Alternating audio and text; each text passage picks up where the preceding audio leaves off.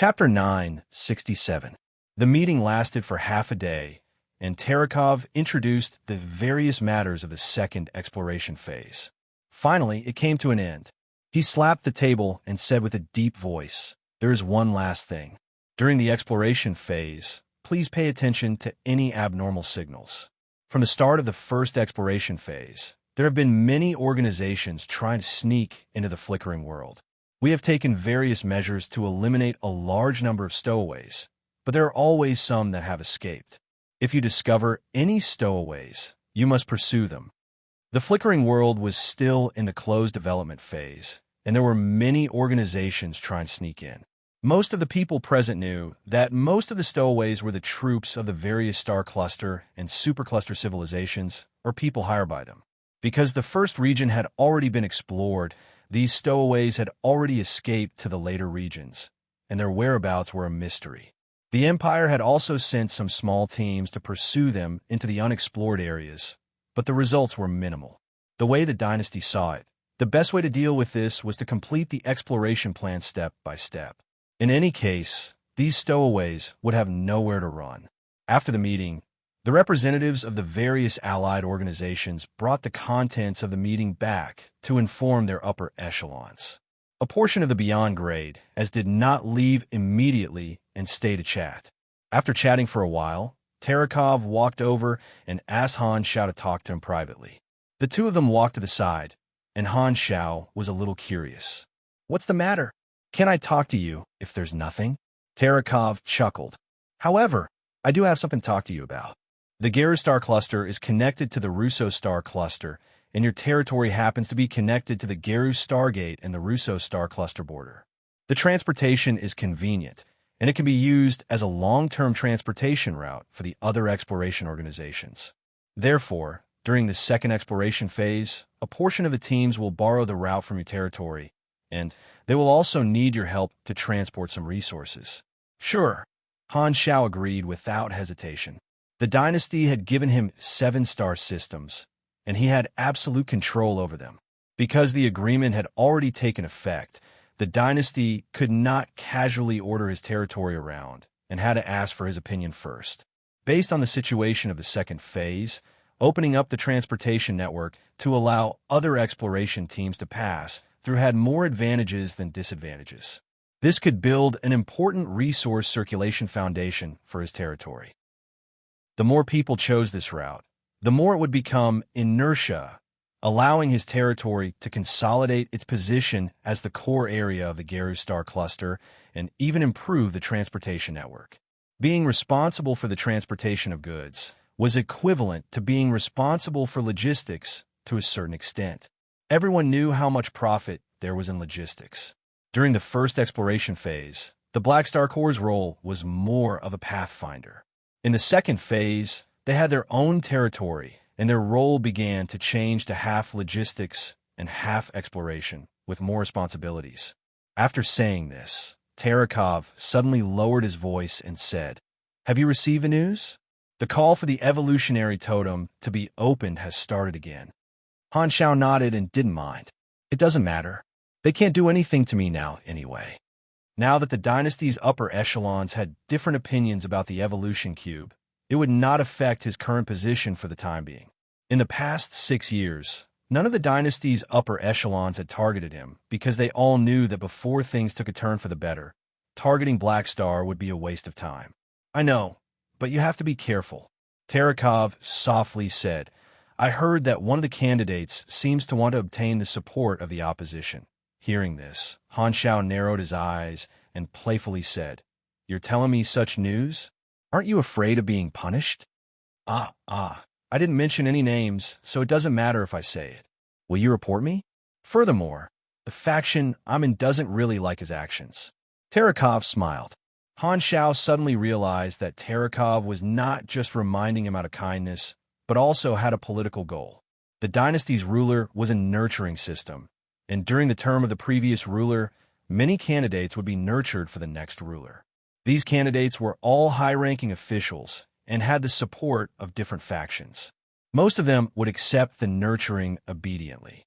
However, there could only be one ruler, and everyone else was just there to accompany him. Thus, some of the candidates who knew that it would be difficult for them to be elected or had great ambitions would think of ways to expand their own faction during the nurturing period to obtain the support of more factions. In his previous life, Urianril's term had ended not long after the Flickering World storyline. When a new ruler took office, the general framework of the dynasty would not change, but the details would change according to the style and personality of the new ruler. For example, the way to deal with competition, the way to treat the subsidiary civilizations, the way to treat the beyond grade A allies, and so on. The ruler of the dynasty would be chosen internally. Other than extremely special circumstances, none of the allies would have any influence on the succession of the ruler, including the beyond grade As. Thus, to the ruler of the dynasty, obtaining the support of the various factions was much more important than pleasing the beyond grade A allies. Although Han Xiao was surprised by what Terekov said, he was not surprised in his heart. Anyway, there were already quite a few arrows on his target, so there was no harm in adding a few more. A candidate is a candidate. The current ruler is not him. Han Xiao smiled. You're right. I think so too. Terekov praised. After pausing for a while, he changed the topic. There's one more thing I want to ask you. Speak. How much do you know about the legacy ES God left behind? Why did it suddenly involve ES God? Han Xiao was a little confused. Hasn't his legacy been spread throughout the universe a long time ago? I don't know what you're referring to. Speaking of which, this matter is related to you. Do you still remember the spatial coordinates you gave us back then? The ones ES God was looking for? As soon as this was said, Han Xiaoxin's heart tightened. It was as though he was struck by lightning, and it took him a lot of effort to suppress his shock. Those spatial coordinates were the key to the world tree that ES God had left behind. Why would he suddenly ask about this? Could it be that the Red Empire had already researched something? Han Xiao narrowed his eyes and asked in a low voice, What results did you guys obtain? I don't know. I'm not a researcher. Terekov shook his head. It's just that the project team in charge of researching ES God's legacy seems to have some ideas about this set of data. Since we know each other, he asked me to ask you about the situation. After ES God's legacy was leaked, this set of spatial coordinates was hidden among the vast amount of legacy data and became very inconspicuous. The project team would rather spend more time researching other legacy data than this wormhole data that had no records and led to an unknown location. However, after spending a few years, they had basically sorted out the various legacies of ES God, and the project team seemed to have set their eyes on the mysterious coordinates that ES God had obtained in the Shattered Star Ring. I only found out that ES God was looking for this set of data by chance. I don't know what's going on. Han Xiao heaved a sigh of relief and casually replied, hiding the truth. All right, I'll answer my friend like this. Terekov did not suspect anything. After chatting for a while, Han Xiao deactivated the remote projection and returned to his room. He heaved a sigh of relief and looked a little helpless. After the meeting ended, the Red Empire publicly announced to the entire universe that the second exploration phase of the Flickering World had officially begun. Under the attention of the entire universe, more exploration teams were sent into the Flickering World. After the first exploration phase, the Black Star Corps was already very familiar with the process and had made all sorts of preparations. When the second exploration phase arrived, they started to move out. This time, the mission assigned to them was to explore the Russo Star Cluster. There were many more exploration teams with them, and each organization had a more detailed division of work, making it seem more orderly. Flickering World, second round completed. Your mission rating is, you have received 5 trillion experience, random reward X2, 1,500 dynasty contribution points, and 1 blank character summon card. Exploration Pioneer, current progress. 2/3 the third round of the mission has been updated. Mission Introduction. Complete the second exploration phase of the dynasty. Current exploration area. Russo Star Cluster personal exploration points. 0 total exploration points. 0 current rating. The third round was to explore the Russo Star Cluster. There was no problem in completing the mission, but the main thing was to raise his own mission rating. In this regard, Han Xiao was still very confident. Although there were many more exploration partners this time, the advantage of being familiar with the map was still useful. Perhaps he might not be able to get an S+ rating for the first round, but it should not be difficult for him to get an A rating. The exploration teams of the army were all sent out, and Han Zhao's main body remained in the Black Star Palace. He only sent a Lord's Avatar and a mechanical army to follow the exploration team to the Russo Star Cluster. The graduates were split into different teams and set off to explore the new area together. Han Zhao purposely split Nero and Mia into two different teams. According to his understanding, there would not be any problems with the exploration on the Russo Star Cluster side. Only the Dustlight Star Cluster's team would encounter a tough opponent. Han Zhao was waiting for the matter on the Dustlight Star Cluster to blow up. When the time came, he would throw Nero and the others over. Han Technician had already come up with more than 10 scenarios that would give him a chance to trigger Nero's mission. He would not give up until he deeply hurt Nero and made him feel pain and despair. Since Fu Ding was a mental expert, he could treat Nero's psychological trauma. Thus, Han Zhao did not have to worry about tormenting him.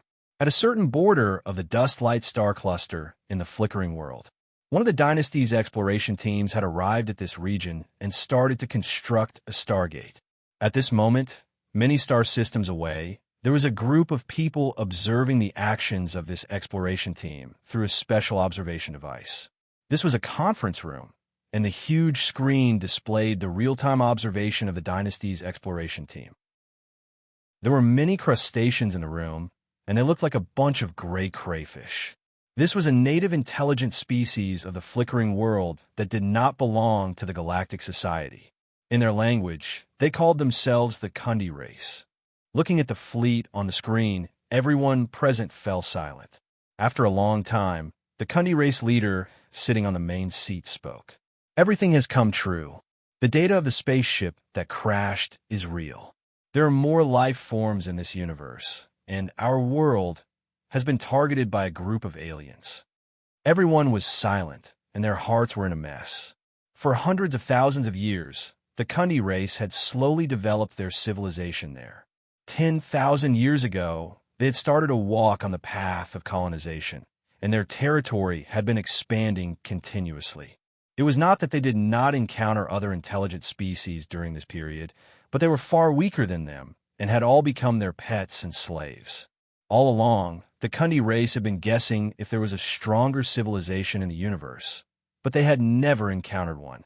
After so many years, they had controlled many star systems, and their population numbered in the trillions.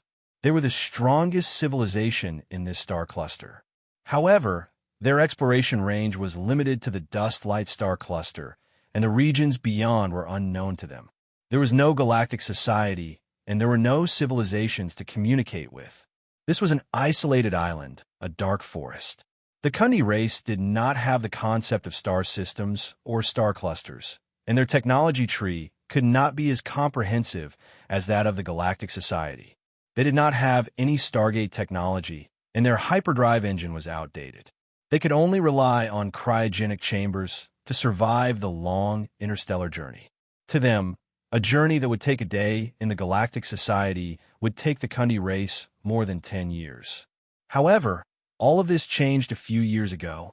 The members of the Kundi race present would forever remember that day when a spaceship landed on a colonial planet. On it were countless pieces of advanced technology that they had never seen before, as well as countless pieces of information about alien civilizations. This shocked them greatly. After hundreds of thousands of years, they had finally met a civilization that was stronger than them. Through researching the technology within, the Kundi race's technology had developed by leaps and bounds. They had learned Stargate technology, advanced hyperdrive engine, and applied quantum network communication technology. However, this surprise was followed by an even greater shock. This spaceship also recorded a powerful alien civilization known as the Red Empire. According to the information, the Red Empire was not only a powerful civilization, but it was also a universal predator.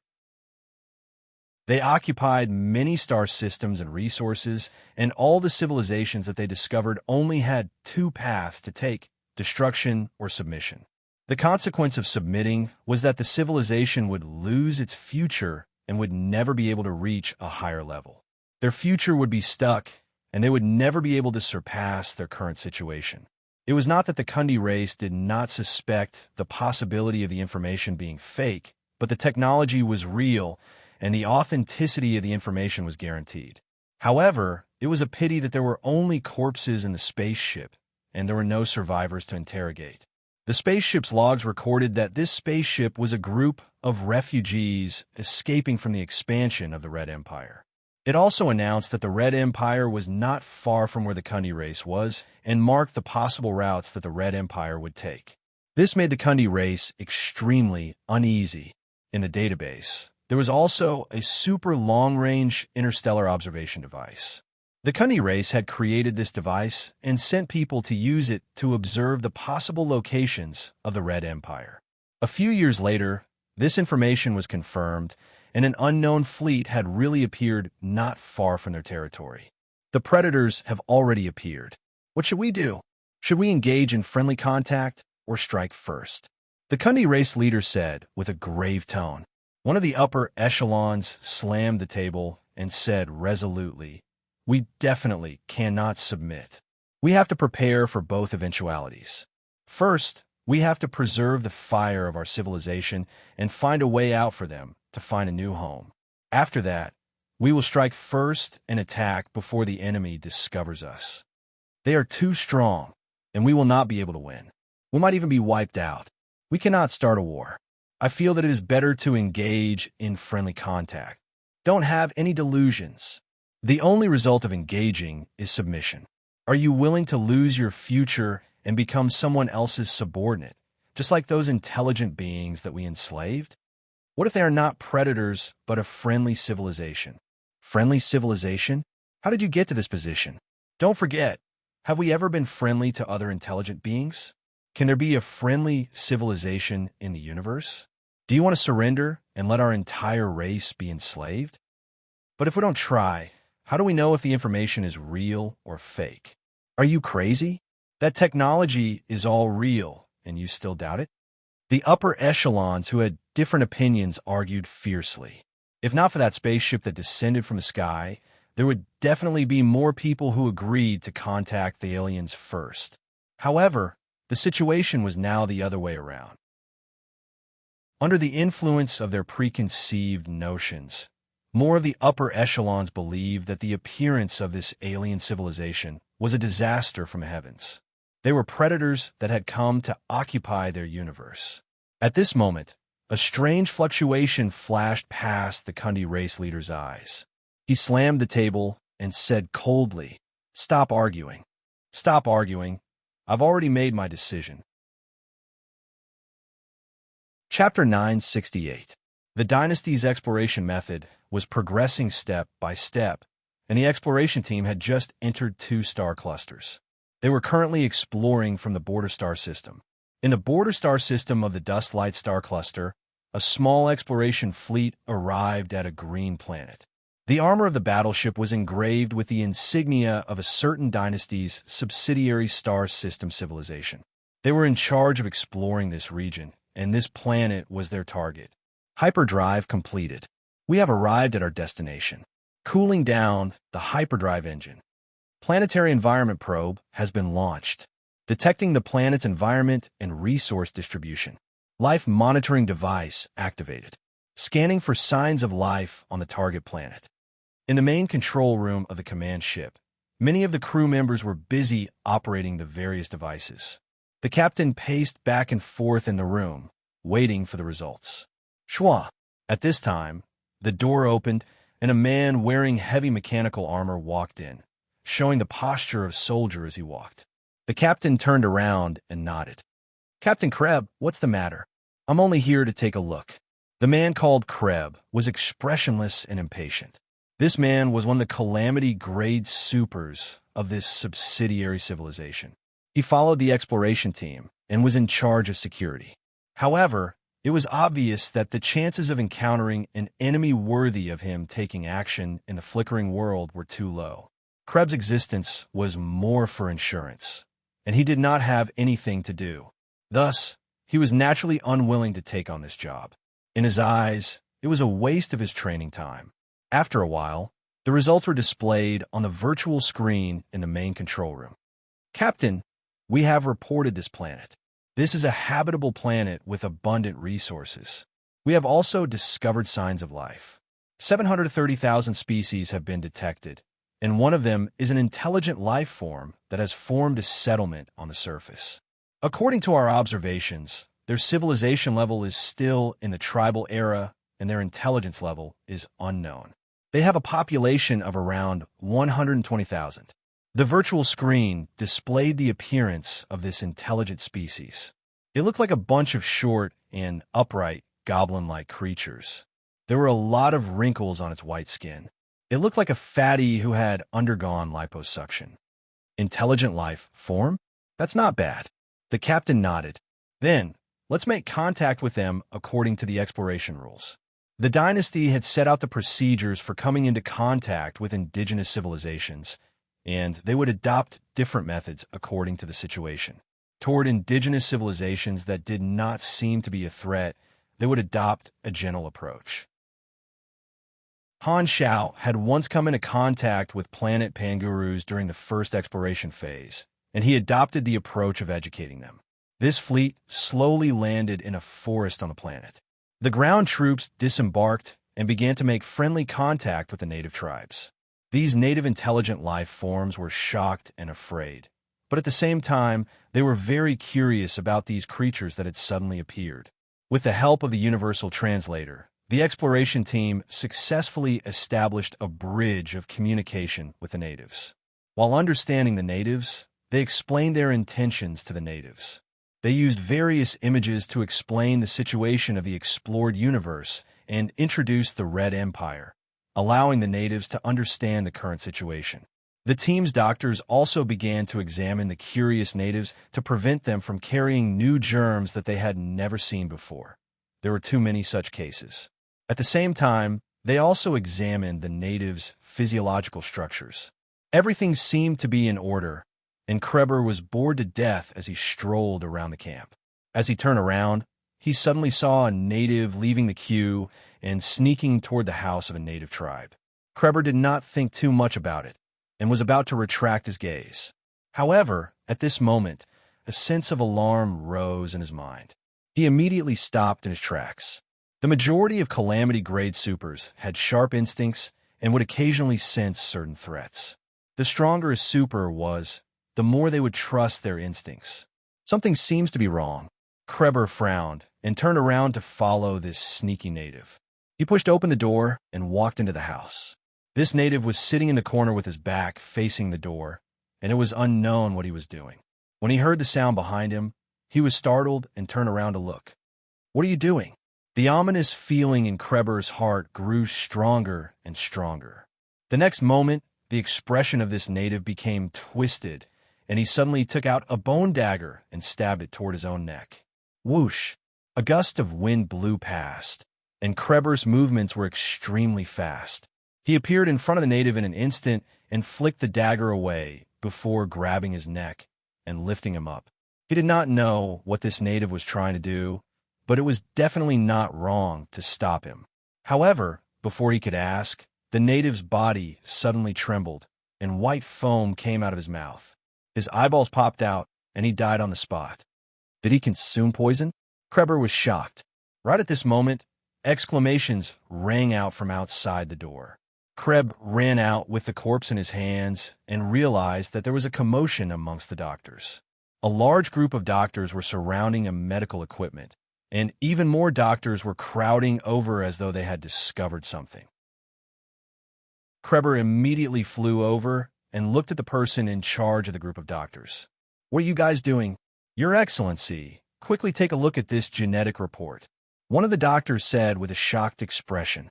"We discovered that there is a huge flaw in the genes of this intelligent life form, and this flaw is actually caused by someone modifying the genes. This has caused the brain of this intelligent life form to be suppressed by more than 80%. Simply put, someone has castrated their intelligence. You're saying that this is a species that has been reared in captivity." Kreber's heart skipped a beat. Right at this moment, there was a sudden change. Rumble. At this moment, everyone could feel the ground beneath their feet trembling. In the next second, all the spaceships let out ear-piercing alarms. Warning, warning, detecting a high-energy reaction, comparing with the event model database. Matching complete. Primordial psionic energy explosion has reached 99.8% match. Please evacuate immediately. Please evacuate immediately. Primordial psionic energy. Everyone, including Kreber, had a drastic change in expression.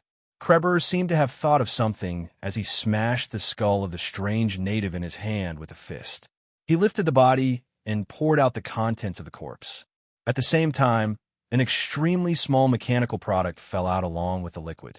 The moment he saw this machine, Kreber's pupils constricted, and he instantly understood what was going on. This was a life signal sensing device. Simply put, when a user's life signal fluctuated or ended, the other device would be activated or deactivated. The primordial psionic energy explosion was related to this life signal sensing device. Rumble. The planet instantly collapsed inwards, and a series of deep blue energy fountains broke through the surface and rushed into the sky, following which the blue color spread rapidly and polluted the entire planet. Mountains, rivers, forests, land, sea, sky, everything was devoured by the blue color and turned into a part of the primordial psionic energy. Expansion, endless expansion. All matter disappeared in this blue light. In the process of transforming matter into energy, an unparalleled amount of energy was released. The exploration fleet's escape speed could not even keep up with the expansion of the primordial psionic energy, and they were all swallowed up by this blue light. Kreber rushed out of the spaceship and struggled to escape. However, the boundless blue light drowned out his figure. In front of this destructive wave of primordial psionic energy, even a calamity-grade super was no different from a lump of ordinary matter. The same scene was happening on more than one planet at the border of the Dust Light Star Cluster. Planet Lighthouse, the commander's conference room. Not long after the previous meeting, the remote projections of all the participating organizations gathered once again.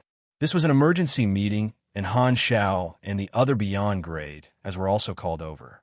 Looking at the casualty statistics on the virtual screen, the atmosphere in the room was heavy. As you can see, our exploration fleet encountered an accident in the Dust Light Star Cluster. Tarakov's tone was solemn. More than 6,000 battleships were destroyed, and more than 7 million people died, including 2 calamity-grade supers from the subsidiary civilizations. Hearing this, many people were shocked. What kind of situation did they encounter? Did they encounter a very powerful native civilization? There are such powerful natives in the Dust Light Star Cluster? Han Xiao narrowed his eyes. He only knew that this native civilization had caused trouble for the dynasty, but he did not know the details of the battle. After all, this happened during the version update, and the players in his previous life did not experience it personally. They could only understand it from historical information.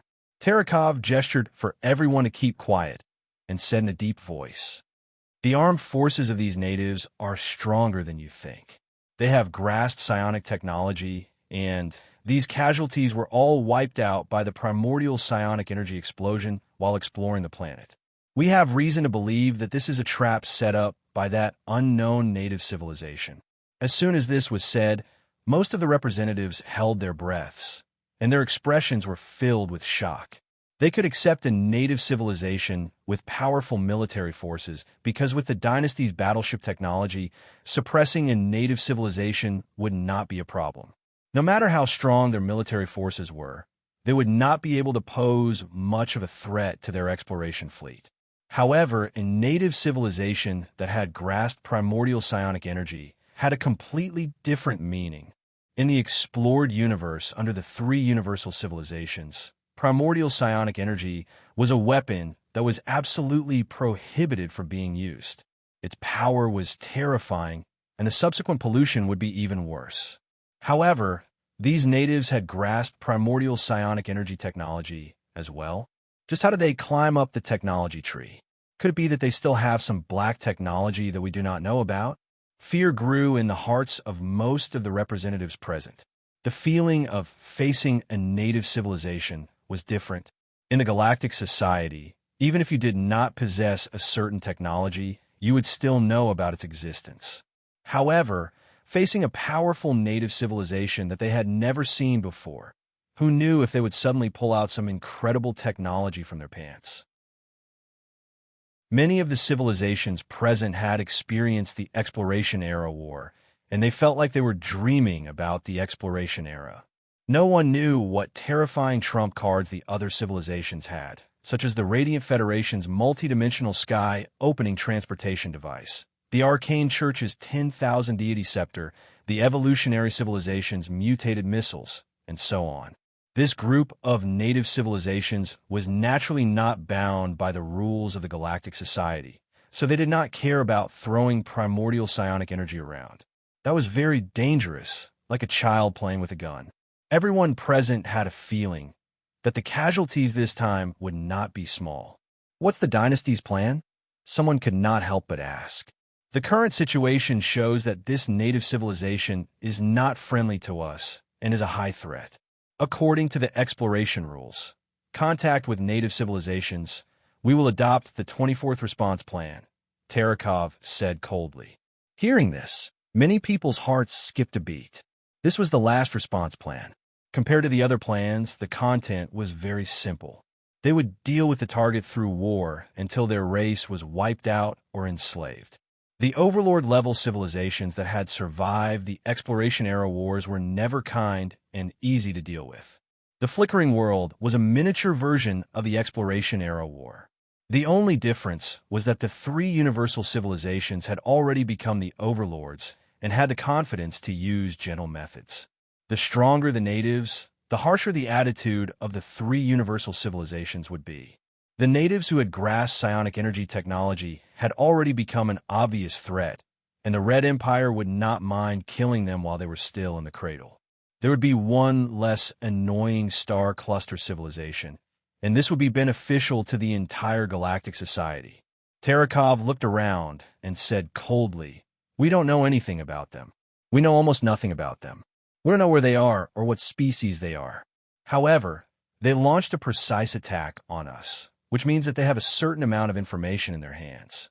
Before this, we have not come into contact with this civilization. So, we can determine that there are people behind this. Those stowaways are the biggest suspects." Hearing this, the civilization representatives all had different expressions, but they all thought of the same thing. This was not difficult to guess.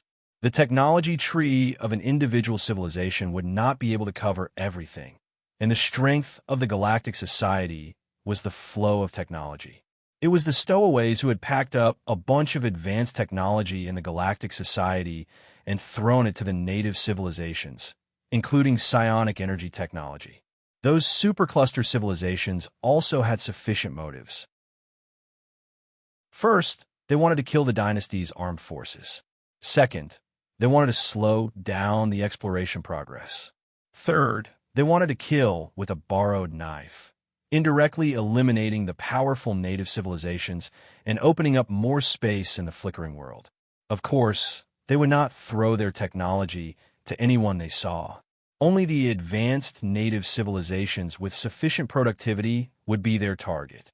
Otherwise, even if they gave their technology, they would not be able to use it. I hereby announce that the exploration of the Dust Light Star Cluster will be temporarily halted. The dynasty's exploration army will officially enter a state of war, Terakov said with a solemn tone. Everyone nodded with solemn expressions. Before dealing with the enemy, they would not continue to explore slowly. The dynasty had plenty of war experience, and they had countless cases to refer to. This was an advantage. The enemy had the advantage in terms of intelligence, but this advantage would not be maintained for long. With the trap of the primordial psionic energy explosion as the anchor point, the dynasty's profits would be of use. Furthermore, the mechanics were not given to them for nothing. The Black Star Corps also had to respond to the dynasty's call for reinforcements. However, Han Shao did not intend to take action personally. He mainly wanted Nero and his subordinates to participate while he sent his mechanical army to protect them in the dark. He knew that the Kundi race did not have a super system, and they only had various armored warriors. Their greatest threat was the psionic energy explosion, and as long as they avoided this battlefield, they would be able to reduce their casualties. I have the advantage of being familiar with the map, and I can be of some help, Han Xiaoxin thought to himself. At the same time, in the depths of the dust light star cluster, the spaceships carrying countless civilians disappeared into the depths of the galaxy. Looking at this scene, every remaining Kundi race soldier had an indescribable feeling in their hearts. Reporting, the Wanderer fleets of every colonial planet have already set off. All of them are carrying the local civilians and the seeds of all the creatures and crops that we have discovered. They will be searching for a new home. Hearing the report from his subordinate, the Kundi race leader nodded, and the other upper echelons did not say anything. That fallen spaceship did not lie to them. They had secretly arranged for some of their enslaved subsidiary races to come into contact with the other party. The other party was indeed called the Red Empire, and they were as powerful as the information stated. While the other party seemed friendly and was different from the information, in the eyes of the Kundi race, the other party was still trying to colonize and control them. The future could be predicted, and this was something that the Kundi race could not accept. This entire star cluster was supposed to be their resources for development and a ladder for their evolution. However, the Red Empire was here and wanted to snatch away these resources. Just like what the information stated, their way out would be blocked, and they would not be able to develop normally. In this regard, the superstar cluster civilizations were not all lies. They had a deep understanding of this. The truth was the best form of deception. The Kundi race was not willing to become a vassal, and the universe was so vast, so they still had a way out. When they decided to resist, the Kundi race had already prepared for the worst. They packed up most of the civilians and sent them to the depths of the galaxy, leaving behind the seeds of their civilization. Regardless of whether they won or lost, they would not have the chance to develop normally if they stayed here. It was better to send their people to find a new home that would not be disturbed.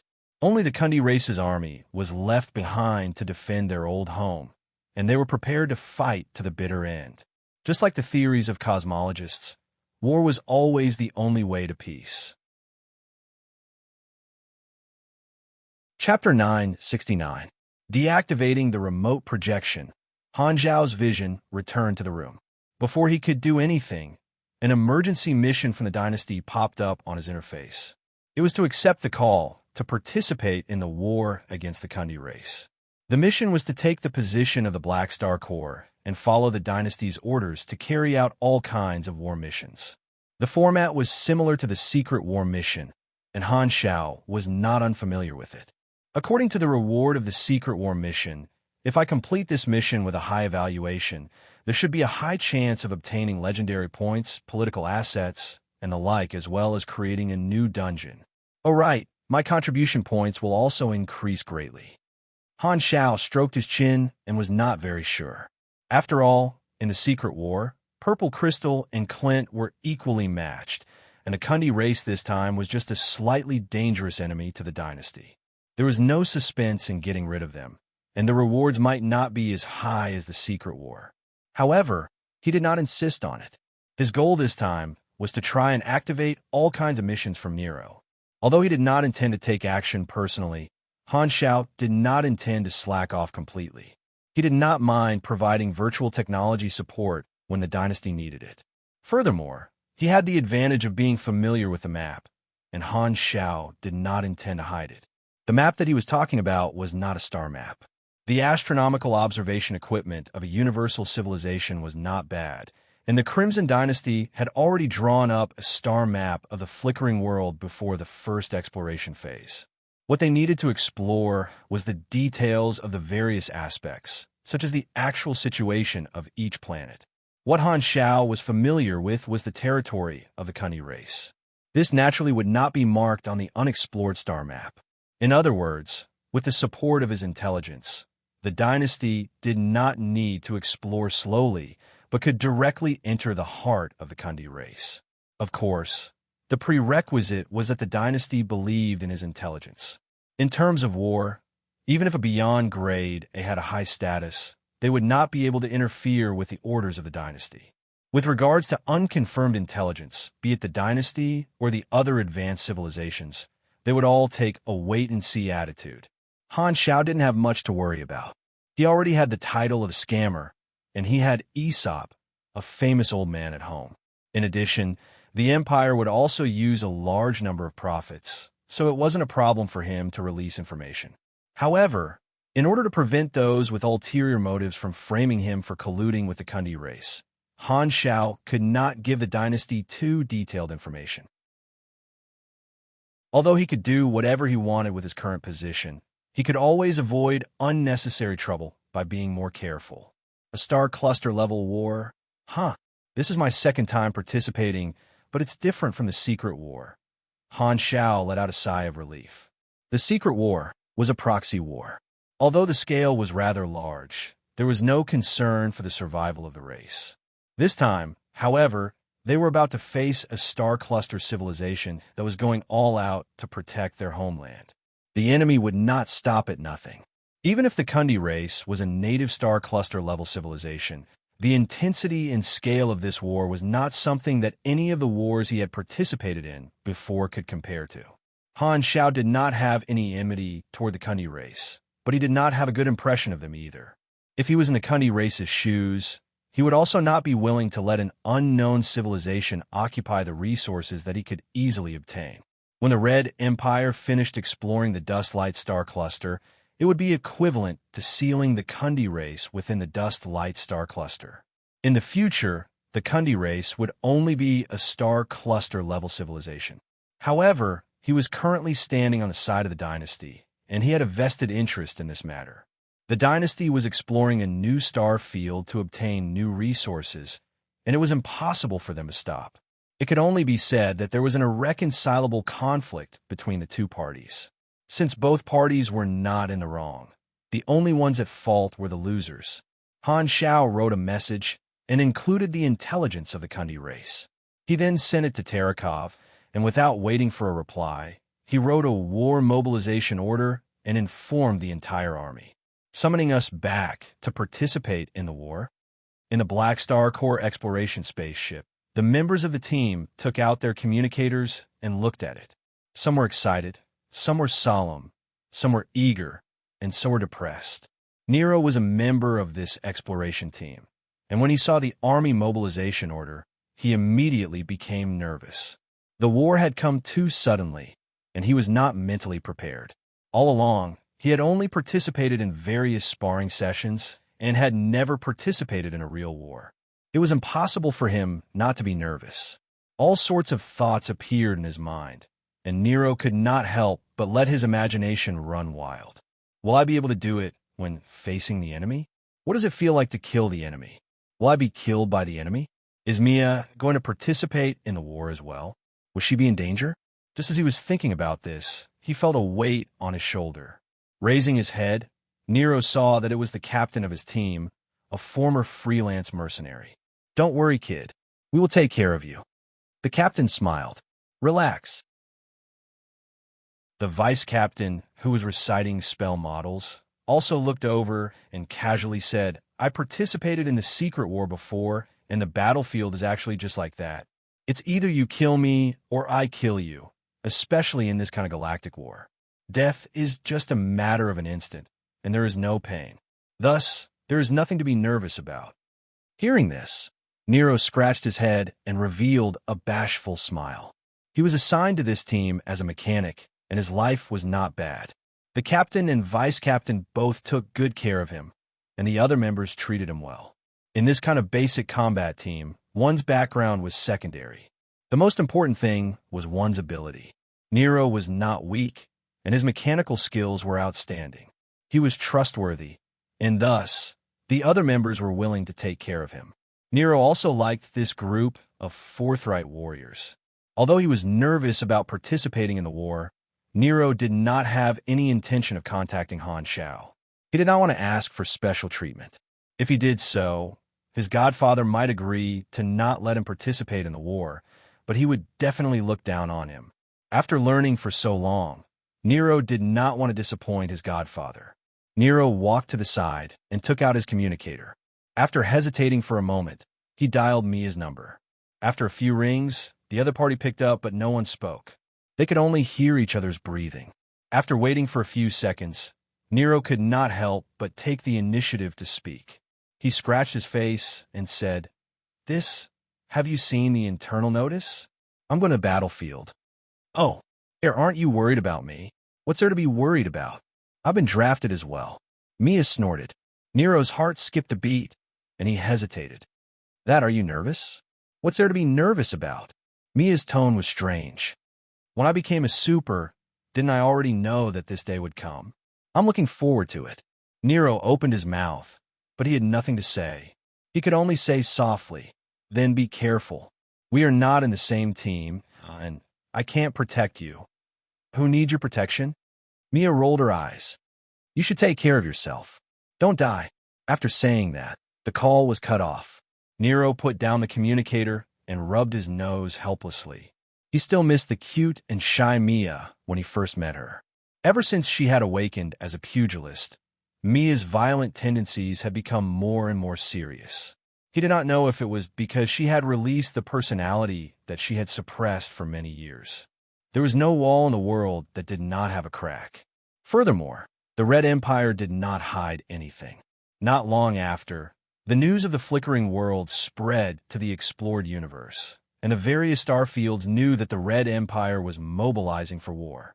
The majority of the galactic residents did not have any special opinions. Dealing with the natives was nothing strange. They could not wait for the dynasty to get rid of their opponents and complete the exploration as soon as possible so that they could have fun in the flickering world. There was also a group of anti-war factions that pitted the natives and called for peace instead of war. However, no one cared about them, and these words could not affect the actions of the advanced civilizations. Most of the organizations did not care, but the various supercluster civilizations were happy. They could not wait for the Kundi race to cause huge trouble for the dynasty. With the primordial psionic energy, the Kundi race would have the ability to kill the dynasty. The more the dynasty's troops that died, the better. If possible, it would be best if the dynasty's beyond great died. The exploration of the Dust Light Star Cluster had been stopped, and the dynasty and its allies were gathering their fleets near Planet Lighthouse. Apart from the exploration army, the Red Empire also sent elites from the central galaxy to the flickering world to participate in the battle. On one hand, it was to not underestimate the enemy, and, on the other hand, it was to train the troops. In the explored universe, they would not encounter a war of this level often, and it was a good opportunity to train the elites that the army wanted to nurture. This time, because Han Shao would not be participating personally, the commander of the Black Star Corps fleet was Haluz, who had left his friends behind and rushed over from the Shattered Star Ring. The army this time is divided into many armies. I'm the commander-in-chief of all the armies, and I'm in charge of the strategy. Every army will have an exclusive commander to lead the various allied organizations. The dynasty commander in charge of your Black Star fleet has also been decided. In the commander's office on Planet Lighthouse, Terakov opened a resume and showed it to Haluz. Looking at it, Haluz felt that it looked familiar. Tenier Menlos. That's right, it's him. His military rank doesn't seem high. Will he be able to do it? Haluz was confused. Don't worry about that. He's an officer that the dynasty is currently nurturing, and he has outstanding commanding abilities. Terakov smiled. He arrived at Planet Lighthouse not long ago. You can meet him. As he spoke, Terakov knocked on the table, and the door was pushed open. An officer with an imposing aura walked in, followed closely by his adjutant. We meet again, my friend from the Black Star Corps. The officer nodded. Oh, so it's you. Haluz immediately recalled when he saw this person. This person was an elite of the dynasty who had been modified by the Evolution Cube, the future dynasty marshal, and had a short relationship with Han Shao back then. The adjutant beside him was his trusted aide, Corvus. Haluz stood up, and the two of them shook hands before sitting back down. I haven't seen Black Star in almost 10 years, Tenny said.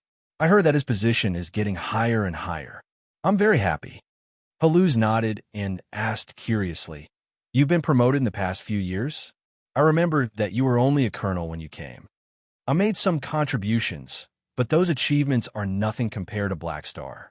Tenny shook his head. This time, I volunteer to be the Dynasty Marshal of the Black Star Fleet to help you reduce the casualties. Thank you very much. Haluz was pleasantly surprised. As an ally, he was most afraid of meeting an unreliable Dynasty Marshal. You don't have to thank me. You could take this as repayment. Tenny waved his hands. Back then, Black Star gave me a mechanical floating defense array personally built by a Beyond Grade A, which helped me get through a few dangerous situations. I should be thanking him. I see. Haluz was enlightened. There was no such thing as love for no reason. It turned out that his boss had helped him before. He could not help but be impressed by Han Zhao's ability to build relationships. After this battle, I'll visit Black Star in the Garus Star Cluster. I hope he'll be free. Tenny nodded. Don't worry. The matters of the army are basically handled by us officers. He's very free. Haluz sold Han Zhao out. The two of them chatted for a while until Terakov purposely coughed. The two of them then left the commander's office together. As comrades who were about to fight side by side, the two of them wanted to interact more with each other. People were coming and going in the base.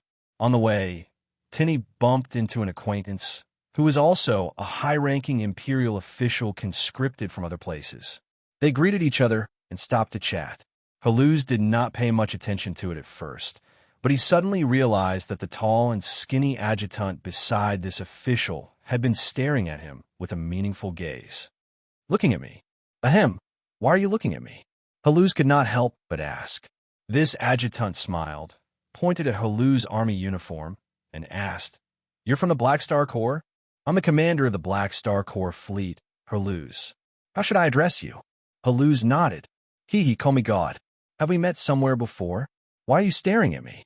Haluz was confused. God smiled. No, I've always admired Black Star. This is the first time I'm seeing a Black Star Corps officer, so I'm a little curious. Then, he turned around and did not intend to continue talking. Seeing this, Haluz did not reply. He sized this person up and was secretly surprised. This guy called God clearly did not have any aura, but for some reason, Haluz felt an inexplicable pressure in his heart when standing next to him. At this time, Tenny also finished chatting with his acquaintance. The other party left with God. Haluz watched as the two of them disappeared around the corner. He could not help but ask, Do you know that adjutant? Tenny shook his head, but his adjutant, Corbouz, who had been following beside him, spoke up. You mean God? I know him. What's wrong? I chatted with him just now. I'm a little curious. Corbouz nodded and introduced. This God is not a graduate of the Imperial Military Academy. He hasn't been in the army for long, but he's a super with extraordinary potential. He was chosen by that officer just now and became an adjutant. He's very outstanding in all aspects. I heard that he's also on the military's priority list. This resume sounds quite normal. Haluz felt that it was weird. He did not know where the pressure came from, but he was sure that it was not an illusion. However, there was no need to dwell on such a small matter. Haluz continued to chat with Tenny and soon forgot about God. The dynasty's efficiency was extremely high. It did not take long for the army to gather. Under Tarakov's instructions, the army officially set off and headed toward the depths of the Dust Light Star Cluster. Originally, the dynasty did not know the exact location of the Kundi race's territory. The original plan was to scout the area first. However, Black Star had submitted a report not long ago and marked out the rough location of the Kundi race in the Dust Light Star Cluster.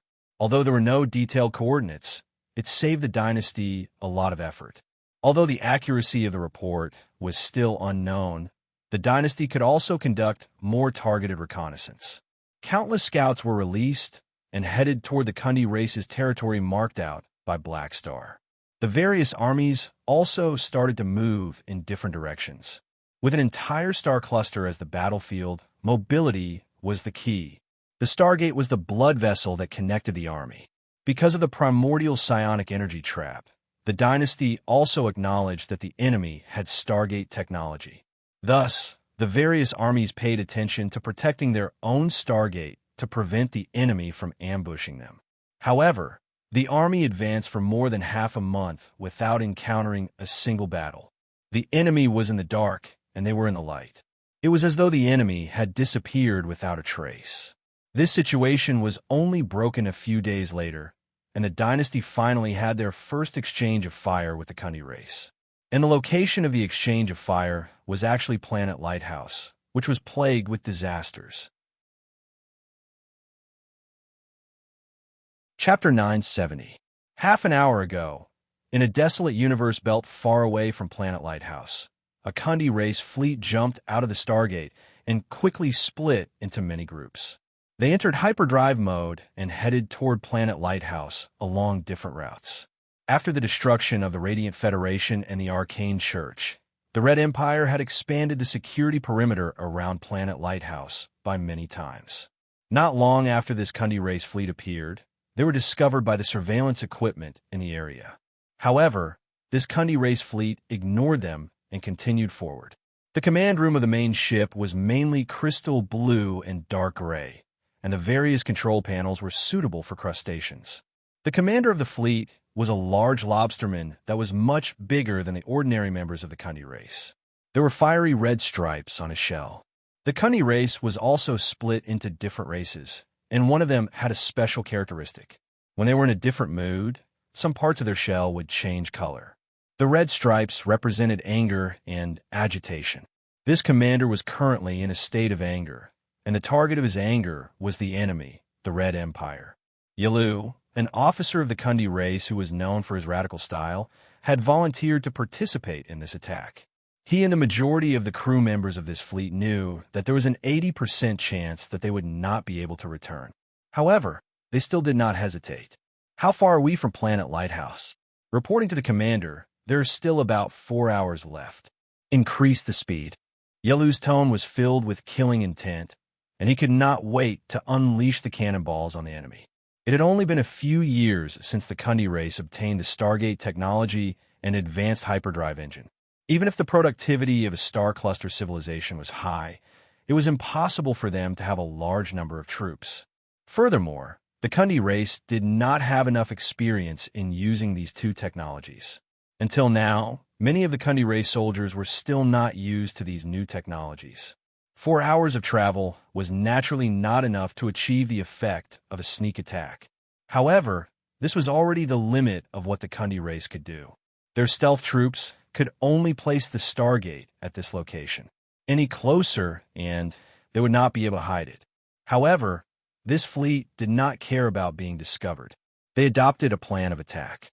In the data of the fallen spaceship, the location of Planet Lighthouse and the approximate security perimeter were marked, stating that this was the command center of the Red Empire. The Kundi race had confirmed the authenticity of this through long-range observation. As such, they had come up with this plan to take advantage of the fact that the Red Empire had sent out most of their troops to attack them and try to attack the Red Empire from behind. If they were to fight head-on, the Kundi race knew that they would not be able to survive. Thus, they could only take the risk. If they could destroy the core of the enemy, they would gain the upper hand, and the enemy would lose an important path of retreat.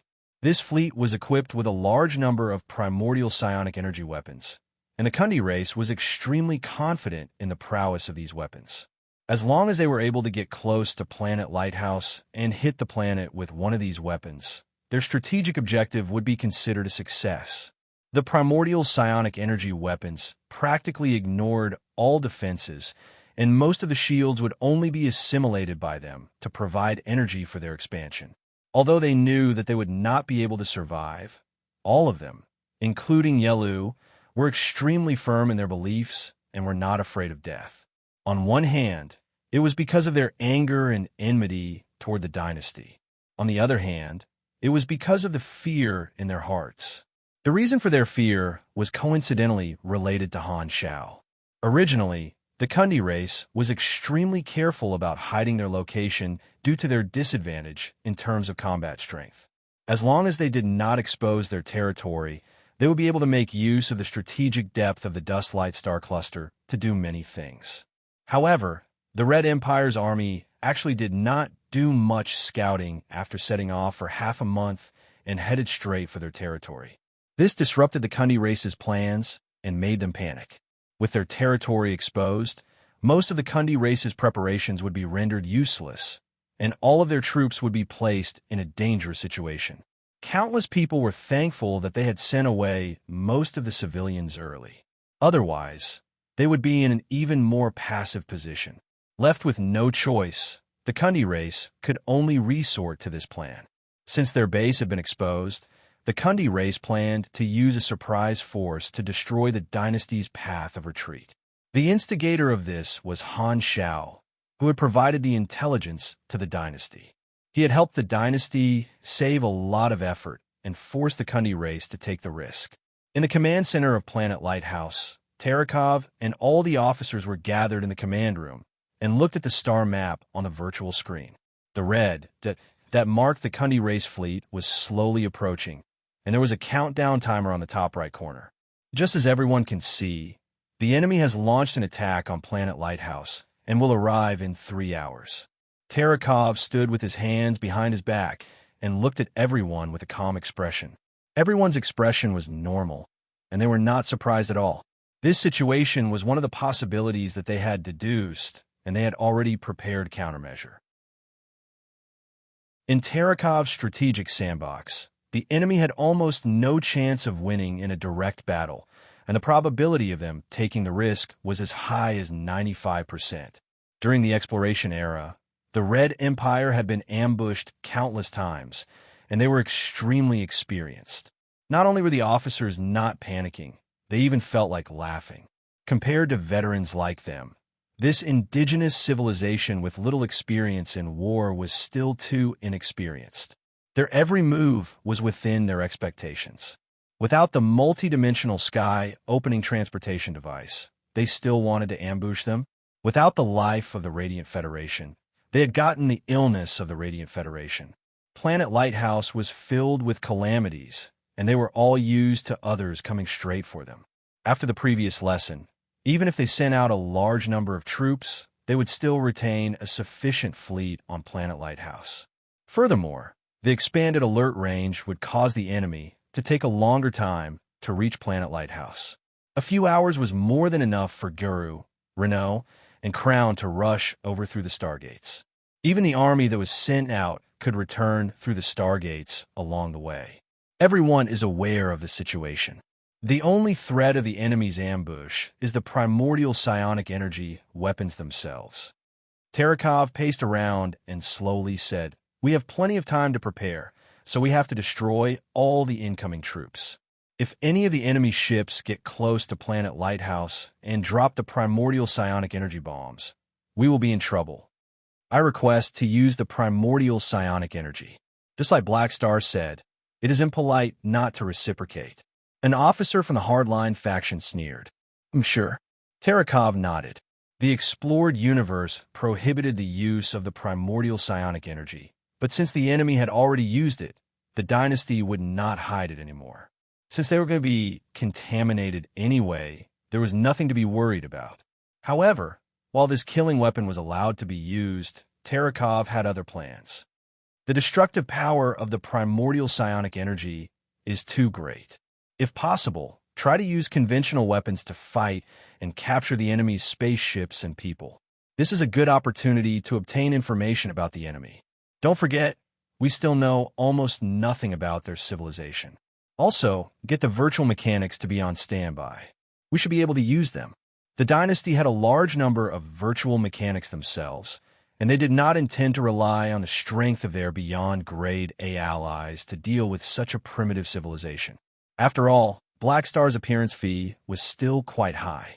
After realizing that the enemy was planning to ambush them, Planet Lighthouse gathered the various garrisons through the Stargate and sent them out to intercept the Kundi race's fleet. Not long after, both parties encountered each other in the desolate universe belt near Planet Lighthouse. This time, it was not as peaceful as the regular canon exchanges in the explored universe.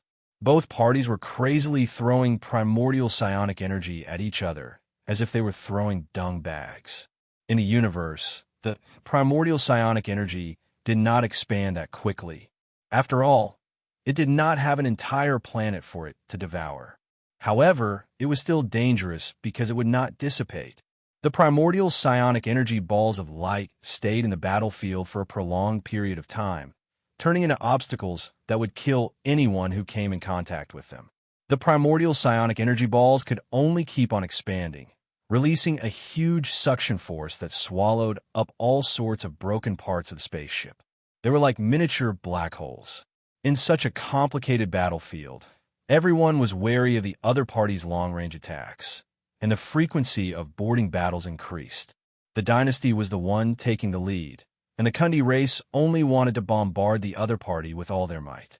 Reporting to the commander, the enemy has boarded the spaceships 078, 075, and 102. The guards on the spaceships are unable to defend at all. In the command room of the Kundi race flagship, the virtual screen was showing the scene of the supers slaughtering the armored Kundi race soldiers. Looking at this scene, Yi Lu said with an unfriendly tone, "These are the supers mentioned in the information? There's actually a method to obtain supers without genetic modification? Commander, the battle is not in our favor. What do we do now?" Hearing that, Yi Lu looked at the entire battlefield. There was a difference in the technology and military strength of the battleship, and the fleet had suffered heavy losses. While this operation was no different from a suicide attack, they had not even seen the shadow of Planet Lighthouse and had already lost so many people. Everyone looked at him as if they had mentally prepared themselves for something. Yelu gritted his teeth and slammed the table. His tone was ferocious. "It's my honor to fight alongside all of you. Listen up, activate the space-time splicers." On the other side, Han Xiao had already received the news when the battle started, and he descended from Planet Lighthouse to observe the situation. The dynasty's attack on the Kundi race fleet could be said to be extremely easy, and the enemy did not have much ability to retaliate. The difference in battleship technology was not something that could be made up for so easily. In the command room, Terakov was calmly commanding the battle while Han Xiao was just watching by the side. Seeing that the battle was going well, Han Xiao was a little confused. "That's weird. The Kundi race doesn't seem to be able to withstand a single blow. How did they cause so much trouble for the dynasty in my previous life?" The current situation was different from what he had expected. In his previous life, since it was written that the Kundi race had caused trouble for the dynasty, they should at least be able to fight back. Why was the enemy so weak? A group of virtual mechanics was currently trying their best to crack the firewall of the Kundi race battleship, and their progress was gratifying. In another 10 minutes or so, they might be able to capture an entire fleet without him taking action. The Kundi race does not have a chance to make a comeback. Strange, Han Xiao mumbled to himself. Just as he was deep in thought, the virtual mechanic team beside him suddenly exclaimed in surprise, and they hurriedly said, "Chief Commander, we have a problem on our side." Terakov looked over and asked, "What's the problem?" In that instant, the quantum network node of the enemy fleet disappeared, and we were unable to receive any signal. The virtual intrusion was automatically stopped. Before Terakov could think about it, a strange scene occurred on the battlefield. All of a sudden, all the Kundi race battleships seemed to have frozen on the spot. The dynasty's fleet would not be in a daze and focus their firepower on Yelu's battleship, destroying more than half of the battleships. Right at this moment, a change occurred. White noise and subtle spatial distortions appeared on the exterior of these destroyed battleships. Before anyone could react, these spaceships suddenly became intact, returning to the state they were in before they were hit. At the same time, their positions shifted forward by a large distance. There was no movement at all, and they were in a state of stagnation. The dynasty's fleet hesitated for a moment before firing again, destroying these battleships. However, the same scene occurred again, and the Kundi race's fleet shifted forward a large distance again. This time, the dynasty fleet did not attack.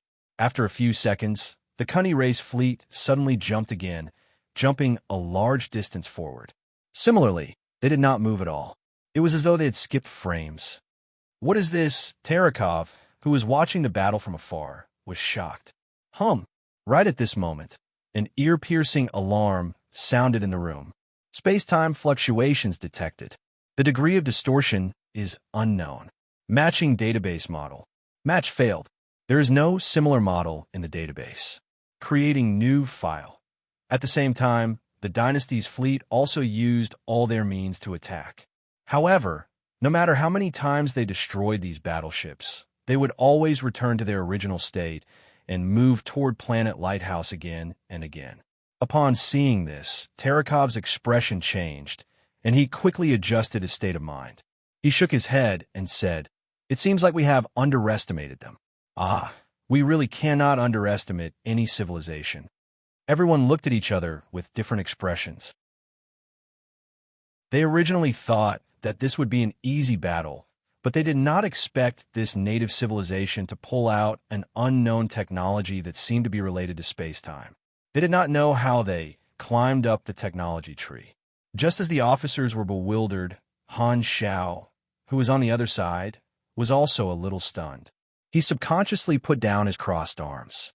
He recognized this technology. However, he did not expect it to originate from the Kundi race. In his previous life, there was no description of this at all. This was one of the trump cards that the explored universe had used against the World Tree. Chapter 971. The same theory would often lead to different technologies. A universal civilization did not mean that they were omniscient and omnipotent. Just like how the three universal civilizations did not have their own unique technologies, the diversity of the civilizations also ensured the diversity of the technology tree. Han Xiao was very familiar with the special technology that the Kundi race had displayed. This was a technology known as space-time splicing, which came from a branch of space-time theory. Space-time technology was very advanced but not rare. The three universal civilizations, and even the various star cluster civilizations, would more or less know some of it. Even in the super system of the mages, there were space-time related spells. For example, Logi's Smash Varudo was one of them. However, space-time splicing also had its own uniqueness. The three universal civilizations did not reveal the specific principles behind it in his previous life, and Han Xiao only had a rough idea. This space-time splicing seemed to be an ability to travel through space-time, but it was also very different, the way Han Xiao saw it. The reason the Kundi race fleet was able to recover time and time again was because they had used space-time splicing to freeze the fleet in the state before it was destroyed. No matter how many times it was destroyed, it would be able to recover to its previous state. The movement of the fleet was another use of space-time splicing. First, a trend of the fleet was set as a parameter and simulated in reality, building a space-time model of the entire action from start to end. Then, it broke through the space-time continuum and separated the continuous action model into many time points. To put it simply, it was turning the action of "I want to do something" into a movie, and every time point was a frame of the movie. Then he took out the time chain of this preset behavior and locked his own space-time in it, cutting off the past and future, and only existing in the present of this time chain. He would jump at the time points separated by multiple time spans in the behavior model, and the movement process in the middle would be omitted. It would look like frame skipping. Because there was no process, the normal attacks of the dynasty's fleet would not be able to stop the Kundi race fleet. To put it simply, the fleet would transform into a high-ping warrior and move forward in a staggered manner. Even if the enemy hit the fleet, it would only hit the previous me. This technology had many unique uses in many aspects, but it was not without side effects. The space-time axis of the main universe was a chain system that was so huge that it could not be calculated. No matter which point there was an abnormal change, it would be corrected in the end like a taut chain.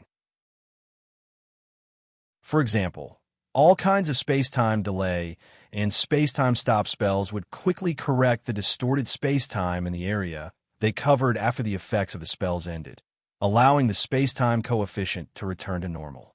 Only the changed state of matter would remain, and the space-time axis itself would not be affected.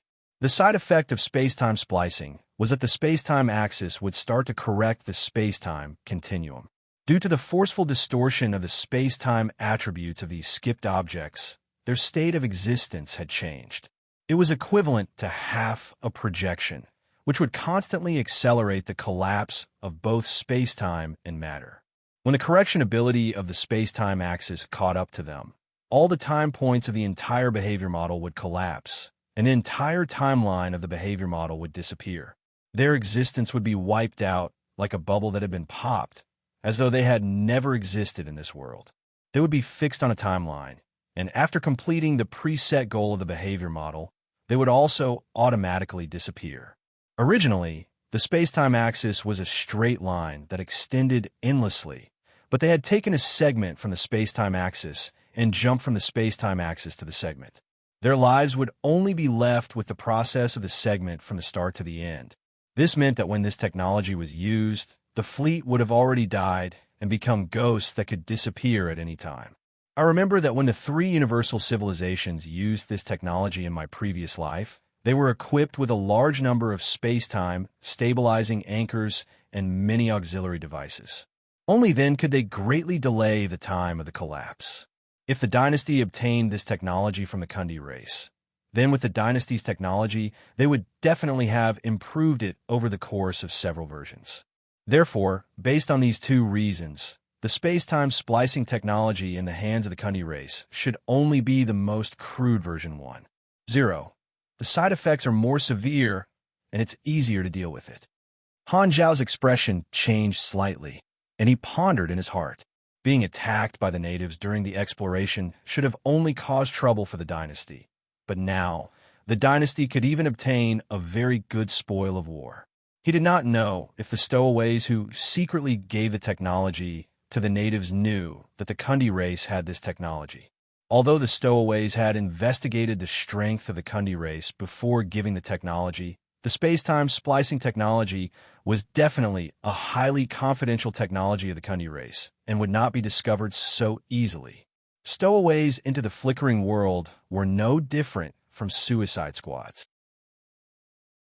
Those supercluster or star cluster civilizations would not send calamity-grade supers to carry out such a mission, so the stowaways would not have too many people. If they don't know, then they would have suffered a huge loss.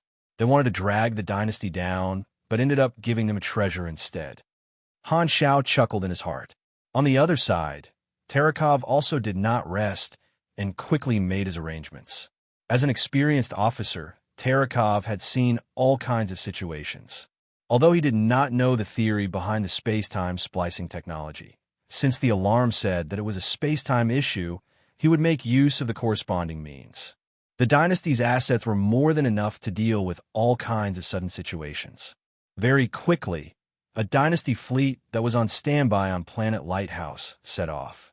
They were equipped with a large number of space-time mages who were proficient in space-time spells to intercept the Kundi race fleet. Normal attacks were useless, and space-time spells were able to affect the Kundi race fleet to a certain extent. After the second dynasty fleet entered the battlefield, the situation quickly changed.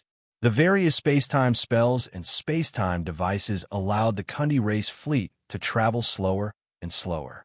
The white noise on the surface of the Kundi race fleet also became denser and denser, which meant that the speed of the Kundi race fleet's collapse was increasing. Everyone calmly observed the situation in the command room. After resisting for a period of time, when they were about an hour away from Planet Lighthouse, the Kundi race fleet disappeared for the last time and did not appear again. A surge of energy burst out of nowhere and spread far and wide in the universe. There were no intense scenes, and the Kundi race fleet was annihilated just like that. Apart from a huge amount of energy released after the collapse, nothing was left behind. In the universe, even annihilation was nothing. However, when these people made up their minds, they must have felt rather tragic. Even though they knew that they were going to die, they still wanted to give the dynasty a beating. Han Xiaoxin shook his head as such a thought flashed through his mind. It's settled. Terekov placed his hands on the table with uncertainty. Chief Commander, the space-time coefficient has returned to normal. There are no abnormalities with the radar, and we did not detect any enemies. This might be the side effect of the enemy's technology, and it shouldn't be perfected yet. Before we can confirm that the enemy is completely annihilated, do not let your guard down. Continue to scan the surrounding area. Also, activate the planetary shield of Planet Lighthouse. At the same time, keep all emergency escape routes open. If the enemy suddenly appears around the planet, we will be able to evacuate quickly. Terekov swiftly made the arrangements. Because he did not understand the enemy, he did not dare to let his guard down. However, Han Xiao knew that the enemy was already dead. He narrowed his eyes and thought to himself, in my previous life, the dynasty also obtained this technology from the Kundi race, but I did not have any news about it. This means that the dynasty has implemented very strict confidentiality measures and should not allow their allies to exchange for this technology. So I will have to obtain the space-time splicing technology myself. It was rare for him to encounter such a powerful technology, and Han Xiao was tempted. Coincidentally, the dynasty still did not know the theory behind the space-time splicing technology, and he could take advantage of the fact that the dynasty was not paying much attention to it. He might not be able to use it himself, but the members of the Black Star Corps might be able to use it under certain circumstances. Furthermore, not only could this technology be used on his own people, but could also be used on his enemies. He wondered if the space-time amber and space-time splicing technology would work together, and what kind of effect would it produce. Han Xiao was a little curious. In the depths of the Dust Light Star Cluster, an enormous Kundi race fleet was slowly moving through the universe. In the conference room of the flagship, the upper echelons of the Kundi race were seated. When they realized that the Red Empire was heading toward their territory, the upper echelons had decisively left their mother planet and moved together with the fleet. Since most of their race had already been transported away, they did not need to hesitate to temporarily give up on the colonial planet that they had been building for many years. We have lost contact with Yelu's fleet. The ambush plan has failed. Are they all dead? We can't be sure, but they should have used the space-time splicing technology. This means that even the space-time splicing technology is unable to deal with the Red Empire. Hearing the report of one of the upper echelons, everyone present was solemn. The Kundi race leader remained silent for a moment before slowly saying, "Let's use the scorched earth plan." Hearing that, everyone's expression changed. They had come up with many battle plans, and the scorched earth plan was their last resort. They had originally planned to only use it when they were certain that they would lose. However, they did not expect their leader to be so aggressive and use it right away. Thinking about it, the upper echelons present did not have much confidence in this battle. The main reason why they had stayed behind to fight was that they were not willing to give up their home to the bandits without any resistance. They also did not want the Red Empire to take over their home without paying any price. The Scorched Earth plan was to make use of the primordial psionic energy's ability to expand infinitely and use it to destroy many star systems, including their old home, so that the Red Empire would not be able to obtain anything. They would then retreat and chase after their race. However, personally destroying their old home was something that they could not accept psychologically. Sweeping his gaze around, the Kundi race leader saw that no one spoke. Since no one has any objections, let's begin the arrangements. As for the Red Empire's troops approaching, send out a fleet to engage them and stall for time. Slowly let them enter our territory and enter the range of the Scorched Earth plan. Everyone had a heavy heart. There was no turning back now that their home had been destroyed. The Scorched Earth plan required time and preparation. If they were to send out a fleet to engage the dynasty head-on, it would mean that many of their comrades would die on the front lines. A few days after the sneak attack on Planet Lighthouse, more Kundi race fleets appeared and began to engage in battle with the dynasty's troops that had infiltrated deep into the Dust Light Star Cluster. The army led by Tenny also encountered more and more enemies. There was no lack of opportunities to fight, but what made Han Xiao feel helpless was that Tenny was too good at fighting.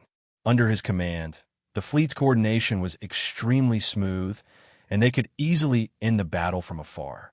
There were not many opportunities for them to engage in close combat. Furthermore, Tinny even consciously protected the members of the Black Star Corps, which made Nero feel even worse. After running around with the army for almost a month, Nero had not even touched the hands of a Kundi race soldier. If this continued, Han Shao would not be able to hold himself back from invading the next wave of enemies and controlling the Kundi race to attack Tinny. Thankfully, Tinny did not allow Han Shao to extend his claws so quickly. In another battle, the Black Star Corps finally took on the task of engaging in close combat. Nero finally welcomed his first time. Chapter 972. Somewhere in the Dust-Light Star Cluster, the troops led by Tinny suffered a new wave of attacks.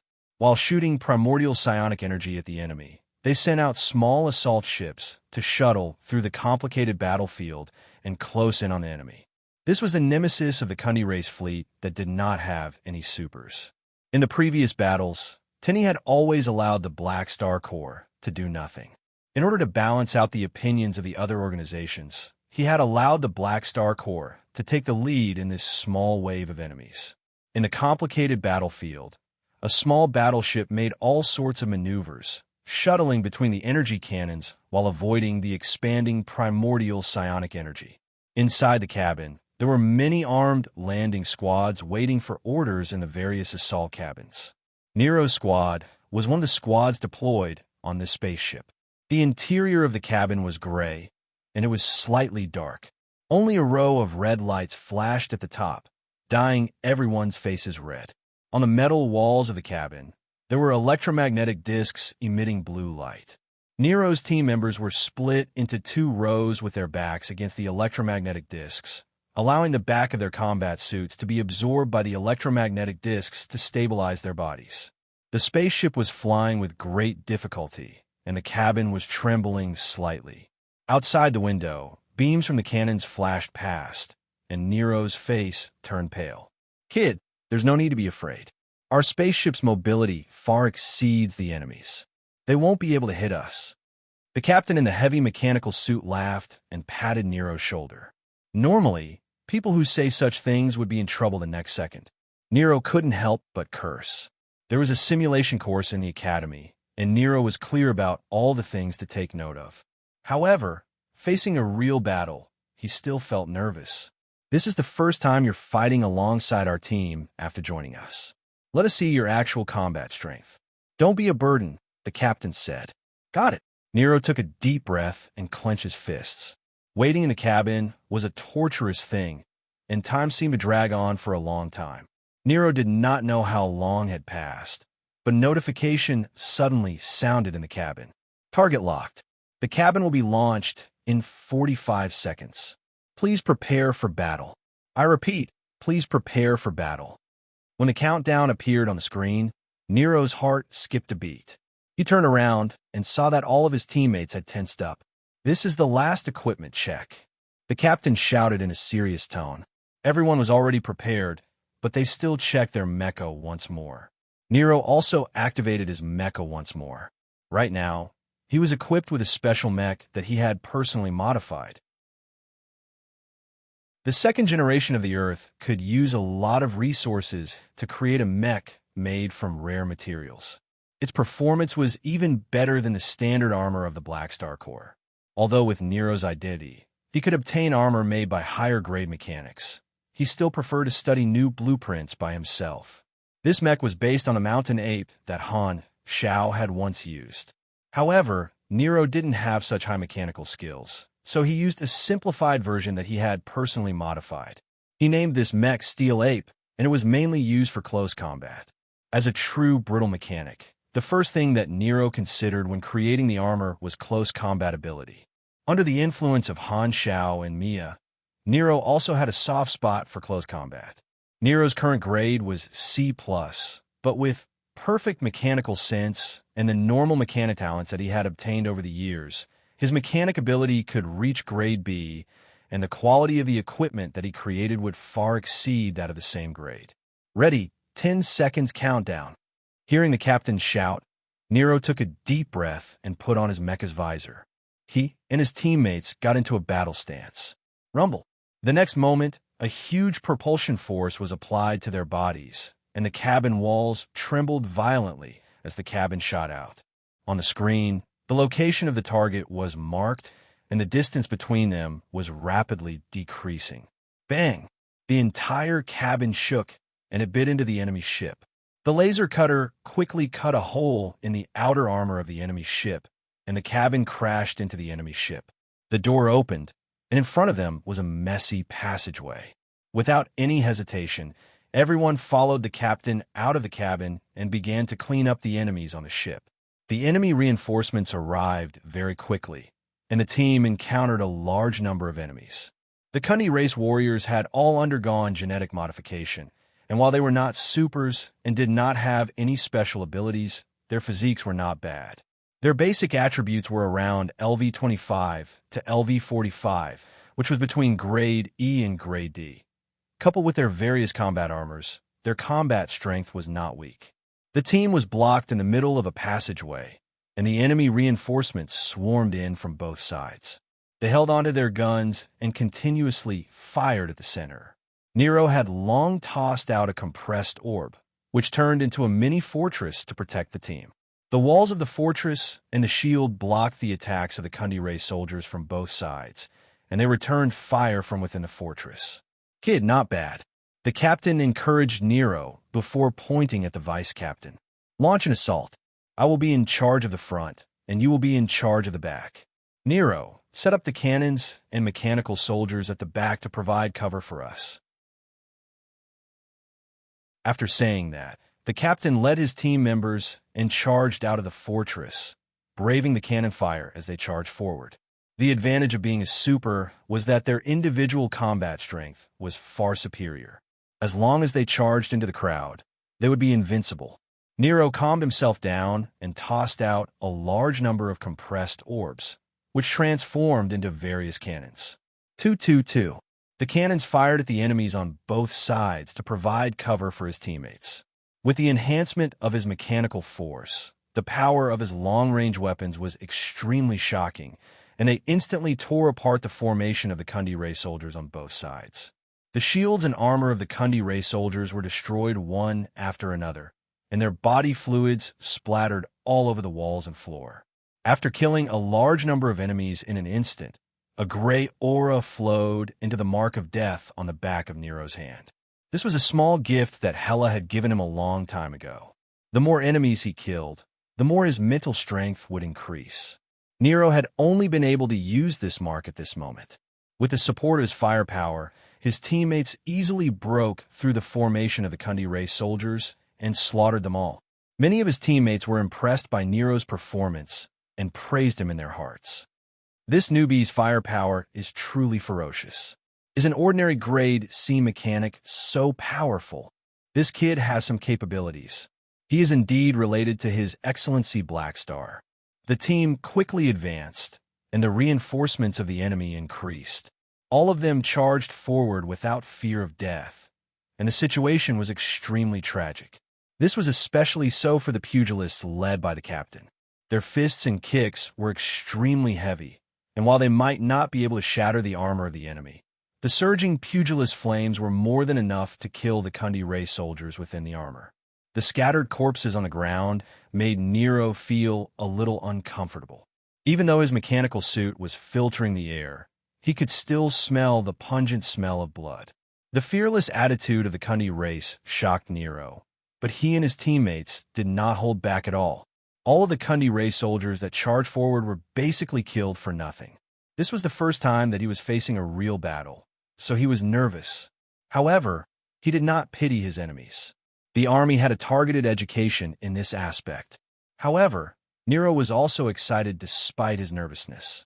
He did not wish to stay at the back and provide cover fire. As a mechanic from the Black Star, his physical combat instincts were raring to go. He could not help but charge forward a few times, but he was afraid that he would be scolded by his teammates. Right at this moment, a cry of surprise sounded from the communication channel of his teammates. The Kundi race soldiers were attacking the Black Star army warriors who were close to them, and one of their teammates had his shield broken. He was instantly targeted, and the armor on his body was severely damaged. Black smoke rose from his body, and he staggered backward from the recoil. It was as though he had entered a temporary dazed state. The surrounding Kundi race soldiers pulled out their high-frequency daggers and pounced forward, pouncing on him and stabbing him with their daggers. His teammate was a grade C pugilist with a strong physique. His body was covered in flames as he fought and sent one enemy after another flying. However, an endless stream of enemies charged at him without fear of death. Both sides were entangled in a fight, and his body was stabbed a few times before he fell into a dangerous situation.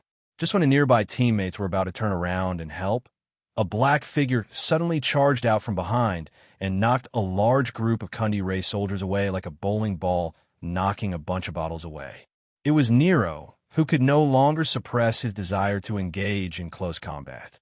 The nearby Kundi race soldiers turned around and surrounded Nero. Nero's tactical screen displayed the trajectory of the enemy's attacks, and he followed the instructions to dodge and squat down. His movements were extremely smooth, and the enemy's daggers brushed past his mechanical suit's shield, creating a trail of sparks. Nero flicked out his wrist blade, and as he dodged, he continued to hack and stab. His speed was peerless, and his wrist blade sliced through the enemy's armor and body like tofu. The cold blade brought out waves of boiling blood as he killed all of his enemies. After helping his teammates out, Nero did not return to the back to focus on firing the cannons. Instead, he charged into the midst of the enemy and slashed them one after another, causing their formation to turn upside down. Looking at the enemies falling one by one under his wrist blade, Nero felt extremely satisfied. Indeed, a true mechanic should engage in close combat. This is the style of a mechanic. Seeing this scene, a look of surprise flashed across the captain's face. Although he knew that Nero was the strongest member of the team, they had never fought side by side before today, so he didn't have a good understanding of each other's abilities. Seeing Nero carving out a path of blood, the captain muttered in his heart, "What a mechanic! Why does he keep charging forward to engage in close combat for no reason? What's wrong with him?" In front of a group of supers, the Kundi race soldiers in the spaceship did not have much ability to resist. The battle did not last for long, and the enemy was quickly wiped out. Blue-green blood stains covered the entire command room, and all of the enemy's crew members were killed. Everyone kept their weapons and heaved a sigh of relief. Nero kept the compressed orbs and was in a daze, as though he was still reminiscing about the previous battle. Seeing this, the captain walked to Nero's side and grabbed his shoulder with a smile. "The battle just now was not bad. How do you feel? Are you still not used to it?" "I feel much better." Nero hurriedly waved his hands. After a true battle, his state was no longer as tense. Although he was a little nervous at the beginning, he gradually got into a good mood and felt more and more relaxed. The hand-to-hand combat was free and unrestrained, making him feel very comfortable. He did not feel any discomfort from killing. Firstly, they were of different species, so the psychological impact was not that great. Secondly, supers had a certain level of mental toughness and could easily accept all sorts of cruel scenes. Thirdly, after obtaining supers, their mentality would change, and they would want to use whatever ability they had. It's the first time, so it's normal to see some blood. You'll get used to it in the future. The captain's tone was casual. "If you feel any discomfort, you can come and find me. I'll give you some advice for free." "Thank you, but I don't need it." A smile appeared on Nero's face as he was slightly moved. After this battle, he couldn't help but feel a sense of camaraderie towards this small team. Their relationship had become much closer. Nero's first life and death battle was extremely smooth, and it gave him quite a bit of confidence. The battle did not last for too long, and the Kundi race fleet was defeated without any suspense. The dynasty's fleet quickly started to clean up the battlefield.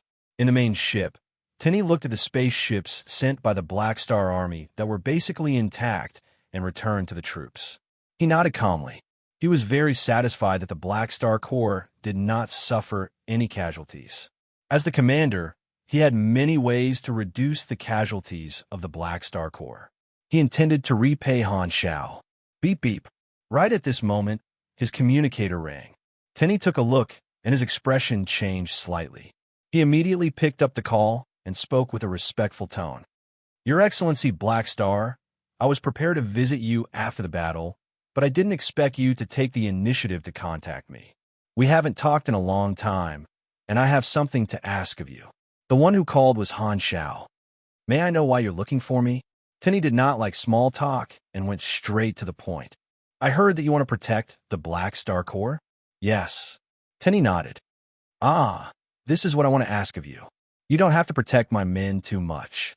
I sent them to participate in the battle, partly to participate in the recruitment and partly to train them." Han Xiao raised his brows and smiled. "I understand." Hearing that, Tenny did not waste any more time. Since the main character had spoken, he would not reject. "Also, I hope that you can take care of this person." Han Xiao sent Nero's information to Tenny with a strange smile. "This kid is my student. I want him to train more. If it's convenient, try to give him more chances to fight. Also, if he encounters any accidents, I'll be the one training him. Don't find it strange." He felt that he still had some conscience and did not interfere with Nero's first battle to build his confidence. However, he was going to make a move after that, so he came over to inform Tenny first. Tenny looked at the information and nodded. "I'll make the arrangements. Then, I'll have to trouble you. After the battle, I'll wait for you in the Gara Star Cluster. We'll have a good chat then." "Okay." After ending the call, Tenny looked at Nero's information again and muttered to himself, "Black Star student. I'll have to make arrangements for him."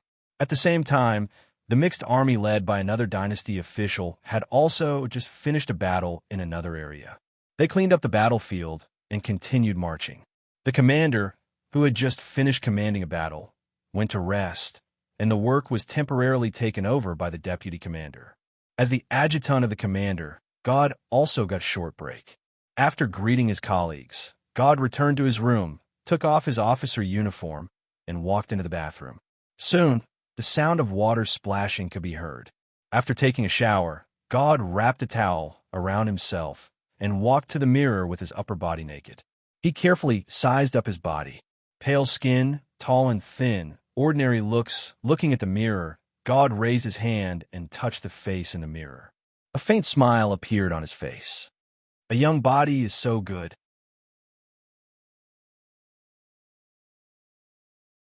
Chapter 973.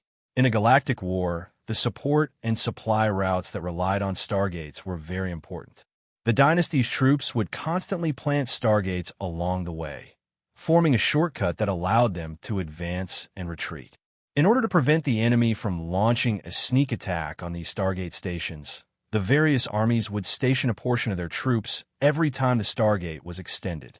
Therefore, the deeper they went into the dust light star cluster, the smaller the troops led by the dynasty's officers. As the aggressor, the dynasty had no choice but to drag the battle line longer. However, this was the advantage of having a large number of troops. As the size of the troops at the front lines decreased, the intensity of the battle also increased.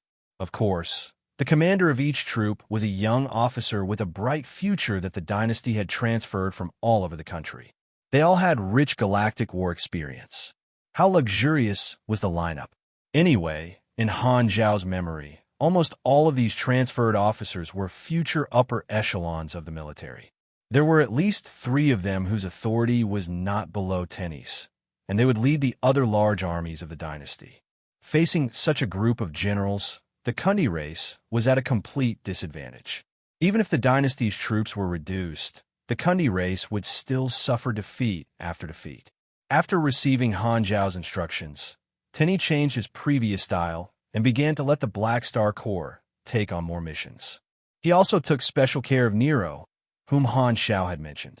Basically, in every battle, Nero's large detachment would be given a crucial mission, which would fall on the heads of the various small teams. As a result, the battles became extremely frequent. Coincidentally, most of the graduates of the Super Academy belonged to different teams in this detachment. The continuous high-intensity and high-risk battles put a huge burden on these young students. Even Nero could not take it. He felt that it was strange and did not know how their detachment had offended the commander. Due to the continuous high-pressure battles, Nero's machinery was severely damaged, and close to half of his stock was gone. When there was no battle, he had no way to rest, and had to repair his machinery bitterly, afraid that he would not have any equipment to use in the next battle. At this moment, Nero was extremely grateful to Reynold. Isn't it just not sleeping? While I was forced to study, I had already cultivated this ability. This was not just a description, but a talent on the interface. Advanced fatigue resistance, plus 500% stamina recovery rate and minus 60% stamina depletion rate. Reduces the mental fatigue status caused by lack of sleep and rest. At most, it will accumulate to slight mental fatigue. For someone with good talent to be able to cultivate a talent, even without sleeping, Han Xiao did not know how to reason with him.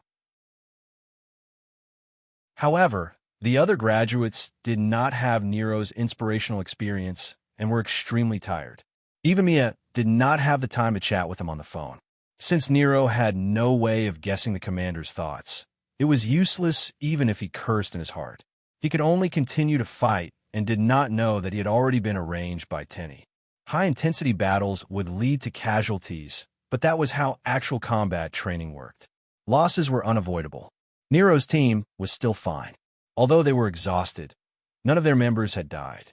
Through the frequent battles, Nero's bond with his teammates had become stronger. The Red Empire had an overwhelming advantage in this battle, and many days passed in the blink of an eye. The various dynasty fleets had already crossed many star systems and were finally approaching the borders of the Kundi race's territory. As the army approached, the scouts moved first. The various armies that were approaching the Kundi race's territory from different directions all sent out a large number of scouts to scout the Kundi race's territory. Among these scouts, there were unmanned fleets that could be controlled remotely and combat squads that carried the ground troops. Without any surprise, Nero's team was chosen to be the scouts to carry out the dangerous scouting mission. Just as the dynasty's troops were exploring the borders of the Kundi race, Han Xiao had secretly sent out a secret mechanical army that had followed his instructions and arrived near the Kundi race's mother planet. This was a black planet that looked like a desolate planet. There were a large number of armed reconnaissance satellites floating outside the planet's atmosphere, as well as sky camouflage equipment used to cover the planet's surface. Through the detection eyes of the mechanical soldiers, the true appearance of the Kundi race's mother planet could be seen.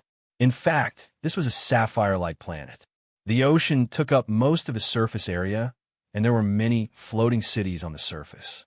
So, this is what this planet originally looked like. The mechanical soldiers stopped in space far away from the planet and activated their camouflage.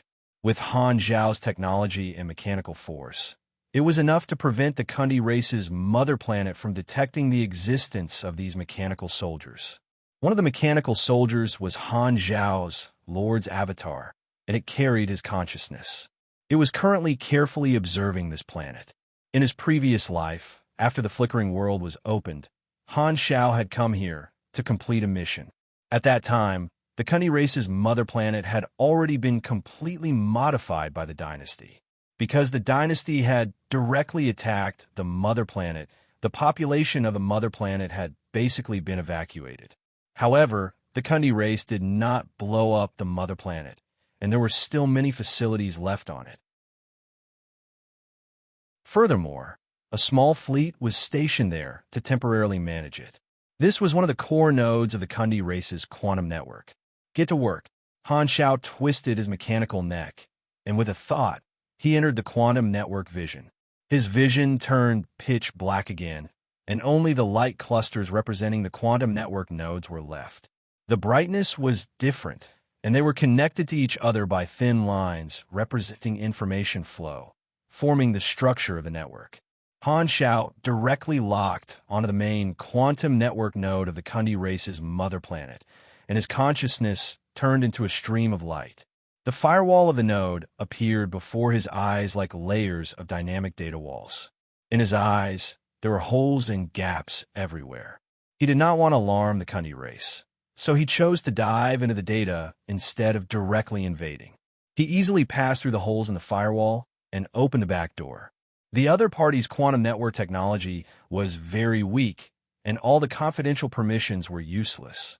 It was like entering a house where the owner was not home, and the tools in his hands could open any room or safe. There was no need to ask. If he did, he would be doing whatever he wanted. Very quickly, all the defenses of the Kundi race's data vault were removed, and it appeared naked before Han Zhao's eyes like desserts waiting to be enjoyed. "Philip, pack up and copy their database," Han Zhao instructed. His target was only the incomplete version 1, zero spacetime splicing technology. However, since he was already there, he might as well pack up all the data of the Kundi race and bring it away. Philip began to work. Copying the data of an entire star cluster would take some time. Making use of this time, Han Zhao took a look at all the objects that were connected to this node. Through the path tracking method, he would be able to locate the whereabouts of all the Kundi race's fleets. Let me see where the Kundi race's troops are after importing the coordinates into the star map. Han Zhao's eyes suddenly moved, and he discovered some interesting information. The Kundi race's fleet was roughly split into 4 groups. The core fleet, with the command center as the main fleet, was hiding within the territory, waiting for orders. The second fleet was blocking the dynasty's troops at the front lines. It was normal for them to have opened up a battle line at the border. The third fleet was carrying the civilians and evacuating, which was already far away from the Kundi race's territory. What caught Han Zhao's attention was the fourth fleet. Countless small teams were heading toward the border of the territory in other directions, as though they wanted to form an encirclement. However, from such a far distance, it was clearly not a normal encirclement. It seemed like they were carrying out a special mission. With Han Zhao's current knowledge, of course, he would not be confused. Very soon, he had a guess. In such a situation, there should only be 3 possibilities. The first is to escape, the second is to cover the civilians as they evacuate, and the third is to set up a special trap. Escaping can be ruled out, but the civilians evacuating in the opposite direction can also be ruled out. In that case, the most likely possibility is to set up a trap. As for the trap, Han Zhao narrowed his eyes. According to the methods that the Kundi race could use in the specific situation, the enemy's most likely plan was to bury a large amount of primordial psionic energy at the border of the territory and cause it to expand, allowing it to devour all the celestial bodies within the territory, leaving nothing for the dynasty. This was not a random guess. There were too many examples of this during the exploration era. Wasn't the reason why so many artificial desolate universe belts were created because of the primordial psionic energy? So, the Kundi race wants to turn their homeland into a killing trap to lure the dynasty's fleet out. Whoa, that's quite vicious.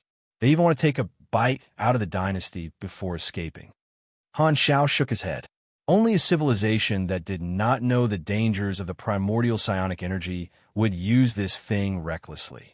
The formation of a natural celestial body required billions of years, and the probability was random.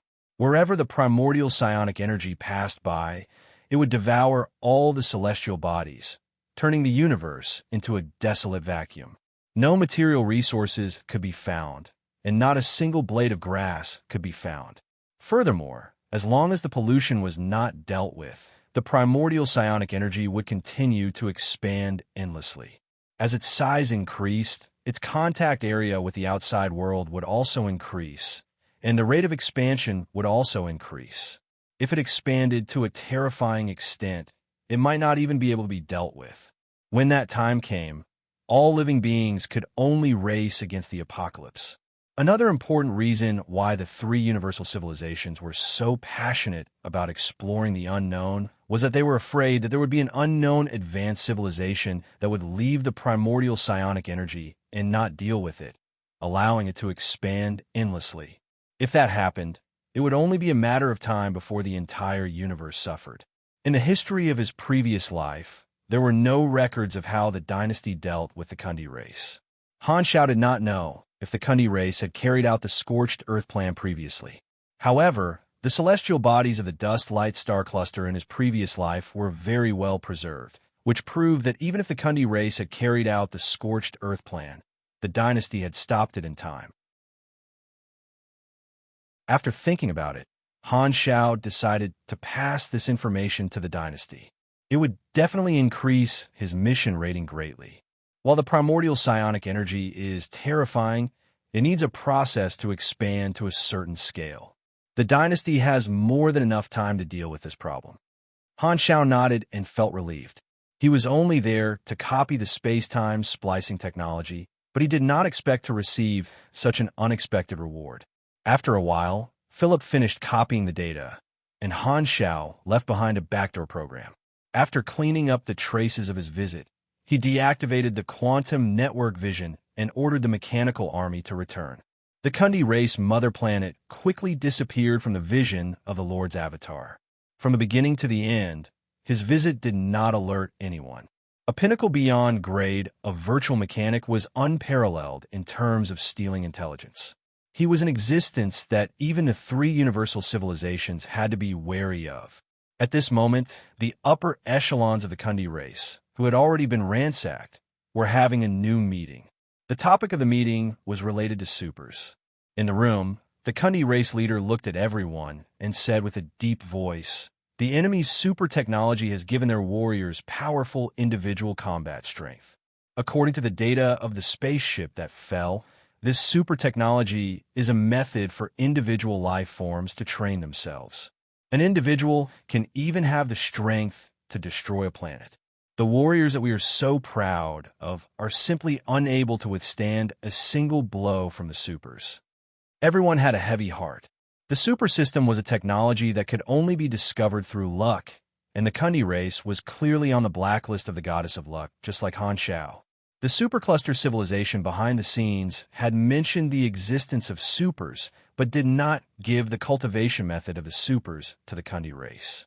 As a result, the Kundi race still did not have a super system. "Supers are exactly what we lack," the Kundi race leader said slowly. "Everyone, we have already decided to leave our home. If we can obtain this technology from the enemy, it will help us gain a foothold in our new home." "What you mean is, I want the frontline troops to think of a way to capture some of the enemy's supers and use them as experimental materials.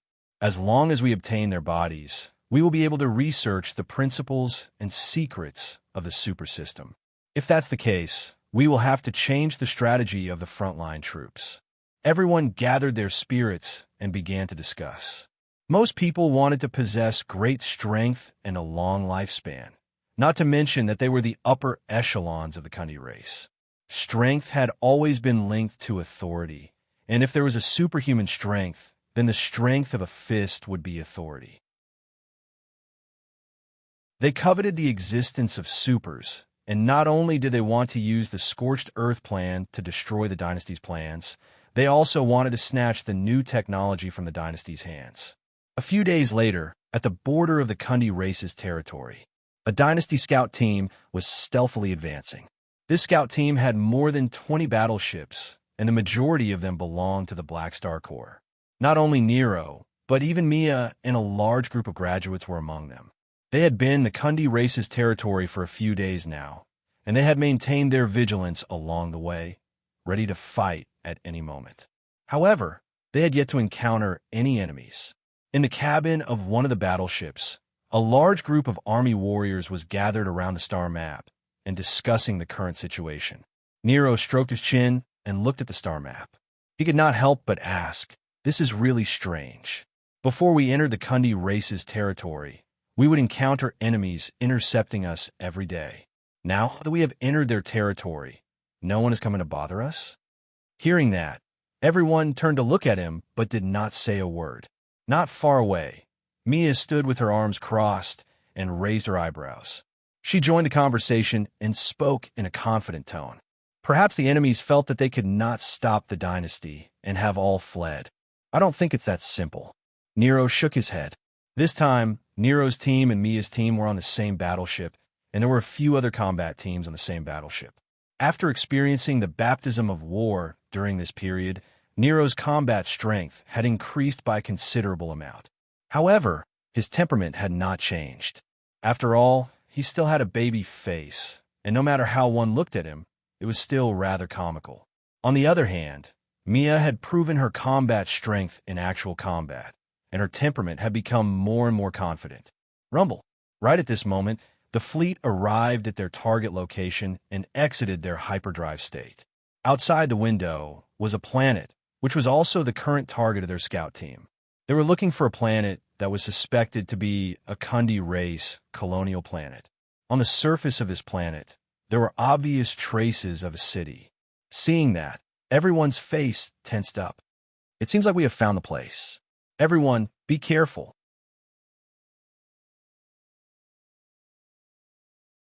Chapter 974. The fleet did not approach rashly and maintain their stealth state. They released a mini space-based surveillance satellite and allowed it to slowly approach the atmosphere of the planet, constantly scanning the surface of the planet.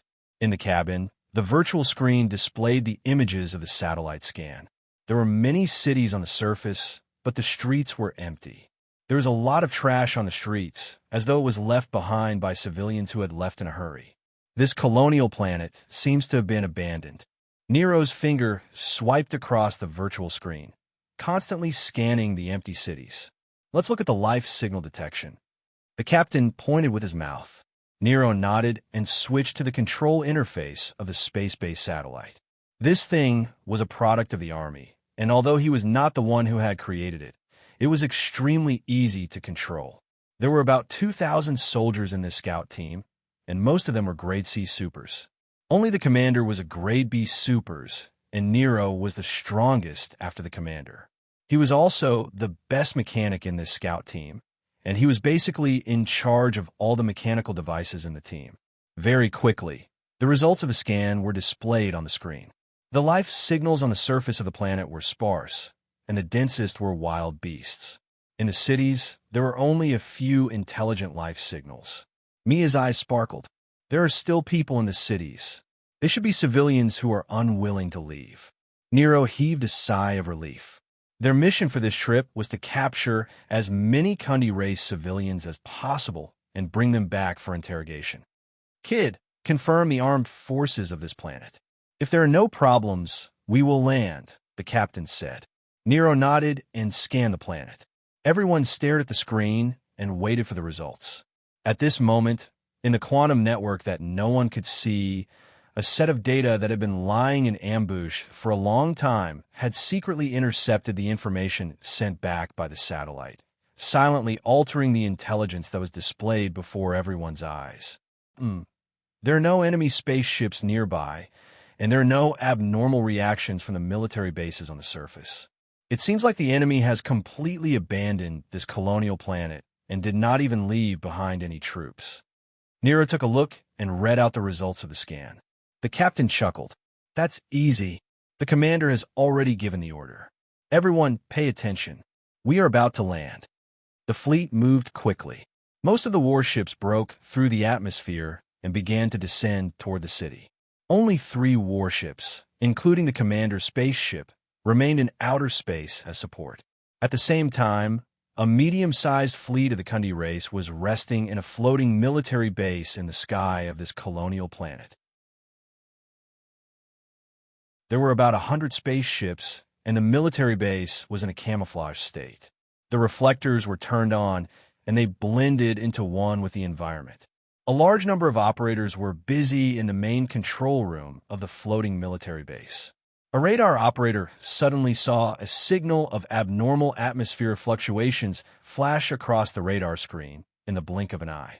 However, when he took a closer look, the signal disappeared, indicating that everything was normal. Did I see wrongly? The Kundi race operator was puzzled and made the radar scan again. Not only was there no problem with the atmosphere, even Nero and the rest were not detected by the radar. It should be a false alarm. Seeing this, the operator looked away. The scout team did not discover this military base, and the military base did not see the scout team. They were right in front of each other, but they could not see each other. The mastermind behind this was the mechanical army that Han Shao had hidden in the scout team spaceship. He had used the virtual technology to tamper with the scan results of both parties. The situation had completely fallen into the Han technician script. Not long after, the spaceship successfully landed in the city. The various combat teams put on their equipment and walked out of the spaceship, standing in the desolate streets. Come, let's assign the missions. The captains had a short meeting. In the end, all the teams were divided into 3 groups. One group stayed behind to guard the spaceship in case of accidents. One group went to capture the remaining civilians in the city and collect information in the city, and the rest spread out to search for special facilities nearby, such as various factories, energy plants, and so on. On the outskirts of the city, there was also an abandoned military base. After ascertaining their roles, the various teams split up. Nero and Mia's teams were in charge of exploring the abandoned military base in the outskirts of the city. They took a ground vehicle to their destination, which was a heavy armored hovering vehicle. In the carriage, the members of the 2 combat teams maintained their silence. Nero looked to his left and right before coughing. He then stood up and sat down beside Mia. Mia, who was maintaining her weapon, glanced at him before lowering her head and continuing to maintain her weapon. Why are you sitting over here? To chat with you. Nero scratched his face. We have been busy with the battle recently, so we haven't been able to talk much. What's there to chat about? Mia rolled her eyes and said with annoyance, You don't even have enough time to sleep. Do you think I don't need to rest like you? Nero was speechless. After thinking for a while, he said, Actually, I can teach you how to resist fatigue. I am very experienced in this aspect. Do I need you to teach me as a pugilist? Mia laughed. As a pugilist, you need to learn this ability even more. Mechanics don't need much stamina, but you guys are different. Without stamina, the combat strength of a pugilist will decrease greatly. I am afraid that you will encounter danger, Nero said seriously. You sure are concerned about me. Mia glanced at Nero. Didn't I say that I would protect you? Nero grinned. Stop smiling. You look so stupid when you smile. Mia snorted and turned her head away. After a few seconds, she turned back and asked casually, How do I train that anti-fatigue you mentioned? Nero touched his nose and said seriously, First, you have to change your habit of sleeping. In a fatigue state, you have to keep your brain operating at high speed. It is the most difficult at the beginning. I have experience and can help you. When you want to sleep, just look for me. Mia nodded and suddenly felt that something was amiss. Look for you when I want to sleep? Are you trying to tease me? Feeling embarrassed, Mia punched Nero's chest, causing a muffled sound to ring out. Oh, what did I say? Nero was confused. His armor was thick enough, so he did not feel any pain. Just as Mia was about to say something, she suddenly realized that everyone's gazes were focused on the 2 of them. Their gazes were filled with ridicule, gratification, envy, and many other emotions. It was as though they were looking at a pair of lovers flirting with each other. Mia glared at Nero and lowered her head in embarrassment. She lowered her head and no longer spoke. She lowered her head and maintained her weapon with all her might. She held onto the sharpener as though she wanted to create sparks on the weapon. Nero scratched his head and wanted to continue the conversation. However, he saw his captain, who was sitting diagonally opposite him, winked at him and started to sign. One of his hands formed a fist while the other extended a finger and poked into the hollow of his fist twice. This was a sign that could be used in the galaxy, and the meaning was self-evident. Kid, don't waste time. When it's time to go up, go up. Old hooligan. Seeing this, Nero could not help but mutter. Right at this moment, everyone's radar detected an abnormality. Beep, beep. 2 abnormal energy sources detected. Everyone immediately retracted their smiles and checked their radar. There were 2 signals on the screen. One was pointing to the underground of the military base, while the other was pointing to the wilderness. That's weird. Why didn't we detect it earlier? Is this thing spoiled? The vice captain patted the radar and was puzzled. No matter what, we have to take a look. The captain swept a glance and said to Mia's team, Seems like we have to split up. When we reach the military base, let my team off first. You guys can check the abnormal signal in the wilderness. After finalizing the plan, the hover car quickly arrived at the outskirts of the military base. Nero's team got off the car and watched as Mia and her team drove off before the 2 of them separated once again. Kid, stop looking. Time to do something. Seeing Nero staring at the direction the car left, the captain snapped his fingers and got Nero to retract his gaze. Nero calmed himself down and caught up with his team members, but he was a little absent-minded. He did not know why, but in that instant, he felt a little uneasy. With a heavy heart, Nero followed his team to explore the military base. He found an abandoned elevator and arrived at the complex underground base. He then went to check the abnormal signal on a radar. Alert! Unknown target discovered. 10 minutes later, the Kundi race floating base in the sky was no longer blind. The cataracts that they had suffered for many years had been cured, and they suddenly discovered the Scout Fleet spaceship that had landed on the surface. All the personnel on the base were given a shock and hurriedly took action. The report was quickly sent to the commanding officer of the base. In the office, the commanding officer's eyes widened in shock and anger. When did this group of enemies land? Why didn't we discover them earlier? Have you neglected your duty? The team leader in charge of the radar explained. The radar did not react at all. The enemy must have used advanced concealment equipment to avoid our detection. That's too scary. If they have such technology, they might have succeeded if they had ambushed this base. The commanding officer felt a lingering fear before raging. To sneak in, are they treating us as if we don't exist? Sir, think about it. The enemy has such capabilities, but they did not ambush us, but landed on the surface instead. Why is that? Hearing this, the commanding officer's eyes flashed, and he slammed the table. I understand now. They know that we are here, but they did not ambush us. This means that they do not have enough manpower, and they do not have the confidence to kill us, even if they ambush us. They actually dared to ignore us and gather intelligence right under our noses. They are too arrogant. We have to make them pay the price. After pausing for a moment, the commanding officer stood up and roared. Order the fleet to move out and surround the enemy. Do not let anyone escape. Sir, try to capture them alive.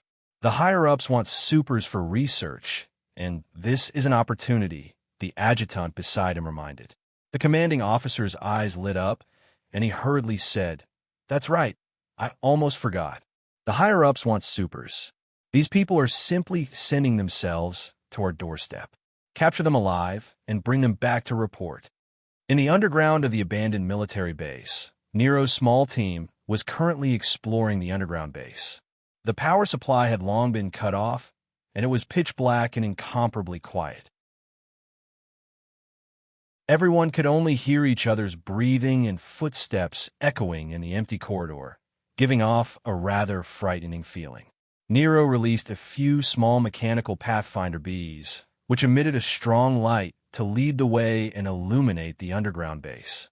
Without power, the entrance control of the base was completely ineffective, and they could only open it with brute force. A few high-energy heat cannons were enough to turn the tightly shut metal door into molten steel.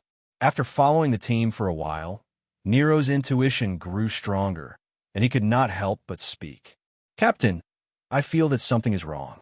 What's wrong? The captain asked. I can't put my finger on it. It's just my intuition.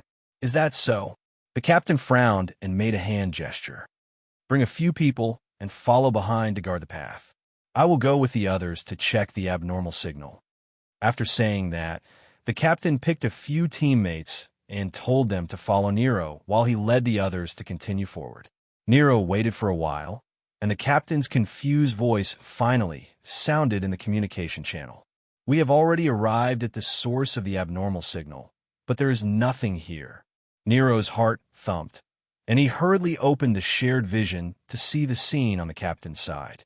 It was an empty warehouse, and there was not even a strand of hair. However, the signal marked by the radar was in this place, and the height and distance matched perfectly. They were not in the wrong place. Is it a radar error? Nero swallowed a mouthful of saliva. Or boom! Before he could come back to his senses, a violent tremor erupted in the next moment. Warning! High-energy attack detected. Please evade in time. Rumble! The sound of cannon fire rang in their ears, and the dome and pillars of the underground base suddenly collapsed. The structure of the base instantly fell apart, and every floor shattered. The bottom became a black, bottomless pit that led to an even deeper underground floor. Nero only had time to activate a shield to protect himself before he was sent flying by the shockwave of the explosion. He crashed into the wall of the corridor, and his body fell downwards. His teammates exclaimed in the communication channel, but he could not care less. At this moment, he could not even take care of himself, and his heart was filled with shock. How did they suddenly encounter an attack?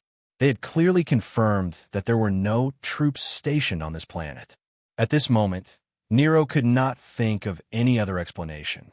In his eyes, there was only one possibility. *T. This colonial planet is a trap. The enemy must have purposely set up an ambush somewhere else, and we have fallen into their trap. Just as this thought flashed through his mind, Nero crashed heavily onto the ground. Bang! A human-shaped crater appeared on the ground, and a large cloud of dust rose. See? The huge impact caused his entire body to tremble, and he could not help but groan. Before he could stand up, a large amount of rocks and metal fell with him, suddenly magnifying in his line of sight. Nero's heart skipped a beat, and he clenched his teeth and activated a shield to protect himself. Bang! Bang! Bang! Countless debris fell down, covering every inch of Nero's vision and burying him completely. At this moment, in the abandoned city not far away, the Kundi race fleet had already started exchanging fire with the other battleships guarding the spaceship. Energy cannons shot out in all directions, piercing through the empty buildings one after another. Rumble. A large number of buildings collapsed, and smoke filled the air. There were also a few Kundi race battleships hovering above the abandoned military base. Their cannons were all opened, and their energy cannons rained down on the military base. Boom! Boom! Boom! Boom! Only when the entire base was destroyed did these few battleships stop their attacks and put away their cannons. The hatch of the battleship opened, and the armored Kundi race soldiers jumped out of the cabin. They landed on the ground, adjusted their posture, and got into formation before heading to the underground base with their weapons. The life signals of Nero and the others were exposed to the radar of the Kundi race, and the goal of these soldiers was to capture this group of supers who were alone without the protection of a fleet. Good. The operation is going smoothly. At this moment, in the command room of the floating base, the Kundi race commander smiled with satisfaction. However, he did not know that a group of highly invisible mechanical troops were floating outside the window, silently staring at him.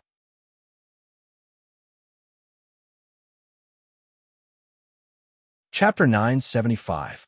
Leave Request, Mission Progress. 4/7. The health index of Legendary Mechanic is too low.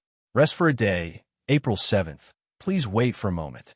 After the content is updated, please refresh the page to get the latest update.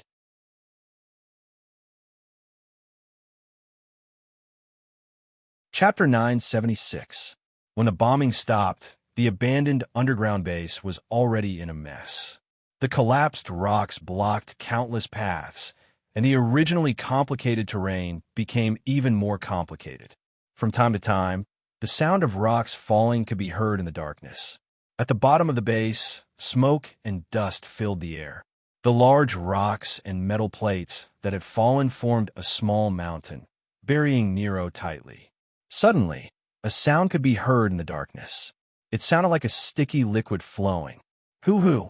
At the bottom of this pile of debris, an area with a diameter of about 2 meters gradually lit up with a red light.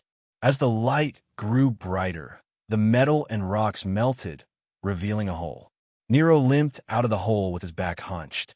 His hands continuously shot out heat rays from afar, and the high temperature caused the surrounding air to distort. Cough, cough, cough. A muffled cough could be heard from the mechanical suit's mask.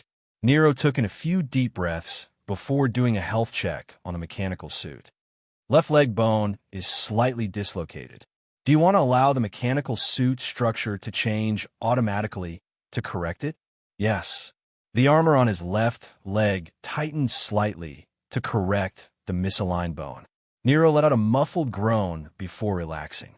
Who knew how many tons of debris had smashed onto his body? His mechanical suit was fine, but the recoil had caused him some minor injuries. After all, he was just a weak mechanic. The radar showed that the enemy was right above him. Nero forced himself to calm down and hurriedly contacted his teammates. "Captain, this is Nero. Where are you guys? How's the situation?" A chaotic voice could be heard in the channel. There were also intermittent cries of pain. Nero called for quite a while before receiving the public message from his team. "The situation here isn't good." A teammate's face popped up on the tactical screen. His face was filled with bruises and abrasions, and his tone was hurried. "I'm beside the captain." When the base collapsed, the captain was hit by a cannon that penetrated through the ground. He's now heavily injured, and many people have been separated. No matter who receives this message, immediately save him and gather everyone here. We have to break out of this encirclement immediately. Nero immediately opened the team's health monitor. Seeing the screen filled with red, he was shocked. Everyone's injuries were more serious than his, and a few of them, including the captain, were on the verge of death. As they had fallen to the bottom of the base and been buried, he had managed to avoid the cannon fire and was the least injured. Without even thinking about it, the luck halo above his head was shining brightly. "I'm the only one who's in perfect condition." Nero immediately felt the pressure on his shoulders increase. He gritted his teeth and immediately turned on his teammate's location. Every teammate's position was marked on the tactical screen. The mecha's AI worked at high speed, quickly planning the fastest rescue route. Nero flew out of the crater at the bottom of the base and started to rescue his scattered team members. The terrain was complicated, but he did not have the time to take a detour. He constantly shot out heat cannons from his palms, melting all the obstacles in front of him and saving his teammates one by one before the Kundi race's ground troops arrived. Only then did he meet up with the captain. After blowing apart the metal plates blocking his way, Nero flew into the room and landed on the ground with a clang. He saw his captain and the rest of his team members, all of whom were injured. The captain was slumped on the ground, his upper body leaning against the wall. His armor was char-black, revealing large holes. He looked up with difficulty, squeezed out a smile, and spoke weakly. "Nero, you're here. You did well. Cough, cough, well done." "Captain, don't speak anymore." Seeing this, Nero bent his fingers, and a short needle shot out from his fingertips, which he inserted into the captain's chest like a claw. Aurora's special life potion was injected into the captain's body through the needle, instantly healing his injuries.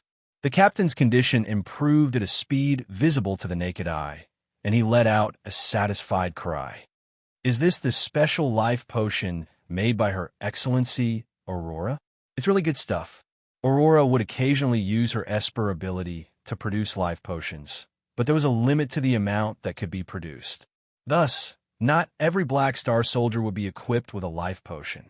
Most people would only use normal healing potions, but with Nero's wealth, he would naturally be equipped with Aurora's potion. "Those who are heavily injured, come over. I still have some potions, and I will help you recover," Nero said loudly. Someone could not help but speak up. "Leave some for yourself. There will be a bloody battle later. What if you get injured?" "It's fine. I still have other potions." Nero did not mind. Everyone looked at each other and shrugged. It was not bad to have a tycoon in their team. It would be a waste not to hug his thigh. Nero healed his teammates one by one, and during this process, they were discussing their battle strategy. The captain's tone was solemn. "Everyone, the current situation is extremely disadvantageous for us. We have fallen into a trap, and our entire fleet has been ambushed by the enemy. The others can't even take care of themselves, so they won't be able to provide support for us. We are already isolated, and we can only rely on ourselves to break out. There are 3 Kundi race battleships above us, and we don't have any transport vehicles. It's extremely dangerous. If the enemy continued to bombard us with their fleet, we would be in a dire situation." However, the enemy stopped their attacks and sent their ground troops to approach us. The vice captain's eyes flashed. "This means that the enemy has the intention of capturing us alive. This might be our only chance to escape." "That's right." The captain nodded. "If we want to escape, we have to obtain control of the air. The fleet won't be able to provide support for us, and we can only snatch a spaceship ourselves. The chances are slim, but there is at least some hope. These ruins are our barrier, and if we rush out, the enemy will be able to bombard us without fear. We can only wait for the enemy soldiers to enter the underground base before exchanging fire with us. In order to prevent accidental casualties, the enemy will not fire casually. Thus, we have to split into two teams. One team will deal with the enemy soldiers in these ruins, while the other team will snatch the spaceship. As he said that, the captain paused, and everyone looked at each other. This was an important mission that concerned their lives, and they might only have one chance. It was extremely dangerous, and there was only a slim chance of survival. Thus, the question was, who should be the one to snatch the spaceship? Logically speaking, the strongest person should be the one to carry out this mission. The strongest person in the team was Nero, who had a strong background. To ask a young man with a strong background to take on such a dangerous mission, everyone was hesitant. Upon seeing that, Nero also realized it. He gritted his teeth and made up his mind. I'll go. There's no one more suitable than me here. The captain glanced at him and did not try to shirk away. He nodded slowly and said in a serious tone, Okay, we'll rely on you. We'll deal with the enemy and buy you time. Remember, all of our lives are in your hands. I understand. Nero took a deep breath and calmed himself down. He operated his mecha and entered high stealth mode. He looked at everyone deeply before leaving and disappearing into the darkness. The captain sighed and looked at everyone sternly. I don't think I need to emphasize what we should do. No matter what, we must drag the enemy here. We understand. The vice captain nodded with a complicated expression. Other than Nero, everyone knew what the captain was saying. In reality, there were two sets of battle plans. They would drag the enemy here while Nero snatched the spaceship. This was only the first plan. When this plan failed, they would unhesitatingly carry out their hidden backup plan, which was to change from delaying to fighting to the death, allowing the clueless Nero to abandon them and escape by himself. This was not only because of Nero's relationship with their army commander, but also because they knew that this young man's future would far exceed their imagination. Only by letting a young man with such great potential escape would they be able to take revenge for them. After moving in the darkness for a while, the battle between his teammates and the Kundi Ray soldiers finally broke out in the communication channel. At this moment, Nero was no longer on the battlefield. He had come to the entrance of a collapsed tunnel that led to the ground. He concealed himself and locked onto the nearest spaceship with his radar. Nero's palms were filled with sweat as he carefully released a unique hovering guard. It was black and gold in color, and its texture was completely different from all of Nero's other equipment. It gave off an incomparably high-quality feeling, and after being released, it circled around Nero's head. I'll be relying on you, brother. Nero touched the hovering guard and calmed down. Don't worry, kid. With your big brother here, no one will be able to hurt you, the hovering guard suddenly said. This was Nero's final trump card. This hovering guard was a gift that Han Shao had given him when they first met. It was a high-grade orange machine that was created by a beyond grade A super. It was powered by dark energy and was enhanced with Emperor's Gift and Machinery Fusion, Give. After Han Shao had obtained the mechanical life tender, he had modified it into a mechanical life form that possessed its own consciousness and the ability to grow. When Nero was young, even without the enhancement of mechanical force, the Heavenly Guardian could deal with a Grade C super. Now that Nero had become a Grade C plus super and possessed perfect mechanical sense, the power that the Heavenly Guardian could unleash was not weak even among Grade B supers. Most of the time, Nero would not use this trump card, especially when sparring in the academy. Even if the pugilist he was sparring with suddenly appeared in front of him and beat him black and blue, he had never used this trump card. Even Mia, who was the closest to him, did not know about his true strength. In the academy, Mia had sparred with him countless times, but in truth, she had never known how strong he was when he went all out.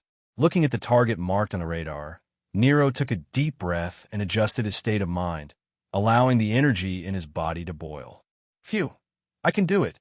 After calming himself down, Nero no longer hesitated and activated the thrusters. Boom! His entire body suddenly shot up into the air. With a loud bang, he smashed through the rocks at the entrance of the cave and soared into the sky.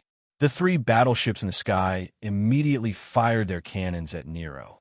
The power of the cannons was lethal to a grade C super. However, the next moment, the heavenly guardian following Nero trembled slightly and formed a golden shield that protected Nero. Bang! Bang! Bang! All the cannons on the ships fired, exploding into bursts of light that resembled fireworks. However, only a slight crack appeared on the shield, and it was still repairing itself, forcefully enduring a round of concentrated fire. At the same time, the few Kundi race battleships in the sky also understood Nero's intentions and immediately activated their shields to prevent outsiders from boarding. Create a passage for me. With a thought from Nero, the Sky Guardian flashed with a flash of mechanical force and quickly changed its shape, revealing a hexagonal cannon in the middle. Dense dark energy burst out, and a series of extremely penetrative dark energy beams shot out. Whoosh! The rate of fire was simply too fast, and it felt as though someone had to pee frequently. A hole appeared in the shield of the target battleship, and Nero took the opportunity to charge into the hole. Pa! Pa! Pa! Pa! A few compressed orbs were shot out by him, and they turned into a laser drill that stuck to the battleship and rapidly cut open the outer armor of the battleship, creating a hole that led to the interior of the battleship. Nero rolled and crashed into the battleship. Without a second word, he threw out a bunch of mechanical soldiers and started to slaughter the battleship. A large number of spaceships fell under his cannon fire. Because this battleship had sent a portion of its soldiers to deal with the other members of Nero's team, there were not enough soldiers in the battleship. Nero, who was going all out, did not take long to charge into the main control room. He took out the Army's standard intrusion chip and inserted it into the artificial intelligence core of the battleship. He was not a virtual mechanic, but the Army had an automatic intrusion device. Right at this moment, Nero suddenly staggered and realized that the battleship was shaking violently. Rumble. Looking out through the porthole, he saw that the other two battleships had turned around and were focusing their fire on the battleship that he had boarded. They actually attacked the spaceship of their teammates. How ruthless! Nero was speechless. However, his actions were not slow. He charged into the command room and successfully took over the control of the battleship. He injected the majority of his energy into the battleship's shield and controlled the battleship to slam into the nearest enemy battleship. Bang! The collision between the shields of the two battleships caused large amounts of sparks to fly. The enemy's battleship lost its balance and flew to the side. Coincidentally, this battleship was flying toward the other enemy battleship. As the two battleships collided, they lost control of the battleship at the same time. Making use of this opportunity, Nero piloted the battleship and used the body of the battleship to stand between the two enemy battleships and the ground troops. Come out quickly. I have snatched the battleship. Charge to the ground from the coordinates I have set. I will use the tractor beam to pull you guys up. Nero immediately shouted in the channel. Beautiful! The captain and the others were overjoyed. With their powerful individual strength, they forcefully broke through the encirclement of the Kundi race soldiers. Bang! The next moment, a certain piece of ground in the ruins exploded, and the members of the squad charged to the surface. The Kundi race soldiers were still chasing after them. Captain, don't stop. Nero's face lit up with joy, and he hurriedly shouted. At this moment, they were in a race against time, and Nero did not have the time to care about the two enemy battleships behind him. He immediately used the tractor beam to attract the members of the squad. At the same time, he released a large number of cannons to provide cover fire for the Kundi race soldiers chasing after them. The tractor beam successfully sucked all of his teammates into the battleship. This unforeseen event had also attracted the attention of the enemy battleships in the city. More battleships were rushing over, and their numbers far exceeded theirs. Nero did not dare to continue fighting. After saving the squad, he immediately charged into the sky and escaped into space. Very quickly, the other members of the squad arrived at the command room and pounced forward to rub Nero's head. "Brat, well done. Ha, we are saved. I thought that we were going to die this time. It actually went so smoothly. It seems like luck is on our side." Everyone had a look of joy on their faces, and they were not stingy with their praises for Nero. Nero was also rather excited. "Don't be so happy so early. We are not out of danger yet." Although the captain said that, he still had a smile on his face. Although there was still a large number of battleships chasing after them, the situation was much better than before. After being happy for a while, everyone thought about their other teammates who were in danger and retracted their smiles. "We managed to escape, but what about the other members?" Someone asked. "There's no choice. We won't be able to help. There are too many enemies, and if we rush over to help, we will only be implicated as well." The captain shook his head. He was extremely clear about the current situation. If they were to rely on just one ship, they would only be sending themselves to their deaths. What they should do now was to split up and escape instead of fighting. Furthermore, their current situation was not as good as the others, and they could only rely on their own luck. Right at this moment, Nero suddenly thought of something, and his heart skipped a beat. Right? I wonder how Mia's team is doing. The moment he thought of that, Nero could no longer sit still. He handed the spaceship over to his teammates and hurriedly took out his communicator to contact Mia. The process of waiting for the call to be picked up was torture, and time seemed to drag on for a long time. Nero waited anxiously for a while, but the call did not go through. He could only call Mia's teammates one by one, but no one picked up. He became more and more nervous. It was only when he contacted the captain of Mia's team that the call finally went through. However, the sounds of battle coming from the other side made Nero's heart sink to the bottom. Cough, cough. "Nero, you guys escaped?" "It's me. You guys were attacked too? What's the situation? We have a spaceship that can provide support." Nero's tone was urgent as he fired off a barrage of questions. Don't come over. You guys should quickly run. My team has been captured, and Mia has been captured alive. I'm the only one left who is still resisting, and I won't be able to hold on for much longer. The enemy has a few battleships, and you guys won't be able to save me. Cough, cough. After the other party finished speaking, the call ended abruptly. Nero's face twitched, and he turned to leave with large strides towards the cabin door. The surrounding teammates had also heard the call, and upon seeing Nero's actions, a group of people hurriedly rushed over and held him down. "Nero, don't take things too hard," the captain shouted. "I have to go save her." Nero was held down by 7 to 8 burly men, and he struggled with a resolute expression. "Don't be silly. Didn't I tell you just now that it's useless for us to go save her?" The captain roared.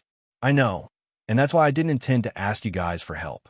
Nero gritted his teeth and said, "This is my own choice, and I didn't ask you guys to take the risk.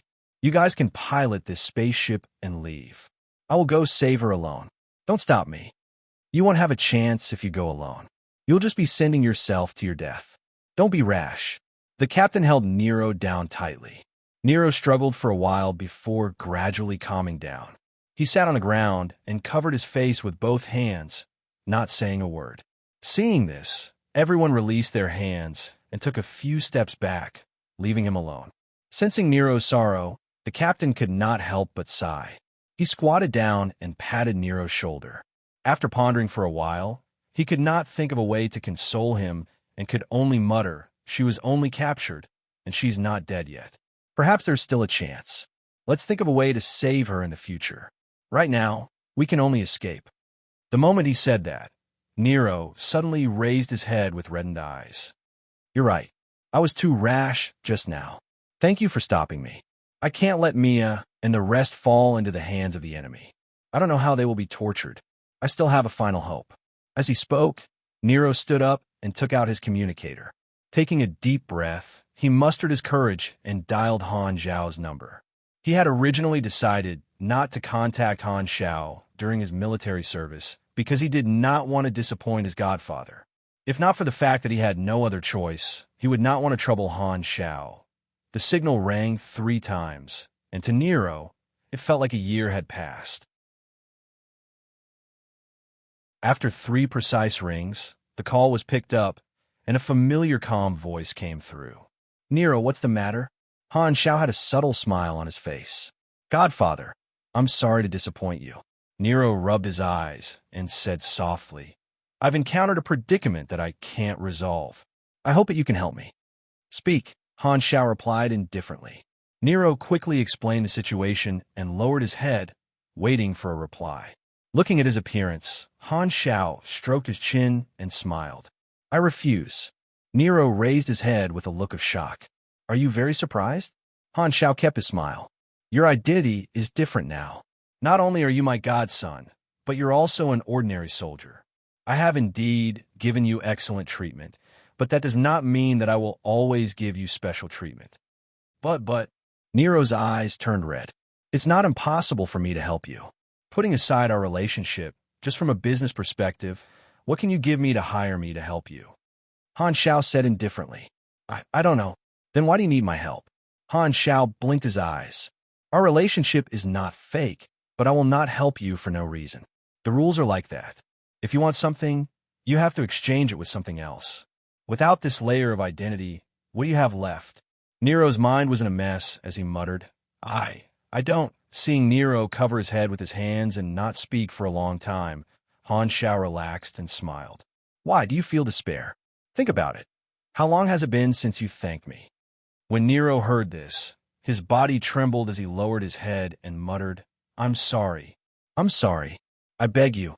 I'm asking you, do you feel despair?" Han Xiao narrowed his eyes and spoke with a heavier tone. Nero remained silent for a long time before raising his head again. He had already bitten his lips, and his eyes were hazy with tears as he nodded at Han Xiao. "That's right. Remember this feeling and don't ever experience it again." Han Xiao sat up straight and chuckled. "Don't worry. This time, I promise you that I will help you save your little girlfriend." Nero's emotions fluctuated like a roller coaster. First, he fell from the clouds into the abyss, and then he soared into the sky from the abyss. At this moment, he was stunned for a moment before he regained his senses. He held onto the communicator with both hands and was about to cry tears of joy. Thank you. Don't be happy so early.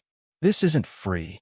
Han Xiao supported his face with his palms and patiently said, "You don't know what you have to offer, but in reality, you aren't completely useless. At the very least, you have a strong mechanical talent.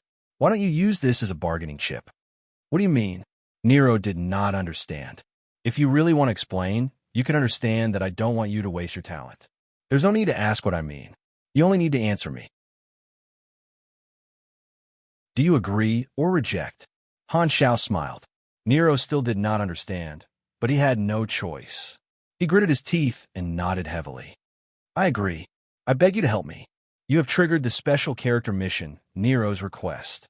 Mission introduction. Nero has agreed to your deal and is willing to use his talent and ability in exchange for your help. Mission requirements. Save Mia Morado. Reward. Choose one of Nero's abilities or talents."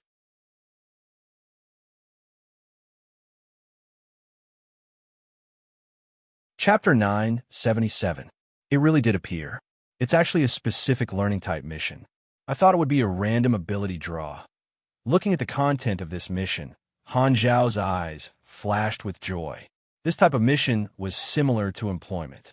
In his previous life, when players accepted missions from NPCs, they could negotiate with the NPCs about the mission rewards, such as the amount of money, the ability to learn, items, and so on. There was a life profession called lobbyist, which had a series of skills and talents. Its use was to increase the success rate of communicating with NPCs. Its effect was similar to a player's reputation. However, the probability of a specific learning type mission was extremely low, and it depended on luck. Most of the time, the reward would be a random ability draw. Han Xiao was only trying to influence the reward based on the experience of the players in his previous life. He did not have 100% confidence that he would be able to obtain an ability draw type mission. In his original plan, he thought that it would at most be a random ability draw mission. He did not expect there to be such a surprise. If that's the case, there's no need to rely on luck. Han Xiao heaved a sigh of relief. He had thought that the reward would at most be a random ability draw, and he was worried that he would not be able to obtain the perfect mechanical sense in 1 or 2 tries. Thus, he had prepared many scenarios for Nero. However, with a specific type of mission, there was no need to torture Nero anymore. At this moment, Han Xiao suddenly had a guess, and his expression became strange. Could it be that I got this mission because of Nero's advanced luck glow? If I get in one go, I won't continue to scam him, so Nero won't have to go through the crueler scenarios? This does not seem impossible. So terrifying, so terrifying. Han Xiao's mouth twitched, and he did not know what expression to make. Actually, this time, it had deviated slightly from Han Xiao's original plan. Originally, Han Xiao wanted Nero to call him for help after falling into a desperate situation. However, he did not expect this kid to be so good at fighting and had the protection of the protagonist's aura. He had forcefully opened a path of blood and escaped by himself, almost ruining Han Xiao's plan. If it wasn't for the fact that he had come up with a fake signal to trick this brat's little lover, Nero might not have come to him for help. If that was the case, everything would have been for nothing. All sorts of thoughts flashed through his mind before Han Xiao regained his senses. When he saw that Nero was still anxiously waiting online, he couldn't help but smile. All right, since the agreement is made, leave everything to me. Nodding his head, Nero wiped his tears and couldn't help asking, Godfather, when can you come over? I'm afraid that Mia will. He did not know that Han Xiao's mechanical army was hidden in the fleet, so he thought that when Han Xiao said he would help, he would have to save Mia after the mission was over. Who knew how many days it would take? So he was worried that Mia would be tortured by the enemy during this time. Hearing this, Han Xiao held back his laughter, gave him a meaningful look, and said, Don't worry, it won't be long. With that, he hung up the call without explaining anything to Nero. Exhaling, Han Xiaoxin was delighted. He switched back to the perspective of the Lord's avatar on the battlefield and nodded. You can start now. Where's this place? Mia's mind was in a mess, and her eyelids were extremely heavy. She struggled to open her eyes halfway, and the scene before her appeared before her eyes. 5 meters in front of her was a transparent glass window made of nanomaterials, and a few Kundi Ray soldiers were standing behind it. They were looking at her and whispering to each other, as though they were saying something. However, the window blocked out all sound, so she couldn't hear anything. Her entire body was exhausted, and she couldn't control her body. It was as though a ghost was pressing down on her, and it was extremely difficult for her to even move a finger. It was as though her body had been injected with some sort of extremely powerful sedative. She could clearly feel that her body was fixed to a certain device, and she couldn't move her limbs. What happened to me? Why am I here? Mia racked her brains and tried to recall what had happened before she lost consciousness. Her brain felt as though it was filled with lead, and the speed of her thoughts was extremely slow. Fragmented memories slowly appeared in her mind, and she pondered for a full 10 seconds before she recalled everything that had happened. She had followed her team to the wilderness to check for abnormal signals, and they had encountered a few enemy battleships that had suddenly appeared in the wilderness. The entire team had been caught off guard, and she had also been hit by a few of the battleship's cannons. She had been severely injured and had fallen to the ground, losing her ability to fight. Her brain had been impacted, and the last thing she saw before she completely lost consciousness was the Kundi Ray soldiers approaching and squatting down in front of her. Does this mean that I was captured by the enemy? Where are the others? Mia was shocked and wanted to turn her head. However, her head was also fixed, and she could only try her best to move her eyes. She looked to the side from the corner of her eyes and realized that there was a row of fixed devices beside her. All her teammates had been restrained, and most of them were still unconscious. Right at this moment, a weak and familiar voice sounded from the other side. Mia, you're awake? Mia hurriedly looked over and realized that it was the captain of her team. Captain, you were also captured? I was unable to fight against the battleships, but the enemy did not kill us. They captured all of us alive. It's good that everyone is not dead." Mia heaved a sigh of relief.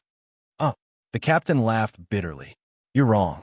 Instead of falling into the hands of this group of enemies, it might be better to die." "Why?" Mia was a little dizzy and subconsciously asked, "Think about it.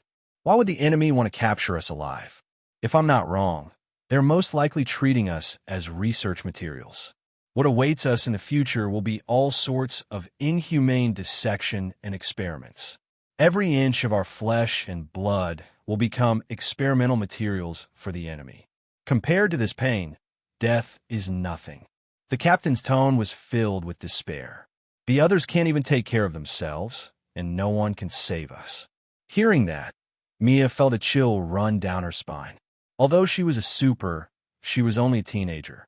How could she have experienced such despair? At this moment, Nero's figure involuntarily appeared in her mind. Her heart couldn't help but ache, and her expression became miserable. "I'm sorry. I might have to go back on my words. I won't be able to walk down this path with you." Tears welled up in Mia's eyes. Her eyelids drooped as tears streaked down her beautiful face, leaving 2 trails behind. At this moment, the door opened, and a few Cunny Race soldiers walked in. They took out syringes from the cupboard and walked toward the 2 of them who had woken up. Although the other party did not say anything, Mia could tell from their actions that the enemy was trying to anesthetize them and prevent them from regaining consciousness.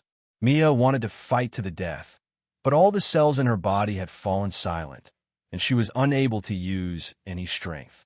She could only watch as the Cundy Race soldiers approached her, and her eyes were filled with despair. Boom! Right at this moment, a strong tremor ran through the entire spaceship, and a few Cundy Race soldiers almost fell. Before Mia could recover from her shock, her vision blurred. The few Cundy Race soldiers that were still alive a second ago suddenly turned into a few corpses that were smashed into the wall. A mechanical soldier appeared in front of her as though it had teleported. However, its speed was too fast, and she was unable to see it clearly with her current strength. Crack, crack, crack. The next moment, this mechanical soldier crushed the device that was imprisoning Mia and the others, took out the Aurora potion, and quickly injected everyone with it. Everyone's spirits were lifted, and they all recovered to their peak state. They groped their bodies, and their faces revealed the ecstasy of surviving a calamity. Everyone turned to the mechanical soldier with surprise and doubt in their eyes. They did not expect that someone would come to save them in such a desperate situation. Mia's emotions fluctuated greatly, and she only recovered after a few seconds. She stared at the mechanical soldier and could not help but ask, Who are you? Are you also from the army? Why, don't you recognize me?" The mechanical soldier let out a laughter similar to Han Zhao's. "I am Black Star." Everyone's eyes suddenly widened, their faces filled with astonishment. It was the army commander who came to save us? Why would he appear here? Mia's mouth opened wide, and she suddenly realized that she had guessed the truth. For someone of Black Star's level to appear here, there could only be one explanation. He had actually been secretly protecting Nero. The others also reacted and rejoiced at the fact that they had survived a calamity. Fortunately, they were assigned to the same unit as Nero. Otherwise, it would have been impossible for such a turn of events to occur. At the very least, half of their lives were saved by Nero. "All right, my mechanical army has taken over the battlefield. Follow me." The mechanical soldier controlled by Han Zhao waved his hand and calmed everyone down. After thinking for a while, he patted Mia's shoulder and slowly said, "Bring Nero to me. After the war, get Nero to bring you to me. I will introduce you to a few calamity-grade pugilists and get them to accept you as a student." Mia's eyes widened in disbelief. She was stunned for a while before realizing that Han Zhao had given her the opportunity to become a disciple of a calamity-grade super. She was both excited and flattered, not daring to imagine that she would be treated differently by Black Star. She hurriedly nodded like a chick pecking at rice. "All right, thank you so much, Your Excellency Black Star. It's nothing. I just feel that you have the potential to become a calamity-grade super. Han Xiao smiled and turned to look at the other members of his team. After pondering for a second, he said, "As for you guys, you can report to Haluz when you return. I will get him to increase your authority in the army. You can be promoted, form new teams, or choose new positions. You will not be short of material rewards." They did not expect that being captured would bring them such benefits. Everyone looked at each other with joy in their eyes. Outside the floating base, the mechanical army that had been waiting all along suddenly bared its fangs. Under the suppression of his strength, the entire base did not have any room to resist and was instantly infiltrated.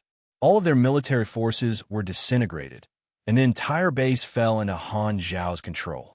Be it the Kundi race soldiers or officers, they all fell from heaven into the abyss and became captives.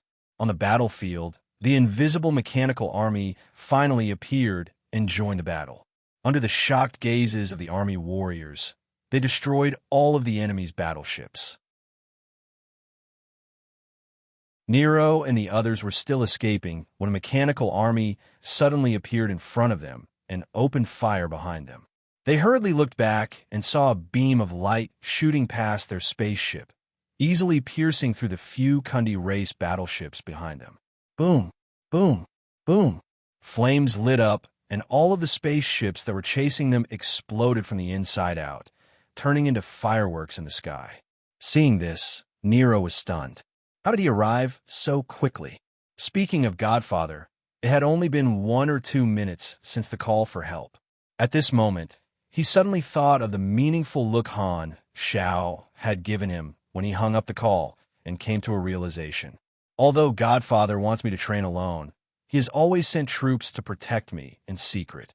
These mechanical troops are most likely hidden within the troops and will come to my aid at the most critical moment. So, the call earlier was just to educate me? Godfather. He has a sharp tongue, but a soft heart. Realizing Han Zhao's good intentions, Nero was touched and wiped away the tears in his eyes. He secretly evaluated Han Zhao's character. It was the complete opposite of Han Technician's true character. Even Nero's thoughts had been predicted by Han Xiao, and everything was going according to the script that the great director Han had written. The entire battlefield was under the control of Han Zhao's mechanical army, and this small fleet of the Kundi race would not be able to do anything. Han Zhao's mechanical army swiftly ended the battle and gathered all the army warriors before sending Mia and the others back. Seeing that Mia was safe, Nero's tense nerves finally relaxed, and he let out a long breath before revealing a comforting smile. "That's great. You're fine."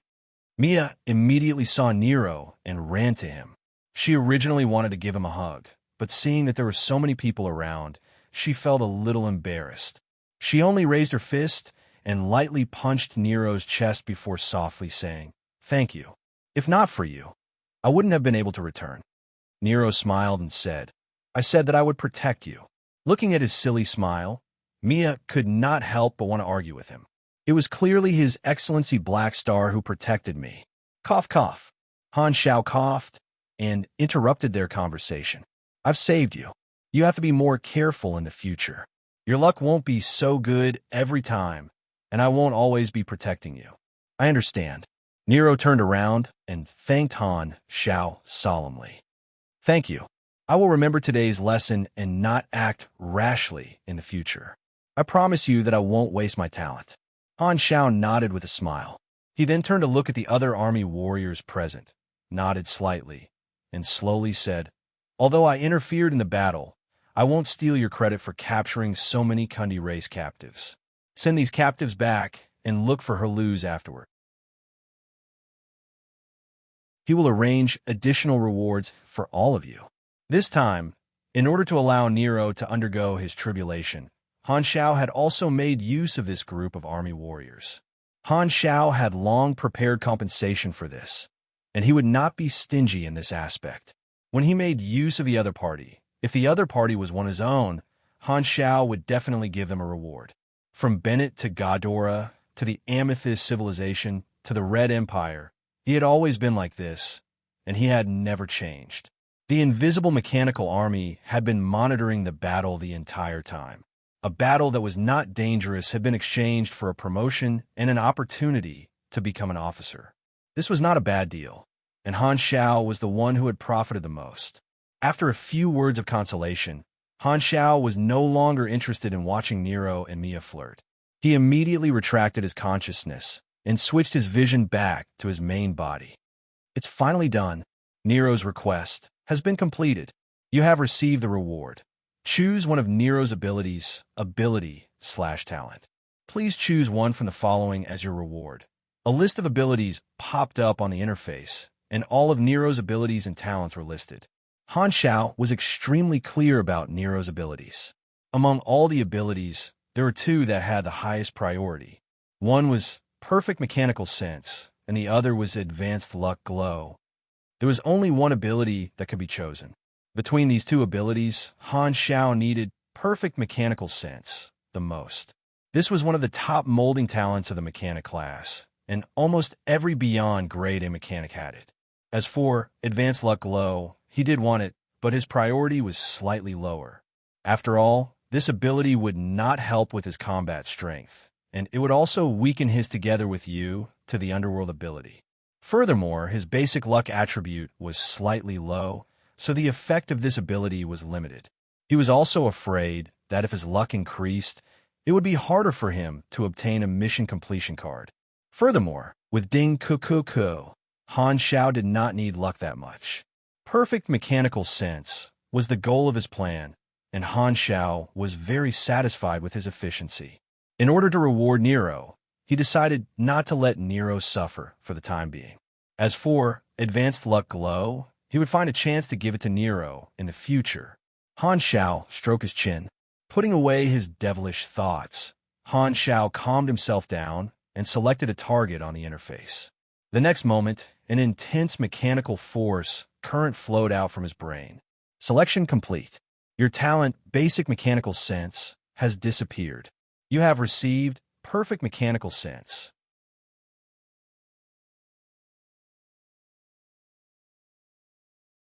Chapter 978. On the divine mechanical throne, crackling sounds could be heard, and thick arcs of mechanical force shot out like whips, leaving charred marks on the ground. His brain felt a slight tingling pain, as though he was being electrocuted. With his eyes shining brightly, Han Xiao could clearly feel that the cells in his body were operating at full power, continuously spitting out energy. After a few minutes, this symptom finally subsided, and the world in his eyes changed slightly. He now had a clearer mechanical perception, and his vision was deeper into the microscopic structure. How magical! Han Xiao narrowed his eyes and felt this change.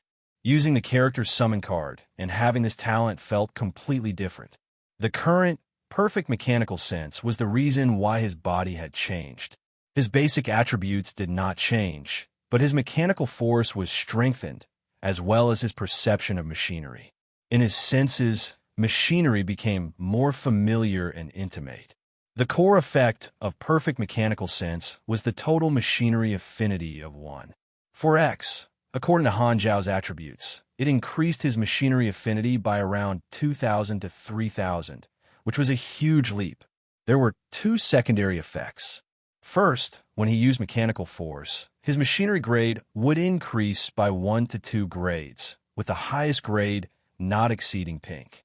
Currently, Han Xiao's equipment was basically all orange equipment, so this bonus was no longer of much use to the current Han Xiao. The other effect was more important. It increased the level of all mechanic skills by 4, which could break through the upper limit. At the very least, he had gained a few more slots for apostle weapons.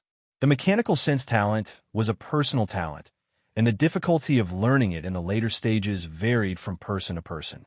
Some geniuses could easily learn it, but some would not be able to learn it even if they were extremely strong. Han Xiao's elementary grade mechanical sense was obtained from a mission, so the chances of him upgrading it to perfect mechanical sense were basically 0. Generally speaking, this kind of talent was either passively awakened or actively cultivated from a young age. It would become a habit when one was at their most malleable age. As the saying went, one's name would spread far and wide in the future. Young age was the best time to cultivate one's talent, and as one grew older and stronger, the difficulty of learning talents would increase accordingly. I finally obtained perfect mechanical sense. My normal combat strength is finally on par with when I use the character summon card. Han Xiaoxin was very satisfied. He had been looking forward to this ability for a long time. Now, I'm finally not embarrassed. Ahahaha. Only strength that belonged to oneself was the most reassuring. Turning the explosive trump card into a normal combat strength greatly increased his stability. Now, he could be considered to have completely secured the qualifications to be a peak beyond grade A mechanic, and the gap between him and the Mecha Empire had also been greatly reduced. However, it was still too early for him to wrestle with Manison. Manison still had perfect mechanical sense, and this was only a small gap. Han Xiao was not in a hurry. Although he was also a peak beyond grade A, he was different from everyone else. He still had plenty of room for growth. Before the next major upgrade, Han Xiao did not want to have any new disputes with Manison. While Manison felt that he had consolidated his position and could not be shaken, he secretly developed to prevent the other party from seeing through the speed of his improvement and adjusting his strategy to deal with him. Although Han Xiao was not afraid of Manison doing anything to him, before he completed the foundation of the flickering world, he did not want to create more problems. After all, Manison had the protection of the Radiant Federation. Furthermore, he was a cunning rabbit with many burrows, so he could not do anything to the other party. However, although perfect mechanical sense has become my normal combat strength, it does not mean that I've lost this trump card. Han Xiaoxin's heart skipped a beat. The character summon card had nothing to do with one's abilities. For example, a character summon card that could increase one's state would be affected even if the character was in the same state. In other words, the perfect mechanical sense character summon card was still useful to him. Now that he had perfect mechanical sense, he would have the chance to double his strength. With the two of them stacked together, how terrifying would that be? This should be the only double perfect mechanical sense in the universe. This is probably a little too awesome, Han Xiao mumbled to himself. Just thinking about it made him feel scared. If he used it in front of Manison, the other party's worldview would probably be shattered. Thus, it's best to leave the blank character summon card to Reynold or Nero. Whether I get it or not will depend on my luck. Han Xiao experienced the perfect mechanical sense for a while before closing the talent introduction. Returning to the skill list, he pulled down the blueprint tab and looked at a new blueprint that he had recently obtained. Space-Time Splitter uses a special space-time technology to open up a new branch that exists temporarily outside of the main timeline. Designates and completes a preset action plan to form a timeline that has a beginning and an end. It breaks through the continuity of space-time and performs a time jump to reduce the process.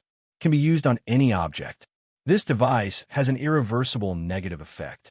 Objects that are cut by space-time will be corrected by the main timeline. Once completely corrected, the object will be annihilated along with the branch timeline. If the timeline is completed smoothly, the object will also be annihilated and disappear. After Han Xiao stole the space-time splitter technology from the Kunyi race, he learned it once and spent some experience to deduce this technology. In the end, he obtained this new blueprint and spent some time to create a finished product. Standing up and walking down from his throne, Han Xiao went to the warehouse beside him and took out a rectangular device that was more than 10 meters tall and 4 to 5 meters wide. This was the finished product of the space-time splitter, and it looked like a 3-story building. Over the past few days, he had done some simple tests on the space-time splitter, and it operated normally. It was just that the activation time was a little long. Furthermore, it did not work out of thin air. He had to connect the space-time splitter to the target in advance before it would work. Of course, Han Xiao would not use such a dangerous device on himself. However, after thinking about it for the past few days, this thing seemed to be of great help to mechanics. The most suitable target to use the space-time splitter was the mass-produced mechanical army. He did not feel the pinch of consuming mechanical soldiers at all. With this additional function, He could perform some tactical missions that he could not do in the past. His combat ability would have a qualitative improvement, which was equivalent to exchanging his endurance for a few levels of tactical assault ability. To a mechanic with an army, this was naturally very worth it. Secondly, it could also be used as a new strategic killing weapon. Compared to portable psionic bombs and biochemical weapons, the space-time splitter was much more stealthy and difficult to detect. It was more suitable for assassination and destruction. Han Xiao stroked his chin and pondered. However, I should use it as little as possible. In the future, when the dynasty realizes the power of the space-time splitter, they will start to hide and monopolize this technology. Although with my status, the dynasty will not force me to take back the technology in my hands. They will definitely ask me to keep it secret. There is no need to hide the fact that he had the space-time splitter technology from the dynasty. He had only stolen a copy before the dynasty monopolized it. He did not plan to hide it, and there was no need to. If the Empire knew that he also had this technology, it could also raise his status. After all, he had stolen the chicken before the Empire paid attention to him. It was legal and not something that could not be exposed, so there was no need to hide it. Moreover, if he used this technology on others in the future, it would be exposed sooner or later. Perhaps the Empire would help him hide it. In any case, no matter what, he would not spit out the fat meat that he had eaten. Shaking his head, Han Xiao put away these thoughts.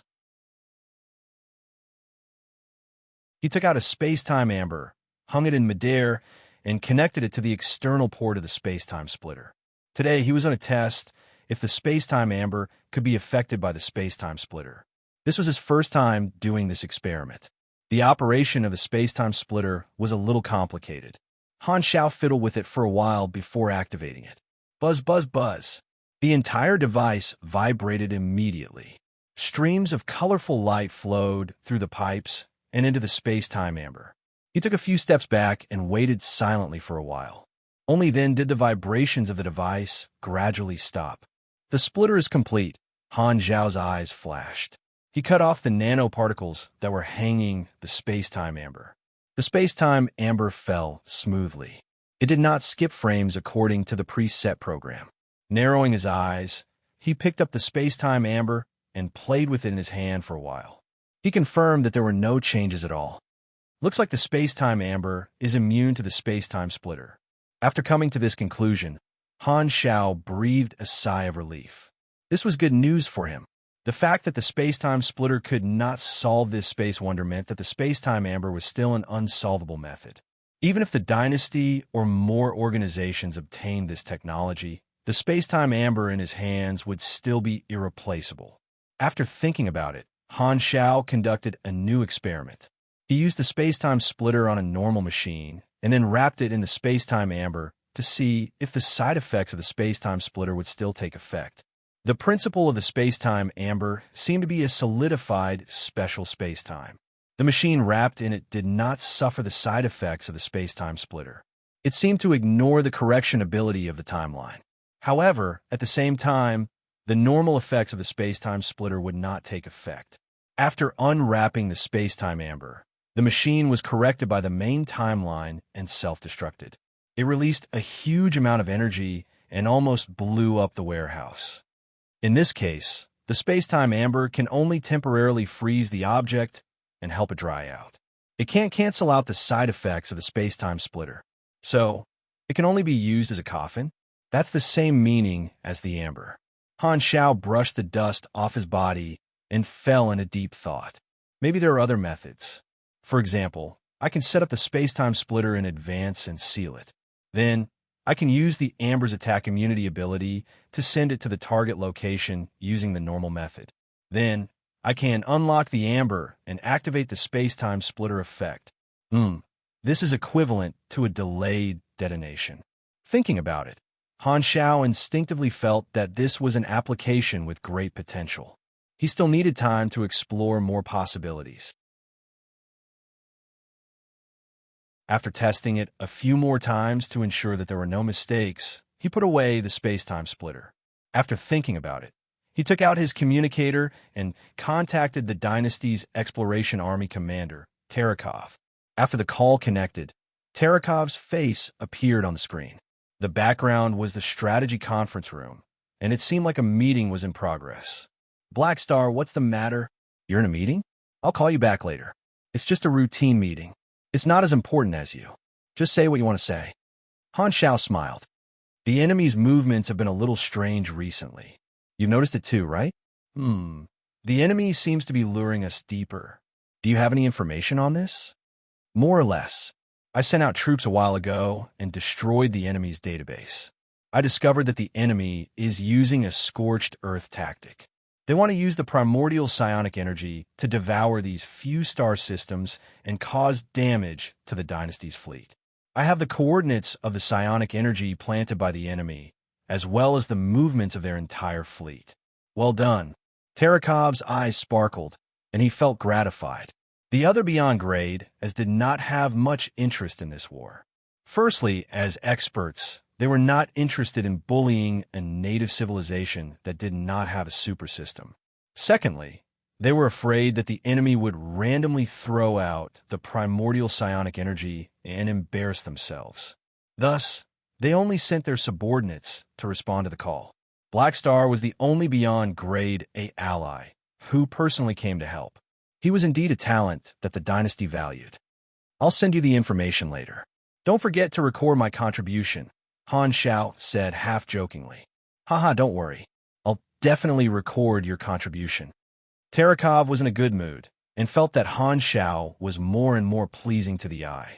Han Xiao smiled and hung up the communication. With perfect mechanical sense and the space-time splicing technology in his hands, he planned to end this war as soon as possible and resume his normal exploration work.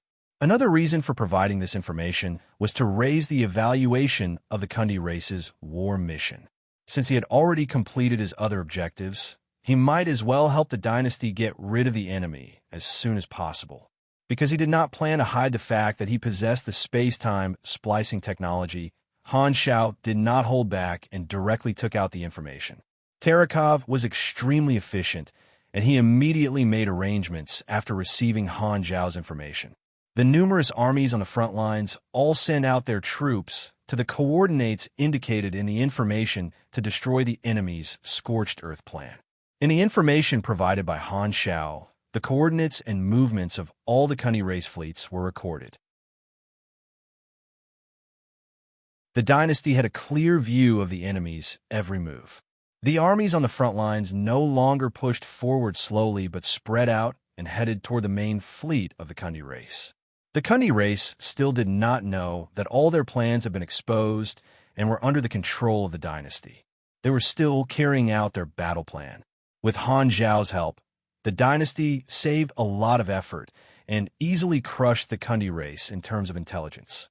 The scales of victory were completely tilted toward the dynasty.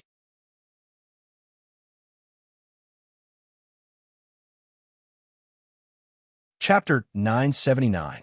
Han Xiao's intelligence had cleared the fog of war for the dynasty. The dynasty's generals on the front lines were swift and decisive, and the flames of war engulfed the Kundi race's territory in just a month. Every army split up and attacked the Kundi race's main fleet that was on standby at different locations. The battleship formations advanced and swept through the galaxy. Under the bombardment of the dynasty's cannons, the Kundi race was caught off guard and was forced to retreat, losing a large number of their main battleships. In a certain star system, a dynasty fleet was exchanging fire with the Kundi race's main fleet. The enemy was already on the verge of defeat and was being mercilessly slaughtered. The Kundi race battleships were pierced through by the psionic cannons one after another, turning into fireworks in the universe. The enemy's main ship was already surrounded, and the cannons of countless dynasty fleets were aimed at this main ship. The moment there was any movement, they would open fire and destroy it. The reason they did not kill the enemy was because they wanted to capture the commander of the enemy's fleet alive. A small spaceship flew out from the dynasty's formation, carrying the dynasty's officer who was going to take over the main ship. The enemy's main ship removed its shield as though it was surrendering. The small spaceship successfully approached and entered the port of the enemy's main ship. The difference in size between the two was like a sesame seed and a grape. Screech! The hatch of the main ship opened, and a pale-skinned dynasty officer stepped into the enemy's main ship. It was God. The adjutants of the dynasty's officers had many responsibilities. Some were like personal secretaries, and some were involved in dangerous battles. God belonged to the latter.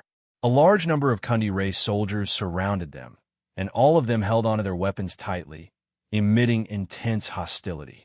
God glanced around and ignored them. He adjusted the galactic translator by his ear and slowly spoke. "Who's the commander? Step forward."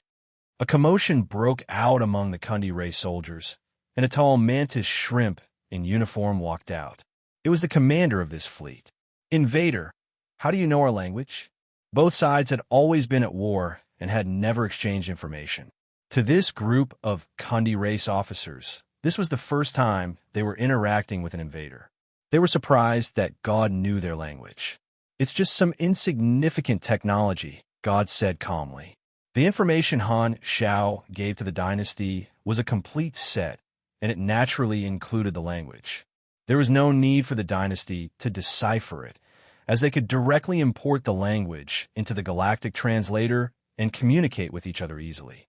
The Kundi race commander did not pursue the matter and said with a deep voice, "Please stop killing my comrades. We have already lost." "Sure. As long as you surrender and hand over the command of the fleet to me, we will stop attacking," God said calmly. "All right, follow me." The Kundi race commander turned around to lead the way, and the soldiers beside him opened up a path. God glanced at them, and a mocking smile appeared on his face. He then followed with large strides.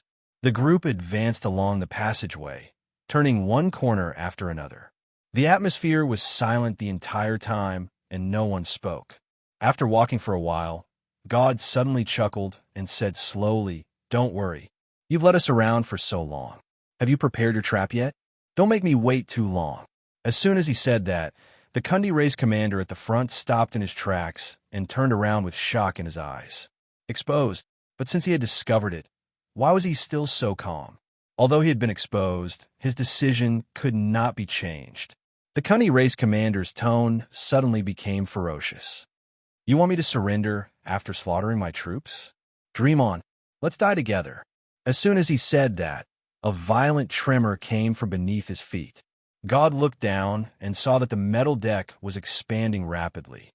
Numerous cracks appeared on it, and a piercing blue light could be seen from the cracks. "You placed primordial psionic energy on your ship and planned to self-destruct long ago." God was only halfway through his sentence when a loud sound wave reverberated throughout the flagship. Boom! The next moment, psionic energy gushed out and swallowed the bodies of God, the Kundi race commander, and everyone else, filling up every inch of space. At the same time, the dynasty fleet in the outside world noticed the abnormality. The enemy flagship that was surrounded exploded from the inside out, turning into a primordial psionic energy ball that rapidly spread in all directions. The Kundi race commander was planning to drag the dynasty fleet down with him and self-destruct. In a command ship far away, the dynasty commander in charge of this army snorted coldly. He's indeed planning to self-destruct. Psionic energy disposal team, take action. After the order was given, a circular device appeared on the bow of the dynasty battleships in the innermost layer of the encirclement. It vibrated slightly and produced a resonance, forming an invisible transparent cover that completely enveloped the primordial psionic energy ball. The space around it was clearly distorted. The dynasty fleet had already made preparations to deal with the self-destruction of psionic energy. This device was a special device that dealt with psionic energy pollution.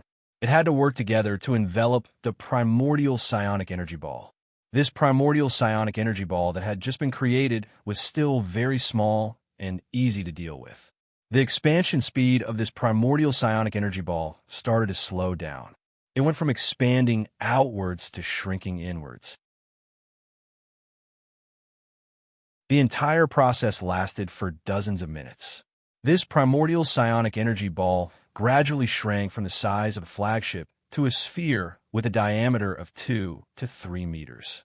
It was still shrinking rapidly. The most common way to deal with psionic energy pollution was to use a special device to compress the volume and increase the energy density, turning it into a psionic energy seed. This method was relatively clean and did not have many side effects.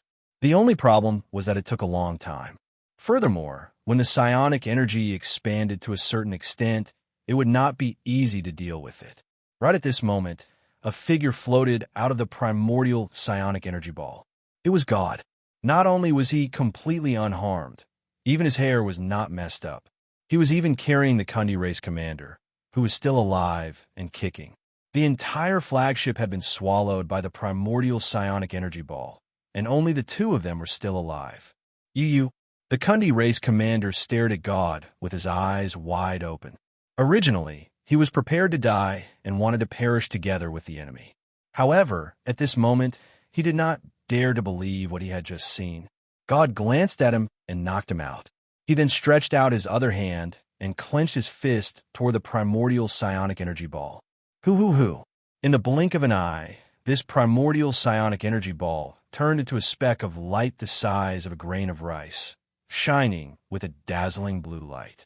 This was a newly formed primordial psionic energy seed. It landed on God's finger like a blue gem, dyeing his finger and face blue. God was holding an unstable super energy source in his hand, but his expression was calm. He looked at it for a while before taking out a spherical storage device and stuffing the primordial psionic energy seed into it. He then gestured toward the Dynasty fleet and told his colleagues to turn off the device that compressed the psionic energy. He then returned to the command ship with the Kundi race commander and the primordial psionic energy seed to meet his superior. Well done. I will personally record this achievement for you. The Dynasty commander personally welcomed God and patted his shoulder. He was clear about God's ability, which was why he chose to let God board the ship. The primordial psionic energy was extremely domineering, and even a beyond grade, it would receive continuous high damage from it. However, Esper abilities had always been limitless, and very few Esper abilities could allow the user to survive within the primordial psionic energy. God's Esper ability was one of them, and it had a very special meaning. Before God, the entire universe had only guessed that such a super high-risk Esper ability existed, but there had never been a concrete case. God might be the first Esper ability user to be discovered since ancient times. At the very least, his ability was the closest to this super high-risk Esper ability. On the surface, he was just a super from the Dynasty who had just entered the Calamity grade, but due to the uniqueness of his Esper ability, he had already received the attention of the upper echelons and entered the list of supers to be heavily observed. The Dynasty treated him as a beyond grade A seed and had high hopes for him. Hearing his superior's praise, God was not shocked. He smiled faintly, stopped, and stood aside. His eyes were as calm as an ancient well. No one knew what he was thinking. The Dynasty launched multiple battles at the same time. The Kundi race army was defeated one after another, and the Dynasty's sudden all-out attack disrupted their formation. Everyone, we are losing this war. In a conference room of the Kundi race command ship, the Kundi race leader placed his hands on the table and looked at the upper echelons coldly. Losing the war was within our expectations, but the process was out of our control. One of the upper echelons said with a solemn tone, "Our main fleets that were hidden in different locations were accurately attacked by the enemy, and we suffered heavy casualties. This matter is very strange. The enemy seems to have our coordinates." The Kundi race's battle plan was to slowly lure the enemy deep into their territory and lure the Red Empire into their territory. Then, they would attack the enemy's Stargate together with their main fleet hidden in the outside world to cut off the enemy's path of retreat. They would then use the Scorched Earth plan to wipe out as many enemies as possible. However, the Red Empire's precise attacks had already disrupted the Kundi race's strategy. What made them even more terrified was that their intelligence seemed to have been leaked. We can't tell if the enemy is using special observation methods to locate our hidden main fleet or if they have obtained our internal information. If it's the former, then it's fine. But if it's the latter, then our situation is very serious. The enemy may have seen through our scorched earth plan and even obtained the coordinates of all our troops, including ours. Someone said with a worried tone, "No matter what, we have to prepare for the worst," the Kundi race leader said. "Our grasp of quantum network technology is not mature enough, and the enemy's technology is more perfect than ours. Maybe we should give up on this convenient communication technology for the time being. If that's the case, we will be in an even more passive position. Let's not talk about it anymore. It is time to retreat and place our hopes on the scorched earth plan." The Kundi race leader said with a deep voice, "The only problem is whether the enemy has seen through our scorched earth plan. If they have, we will have to make up for it." "How?" "The troops carrying out the scorched earth plan have already set off for a long time. Even if the enemy has the coordinates, it will take some time for them to catch up. Thus, as long as we cut off their connection with the command center and shut off the quantum network, cutting off all communication with the outside world, the enemy will lose their coordinates again." Hearing this, the shrimps could not help but nod. This was to turn the troops of the scorched earth plan into a blind and deaf ghost fleet. It was not a bad idea. Since the enemy knows of our plan, they will definitely be prepared to deal with it. Even if they do not know the coordinates of the primordial psionic energy, they will be able to discover the location of the psionic energy explosion through observation and quickly deal with it. This way, the effect of the scorched earth plan will be greatly reduced, and the enemy will be the first to eliminate it. That's right, our strategy has already failed to a certain extent. The Kundi race leader's tone was resolute. However, we have to try our best to leave as little resources as possible for the enemy. No matter what, we have to make the enemy suffer a certain amount of losses. The upper echelons looked at each other, and no one objected. Seeing that no one had any objections, the Kundi race leader turned on the virtual screen in the conference room, entered his authority, and opened a secret interface. On it, the location and status of all the troops of the Scorched Earth plan could be seen in real time. At this moment, the interface showed that all the troops were rushing to their destination normally and had not been attacked. Everything seemed normal. After confirming that the Scorched Earth plan was operating normally and had not been destroyed by the enemy, everyone heaved a sigh of relief. This was the only backup plan they could count on at the moment. Everyone immediately contacted the executor of the Scorched Earth plan, and the other party's figure appeared on the virtual screen. "The upper echelons have orders for you. Change the target location of the psionic energy explosion, cut off the quantum network connection, and shut down all information channels. After the mission is completed, leave the location of the psionic energy explosion, restore the connection, and report back to us. Understood?" "Understood." After giving a few instructions, the Kundi race leader hung up. After dozens of seconds, the real-time surveillance of the Scorched Earth troops dimmed one after another, and the connection was cut off. Seeing this, one of the upper echelons could not help but sigh. Although this is not the best method, at least this is safer.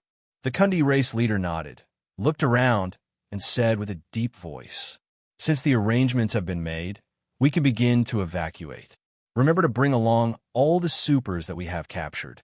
At this point, the Kundi race had already decided to recall their troops and disperse. In the previous battle, they had indeed captured a small number of supers and treated them as important experimental materials. They planned to bring them back for research. At the same time, at one of the borders of the Kundi race's territory, a Scorched Earth plan troop was being attacked by the Dynasty's fleet. A Kundi race battleship had already been docked, and the Dynasty's supers were clearing out the enemy soldiers. The captain sealed the door of the command room and hurriedly sent communication requests to the command center. However, there was no response at all. "What's going on? Why aren't the upper echelons answering the emergency call?" The captain was shocked and enraged. Right at this moment, a cold beam of light slashed through the alloy door of the command room and passed through the captain's body. Whoosh! "GA!" The captain screamed and fell to the ground. Blue blood flowed out, and he was only left with half a breath. An Imperial officer holding an alloy blade walked in and looked at the call on the virtual screen. He then looked at the unwilling expression on the captain's face and chuckled before turning off the call. "Don't waste your energy.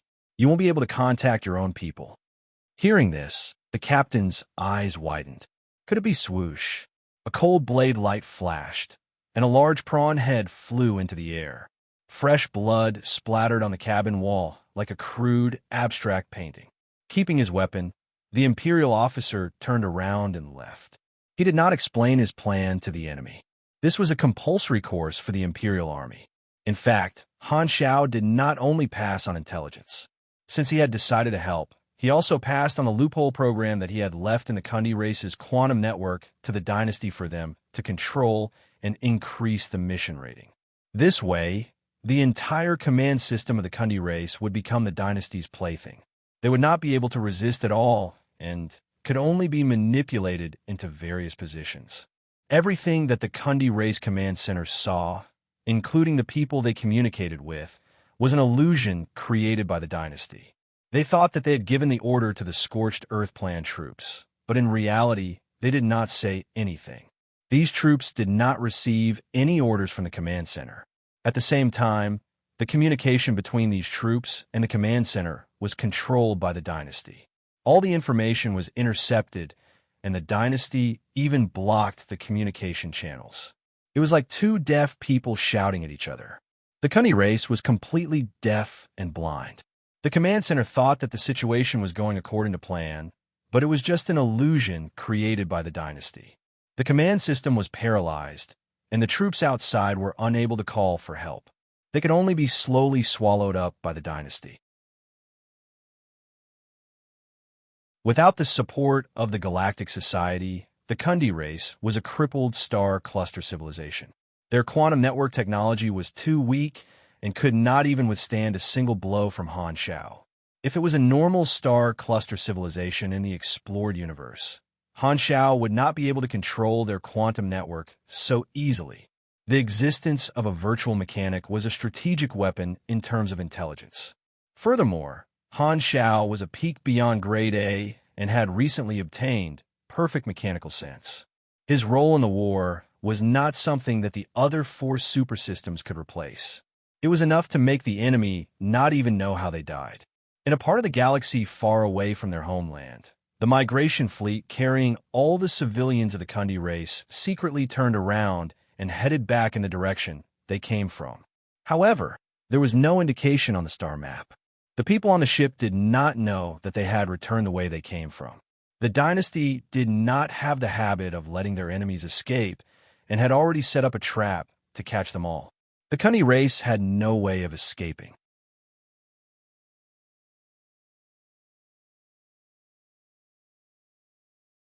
Chapter 980. Somewhere in the front lines of the Kundi race, the remnants of the Kundi race's main fleet were slowly cruising through the universe.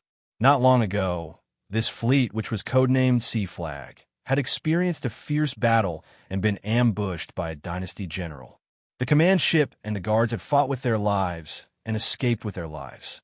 There were only 20-odd battleships left beside the command ship, and the other battleships had either been destroyed or scattered.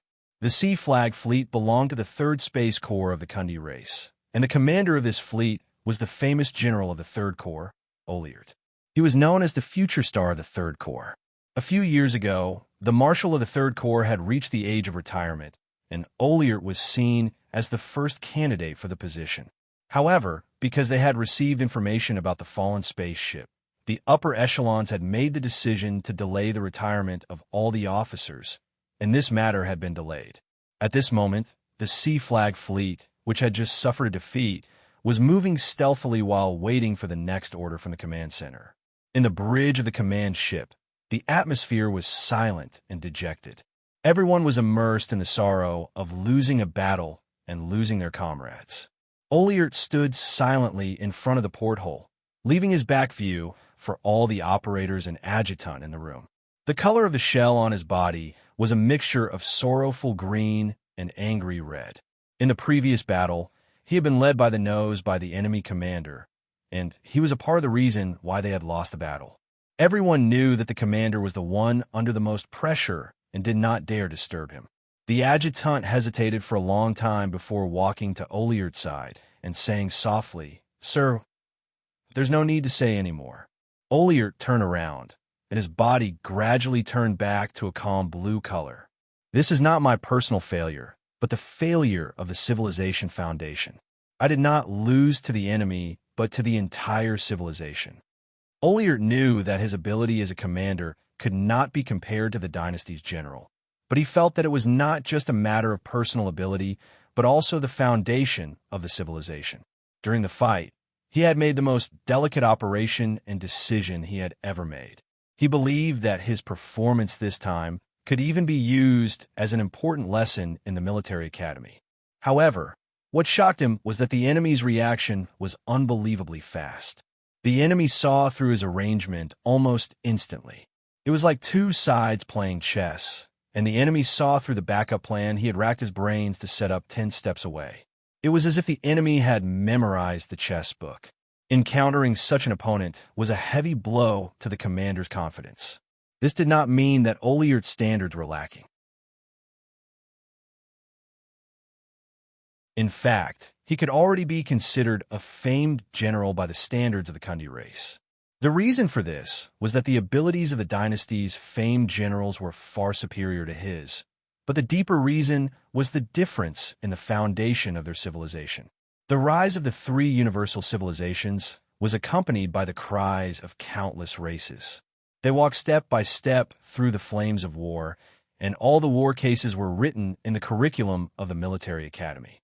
Therefore, no matter what situation the officers encountered, they could instantly come up with a corresponding solution. Their thinking was more flexible. On the other hand, the Kundi race had far too little experience in galactic wars, and the number of battles they had was far from comparable to the dynasty. All of the strategies used by their officers were old strategies that had been eliminated many years ago. After fighting in actual combat, Oliart was pessimistic. He could not see the possibility of winning the war at all, and the defeat of the various fleets was the best proof. In fact, he was not the only one. Different from the radical views of the Kundi race's upper echelons, the soldiers fighting on the front lines all had pessimistic views of this war. They were angry that their homeland was being targeted by the enemy, but they did not feel that sacrificing themselves in this war was necessary. However, military orders were absolute, and the orders of the upper echelons were the will of the soldiers. Oliart sighed inwardly and put away his pessimistic thoughts. He looked at his adjutant and asked in a deep voice, "What's the matter? Has the command been sent over?" "It was just sent over. He wants us to wait here and recover the scattered fleets. We will then gather with the main fleet of the Third Army and plan a round of attacks on the enemy Stargate." Upon hearing this, Oliart slammed the table and said in anger, "T. Why aren't we retreating? Has the command center really gone mad? We've just been scattered, and we still want to stay in this dangerous area to find our old troops? Do you think the enemy won't chase after us? Furthermore, our main fleet has already been defeated to such an extent, and we still want to forcefully gather and attack the enemy's Stargate? This is akin to sending us to our deaths." Many of the officers in the room felt that there was something wrong with this tactical arrangement, but they did not dare voice their anger. They all stared at Oliart and waited for the commander's decision. Oliart paced back and forth before suppressing his anger and saying, "Contact the marshal. I want to ask him personally what's going on with this decision." The adjutant nodded and immediately acted. A communication interface popped up on the virtual screen. After waiting for a few seconds, the other party picked up, and the figure of the Third Army Marshal appeared on the screen. "Oliart, I heard that you were attacked. Thankfully, you're still alive. It's partly because of luck." Oliart calmed himself down and said, "I received orders from the command center. We're planning to attack the enemy's Stargate." "Yes, this is the command center's order. Don't you think there's a problem? The battle has already deviated from the original plan. We shouldn't continue fighting. That will only cause more troops to be sacrificed." "I know. I also think that it's time to retreat. I'm currently negotiating with the upper echelons. Before that, listen to the orders first." Upon hearing this, Oliert fell silent and hung up. The adjutant carefully asked, "Sir, what should we do now?" Oliert glanced at him and suddenly said, "How many battleships do we have left?" 24. Gather all the captains and pull them into the communication channel." Hearing this, everyone immediately took action. Oliert stood in place with his hands behind his back and waited for a while. Instantly, one image after another appeared on the screen. They were all the remaining captains. This time, Oliert made a hand gesture and slowly said, "Remember this. I'll only say what I'm going to say next once." He gave a bunch of meaningless encouragement and repeated the command center's order. During this process, he kept making all sorts of hand gestures. All the captains stared at him intently. "All right, that's all I have to say. Everyone get moving." Finally, Oliert put down his hand and ended his speech. The images of the captains on the screen dimmed one after another. At this time, the adjutant looked at another command screen and exclaimed, "Sir, all the captains have turned off their artificial intelligence cores and blocked all external information. We can't contact them." However, Oliert had already expected this. He calmly nodded and said, "Very good. Turn off the artificial intelligence cores of our spaceships as well." Everyone was shocked. They suddenly understood something and could not believe it. Did this mean they were going to become deserters? The adjutant was stunned. Oliert glared at him, and his tone suddenly became stern. "Why aren't you going?" The adjutant hesitated for a moment, but still ran off to make the arrangements. Very soon, he got someone to turn off the artificial intelligence cores of the command ship. This way, the remnants of this Sea Flag fleet became a ghost fleet that had lost contact with the outside world. Oliert slowly exhaled, looked at the confused people around him, and explained, "Sorry, this is all for the sake of caution. If I'm not wrong, our quantum network has been completely infiltrated by the enemy." As soon as this was said, everyone was shocked. Glancing around, Oliert slowly said, "I know the Marshal very well. He's a rigid soldier who would never question the orders of the higher-ups." Although we're in a critical period now, and everyone can change, we can't let go of any suspicious points. I suspect that the person just now wasn't the Marshal at all. The enemy has very likely infiltrated our command system. I don't need to explain the consequences. Thus, the war is already over, and I can no longer follow their orders. We can only save ourselves now. The hand signals I gave just now were a special signal that only a few people know about. I got all the captains to cut off the connection. From now on, we can only rely on ourselves. Everyone was dumbfounded by these words. They were unable to accept such a huge amount of information, and their minds went blank. The adjutant clenched his teeth and mustered up his courage. "Sir, this is desertion." However, Oliert was not angry and glanced at him coldly. "This is a battle that we will definitely lose.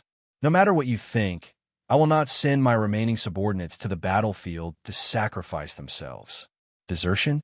No, maybe we are the last survivors of the Kundi race. Then, where should we go now? As far away from here as possible. Oliert looked out of the porthole and into the depths of space. I feel that there might be a problem with the route. In a cramped spaceship room, a few Kundi race members in ordinary clothes were gathered in a circle. This was one of the spaceships in the migration fleet, and it was filled with civilians. Most of them were uneasy and confused about the future, and the atmosphere was gloomy. Due to the large population, every spaceship had a group of civilians squeezed into a room. The people in this room were all brothers who were born in the same nest and were related to each other by blood. "Big brother, what did you discover?" a shore brother asked. The big brother of this group of brothers was a burly mantis shrimp. He said in a low voice, "I have a friend who is a crew member on the guide ship. He told me some insider information. According to the plan, the fleet should have arrived at a planet yesterday for a short rest. However, they did not encounter any planets yesterday, and the fleet has been moving. Could they have changed the plan? Why don't you ask your friend again?" "I haven't been able to contact my friend," the big brother said with a deep voice. "I feel that there might be something wrong." "Big brother, could it be that you're too sensitive? If there's a problem, the higher-ups will definitely inform us." "I have a bad feeling, but I can't put my finger on it. The big brother shook his head. Sai, what's the point of thinking so much? We can't help anyway. Let's just listen to the fleet's arrangements, one of the brothers said casually. Right at this moment, the youngest brother beside him suddenly said, Big brother is right. There's a problem with the route of the fleet. We're going back the way we came. Hearing that, everyone looked at him. Don't spout nonsense. How did you find out? The little brother pointed at the porthole. Everyone looked over and saw that there was a simple graffiti on the porthole. It was a series of circles drawn from the smallest to the largest.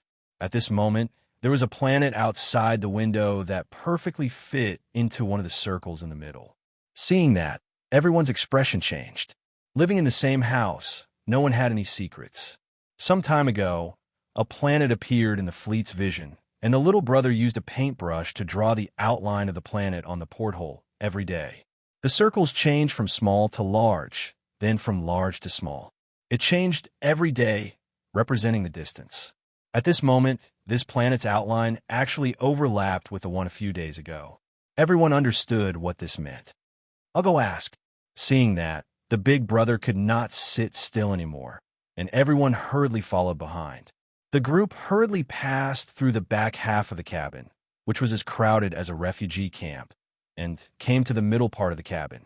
They found a few soldiers on the ship and reported the situation. You said there's a problem with the route? A soldier picked his ear and said impatiently, This is not something you should be worried about. What are you worrying about? It's true. I can show you the evidence. All right. The soldier waved his hand. The guiding ship has a star map. If it really deviates from the route, it will definitely adjust immediately. You guys just go back and wait. The big brother had no choice but to take his brothers back and wait. However, after 3 consecutive days, they stared at the graffiti on the porthole every day and found that the fleet was still going back the way they came. There was no adjustment at all. The big brother contacted a friend who leaked the information every day, and only on the 3rd day did he contact the other party. However, the other party's answer made his heart sink. You said we deviated from the route? No. Our star map shows that the route is completely correct. We didn't encounter the supply planet I mentioned? Oh, this is a long-distance observation error. The star map is not very accurate. We have already reported it to the higher-ups, and they have updated our star map. There is no problem now. What graffiti record? You guys might have made a mistake. That is a new planet marked on the updated star map, not the one we saw before.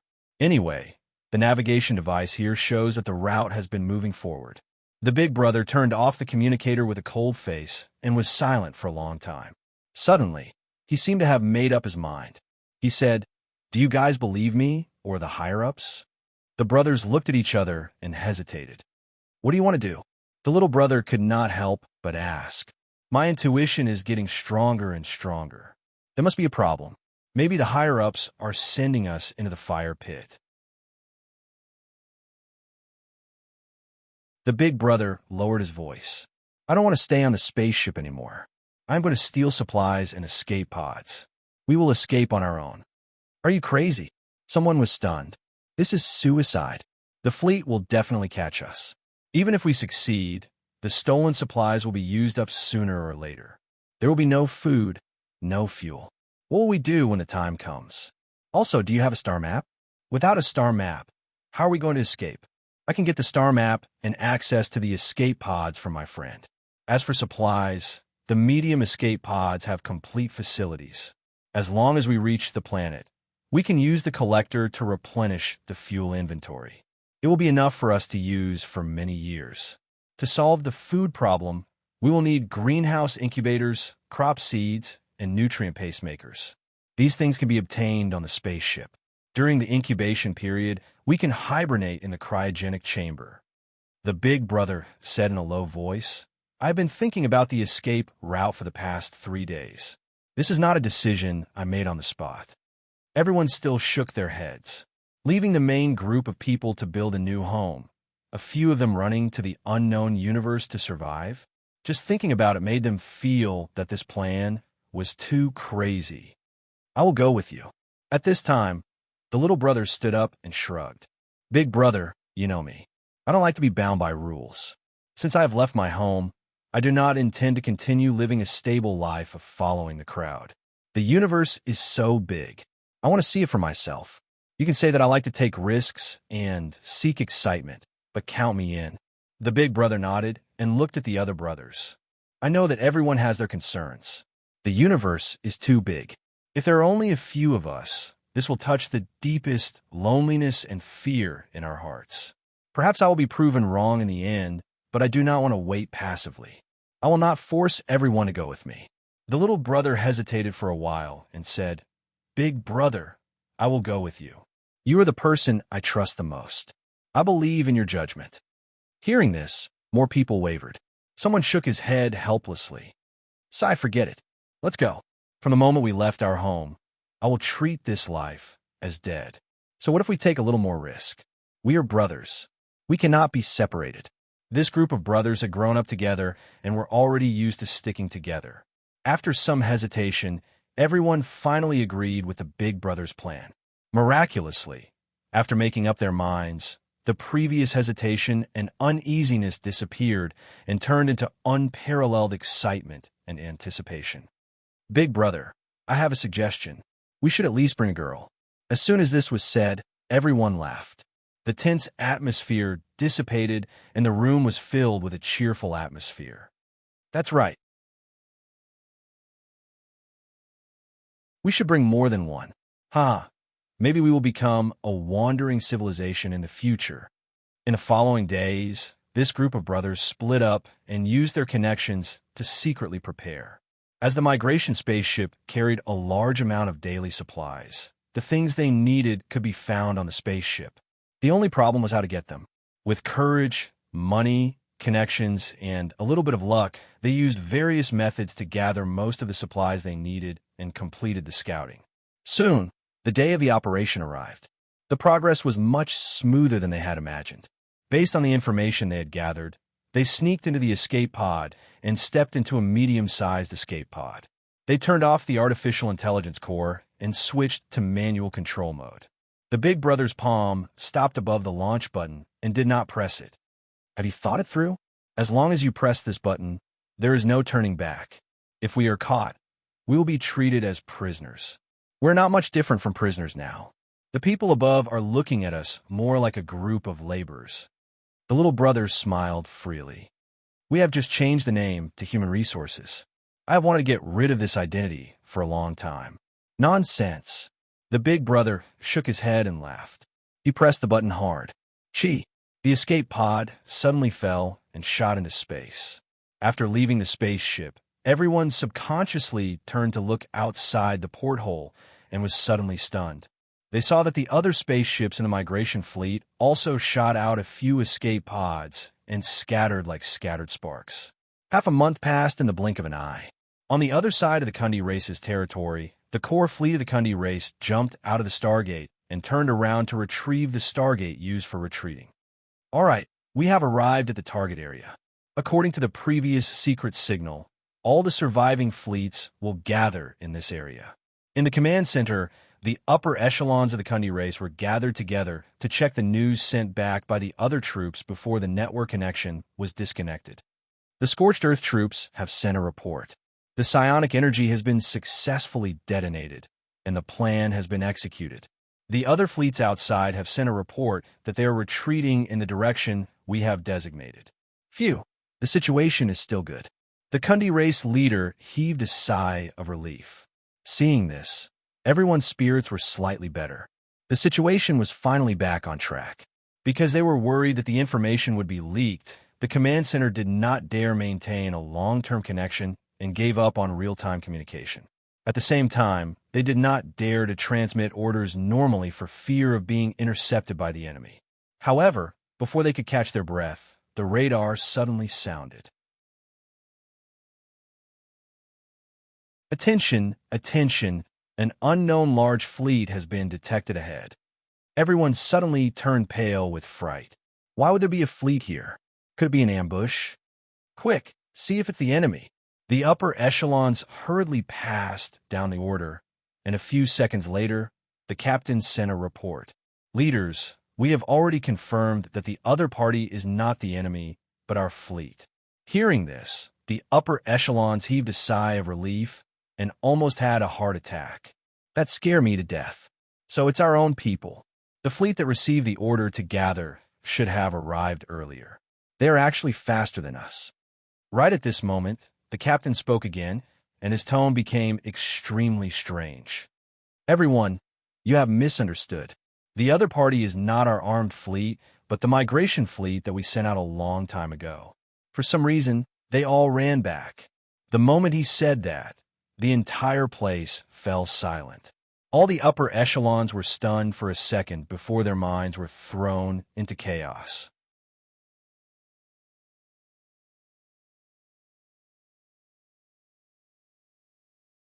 Chapter 981.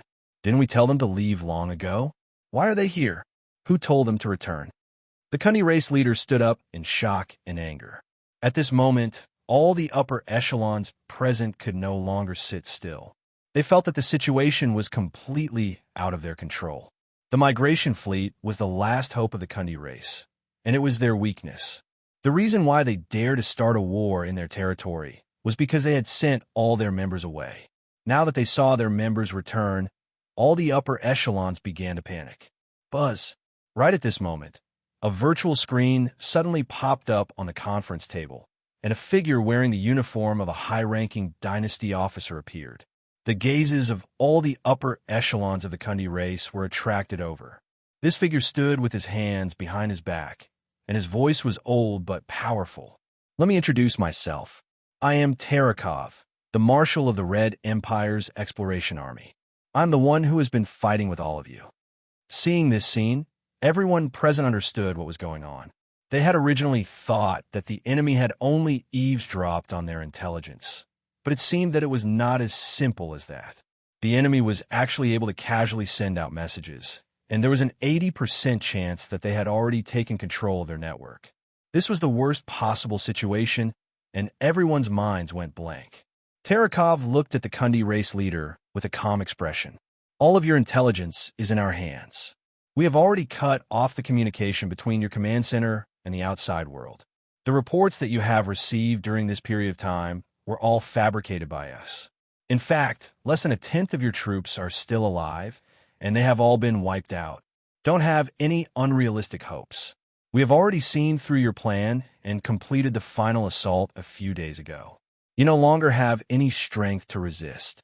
This heart-wrenching speech crushed the confidence of most of the upper echelons present. All of them were dumbfounded and slumped onto their chairs. Why you? The Cundy race leader's body trembled.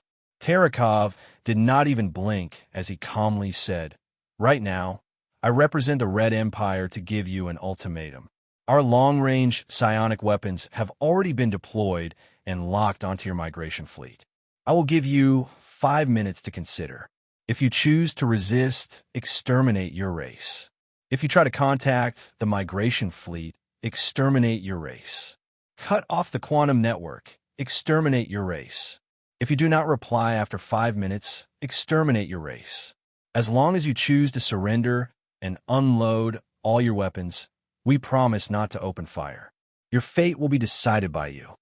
His tone was as calm as when he went out to buy groceries in the morning.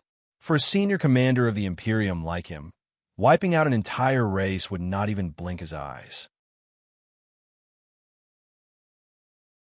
However, in the ears of the upper echelons of the Cundy race, every word was filled with cruelty. The dynasty secretly recalled the migration fleet of the Cundy race, and another goal was to destroy the fighting spirit of the core fleet of the Cundy race. When the survival of the entire race was placed on the other end of the scale, the enemy would always crumble. This was the experience of the dynasty. Compared to the exploration era, the 3 universal civilizations no longer slaughtered civilians who could not resist. Otherwise, they would not have given them a choice. Their confidence in being lenient came from their overwhelming strength. After issuing the ultimatum, Tarakov's figure disappeared, and the screen turned into a 5-minute countdown. "It's over, it's all over. We shouldn't have started the war. Look at what we've done." As the seconds ticked by, Most of the upper echelons present broke down in despair. It was not that they did not consider the situation that they were in, but before the butcher's knife fell, they all held some hope in their hearts. In front of them was a chaotic meeting room, and all the upper echelons had lost their cool. Looking at this scene, the Kundi race leader sat on his seat and slowly said, "There's no hope. Surrender." "You finally know how to surrender? What were you doing earlier?" The upper echelons that respected the leader all went all out and pointed at him. "If not for your foolishness and radicalism, would we have fallen to such a state?" "That's right. If we didn't start the war from the start and fled, we wouldn't have fallen into such a state." "That's right. This is all because of your wrong decision. You're the center of our race." Looking at these upper echelons who had more or less sucked up to him, venting their anger, the Kundi race leader sneered. Those who ran were always the smartest. Not only did they have to give up their home, but they also had to run far away and not cause trouble for the invaders. How generous was that? The entire race was forced to leave their homeland. Everyone was confused and panicked. If we ran away without fighting, the dignity of our race would be shattered, and it would be impossible to rebuild it again. If we could kill enough enemies or sacrifice enough soldiers, perhaps our race would be able to get rid of this decadent mentality of a loser. We would be motivated to unite against a common enemy and usher in a new golden era. Unfortunately, in the end, he did not say anything. The war ended with the Kundi race surrendering. It did not take long, and it only took 3 to 4 months for start to end. Compared to his previous life, the Red Empire had taken less than half the time to end the war. The source of this change was Han Zhao's contribution. Providing the coordinates allowed the dynasty to save the effort of searching for the enemy's base, and controlling the enemy's quantum network allowed him to crush the enemy in terms of intelligence. These two important reasons greatly accelerated the progress of the war. The change in storyline was extremely obvious. In the records of his previous life, the Kundi race had caused quite a bit of trouble for the dynasty. However, with Han Zhao's help, the Kundi race did not cause any trouble for the dynasty. They were completely suppressed by the dynasty from start to end, unable to retaliate at all. The dynasty took over the remaining fleet of the Kundi race and sent everyone on their return journey. Flickering world, Kundi race war completed.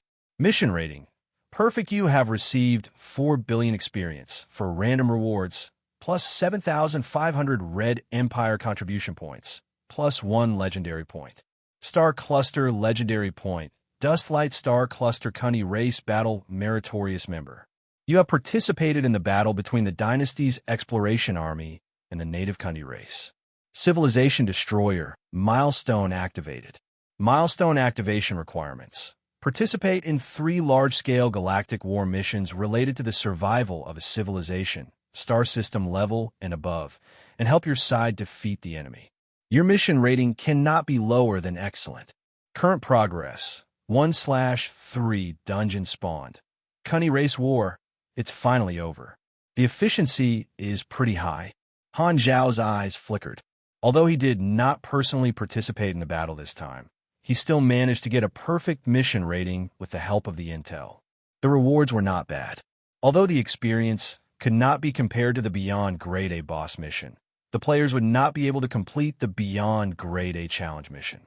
The 4 billion experience was already a huge reward for the players in the later versions. Han Zhao was not picky about his food. He was mainly slacking this time, and the rewards were basically free. The 4 random rewards were definitely good stuff. He would continue to store them and wait for an auspicious day to do 10 consecutive draws. 7,500 dynasty contribution points was quite generous. The Kundi race was only a native civilization and did not pose much of a threat to the dynasty. Han Zhao guessed that a portion of these contribution points came from him sharing the information about the space-time splicing technology. Although he had already learned all the ultimate knowledges, the dynasty contribution points were still very useful. He could exchange them for all sorts of rare resources or military support from the dynasty. Furthermore, if a Beyond Grade A was willing to serve the army one day, He might even have to spend contribution points to exchange for ultimate knowledges of other systems. Ultimate knowledges were monopolized by the advanced civilizations. Without a specific reason, beyond grade, as were not allowed to exchange for ultimate knowledges of other systems, even if they had sufficient contribution points. Using ultimate knowledges to attract talents for their own organizations was equivalent to stealing business from the advanced civilizations.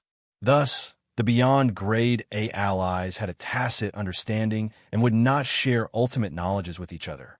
Only with beyond grade A officers under their command would they have the authority to exchange for ultimate knowledges.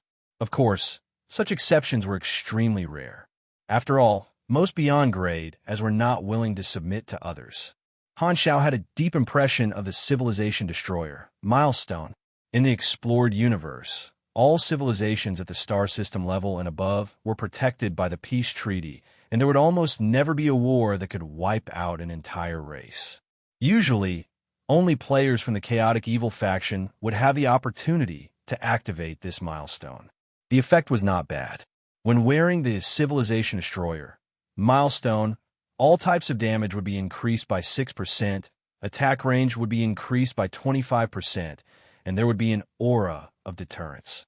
However, the price to pay to obtain this milestone was extremely high. One would have to participate in or even initiate a war of life and death with a star system civilization. This opportunity was extremely rare, and there was a high chance of being hunted after the war. Being in a lawful faction, the chances of obtaining this milestone were even lower.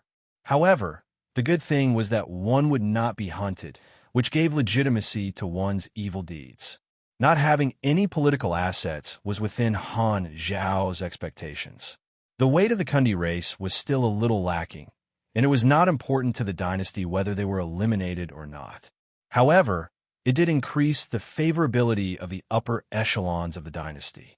Apart from Old Tower and the ruler, a large number of future dynasty generals, including Tenny, had their favorability increased as a reward for fighting alongside him. The final dungeon, Kundi Race War, was like the Secret War and the Germinal Organization. It was a series, and the various battles could be cut out to form individual dungeon crystals. Because the Kundi race was a group of younger brothers, only the Battle of the Fleet would be considered as the difficulty. Thus, the difficulty level would not be high, but the rewards would not be low. After calculating the rewards, he closed the interface and let out a sigh of relief.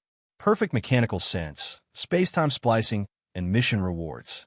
The rewards this time were extremely bountiful. The Kundi race was the only obstacle.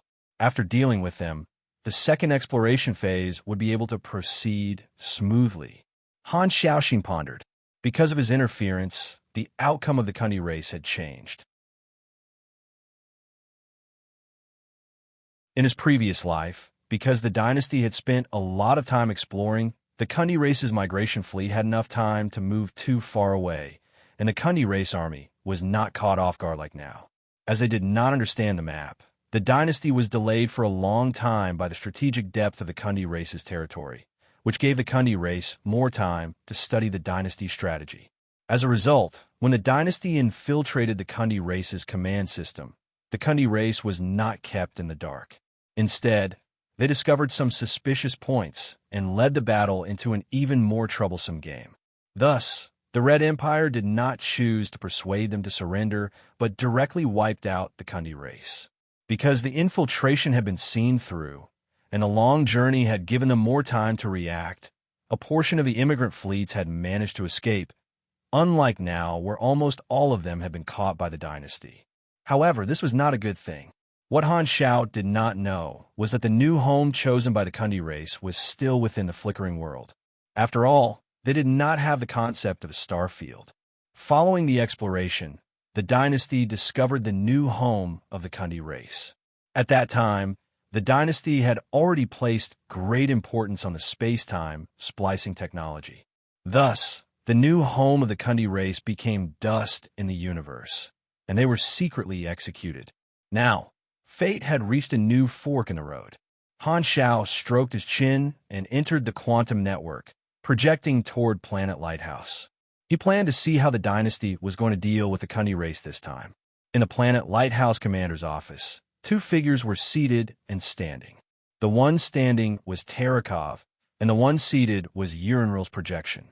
The war had ended, and the dynasty had captured a large batch of Kundi race mantis shrimps. What they had to worry about now was how to deal with them. Whether to kill them or rear them, the ruler and the upper echelons had to make the decision. Terakov was currently reporting to Urinril and brought up the issue of the captives. The escort team is estimated to arrive at Planet Lighthouse in 7 days. Your Excellency, how should we deal with this batch of people? Urinril crossed her arms and said with a deep voice, the upper echelons have already discussed this. Some of them are in favor of exterminating the Kundi race, while others feel that we should rear them and educate them. The final decision has not been made yet. Do you have any suggestions? Terakov stroked his beard and said, the war went very smoothly. Since the enemy has chosen to surrender, I feel that there's no need to kill them. We can choose a few planets in the dynasty's territory for them to settle down in and guard them strictly.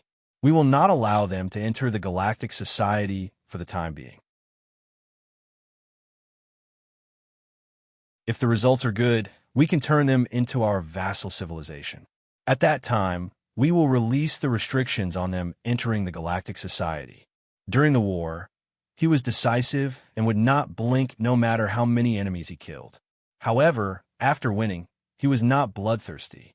Urinril pondered and said, if that's the case, we will have to divide their thoughts and require their leader to do something for us. That's right. I will be preparing to interrogate their leader from afar later. By the way, our people have conducted a comprehensive check on the upper echelons of the Kundi race and discovered that there are some abnormalities in their mental state. It seems like they have been affected by the psychic current, which magnified the areas in their brains that control their anger and impulsiveness. Upon hearing that, a cold light flashed through Urinril's eyes. Ah, it's the doing of those supercluster civilizations again. Not only did they throw away their technology, but they also secretly released the psychic current. If not, they might not have been so aggressive. Who was the one most affected by the psychic current? Their leader, right? Oh, you guessed wrong. The Kundi race leader was the least affected. Urinril shook her head helplessly and said, that's rather interesting. Is this the difference in logic between different species again? Beep beep. Right at this moment, the communicator on the table rang. Terakov pressed on it, and his secretary's voice sounded. Chief Commander, Black Star is online. Should we connect to his remote projection? Why is he here at this time? Terakov shook his head and said, I am currently reporting to the ruler. Get him to wait online for a while. At this moment, Urinril waved her hands and said, there's no need. Let him in. He is not an outsider. All right. Since the ruler did not mind, Terakov did not mind. Very quickly, Han Zhao's remote projection appeared in the room, and he immediately saw Urinril. Your Excellency, you're here as well. Black Star, I heard about your contributions to this war. You have done well. Urinril nodded with gratification. I only did some insignificant work. Han Zhao said humbly and looked at the two of them. What are the two of you talking about? Nothing much. We are just discussing how to deal with the Kundi race. There is no conclusion for the time being. Urinril repeated the conversation and casually asked, Black Star, do you have any suggestions? I don't have any opinions. I'm also here to ask how the dynasty is going to deal with it. Han Zhao raised his brows. Not having any opinions is also an opinion. Urinril narrowed her eyes and did not say anything. She then turned around and gestured for Terakov to continue reporting, expressing that she did not mind Han Zhao listening in. After listening to the report, Urinril gave the two of them a few words of encouragement before going offline to meet Liwanji. After sending the ruler away, Terakov turned around and looked at Han Zhao with a smile. I'm going to interrogate the upper echelons of the Kundi race. Since you are here, shall we go together? Oh, I'm very busy. Han Zhao scratched his chin and said half-jokingly, but since you invited me, I will reluctantly go with you. He was interested in leaders who were at the end of their rope and felt that he might be able to trigger a special mission, just like the Dark Star leader in the past. You're tuning into the Warrior Lore YouTube channel. Don't forget to subscribe and join us on this journey to catch the most captivating stories.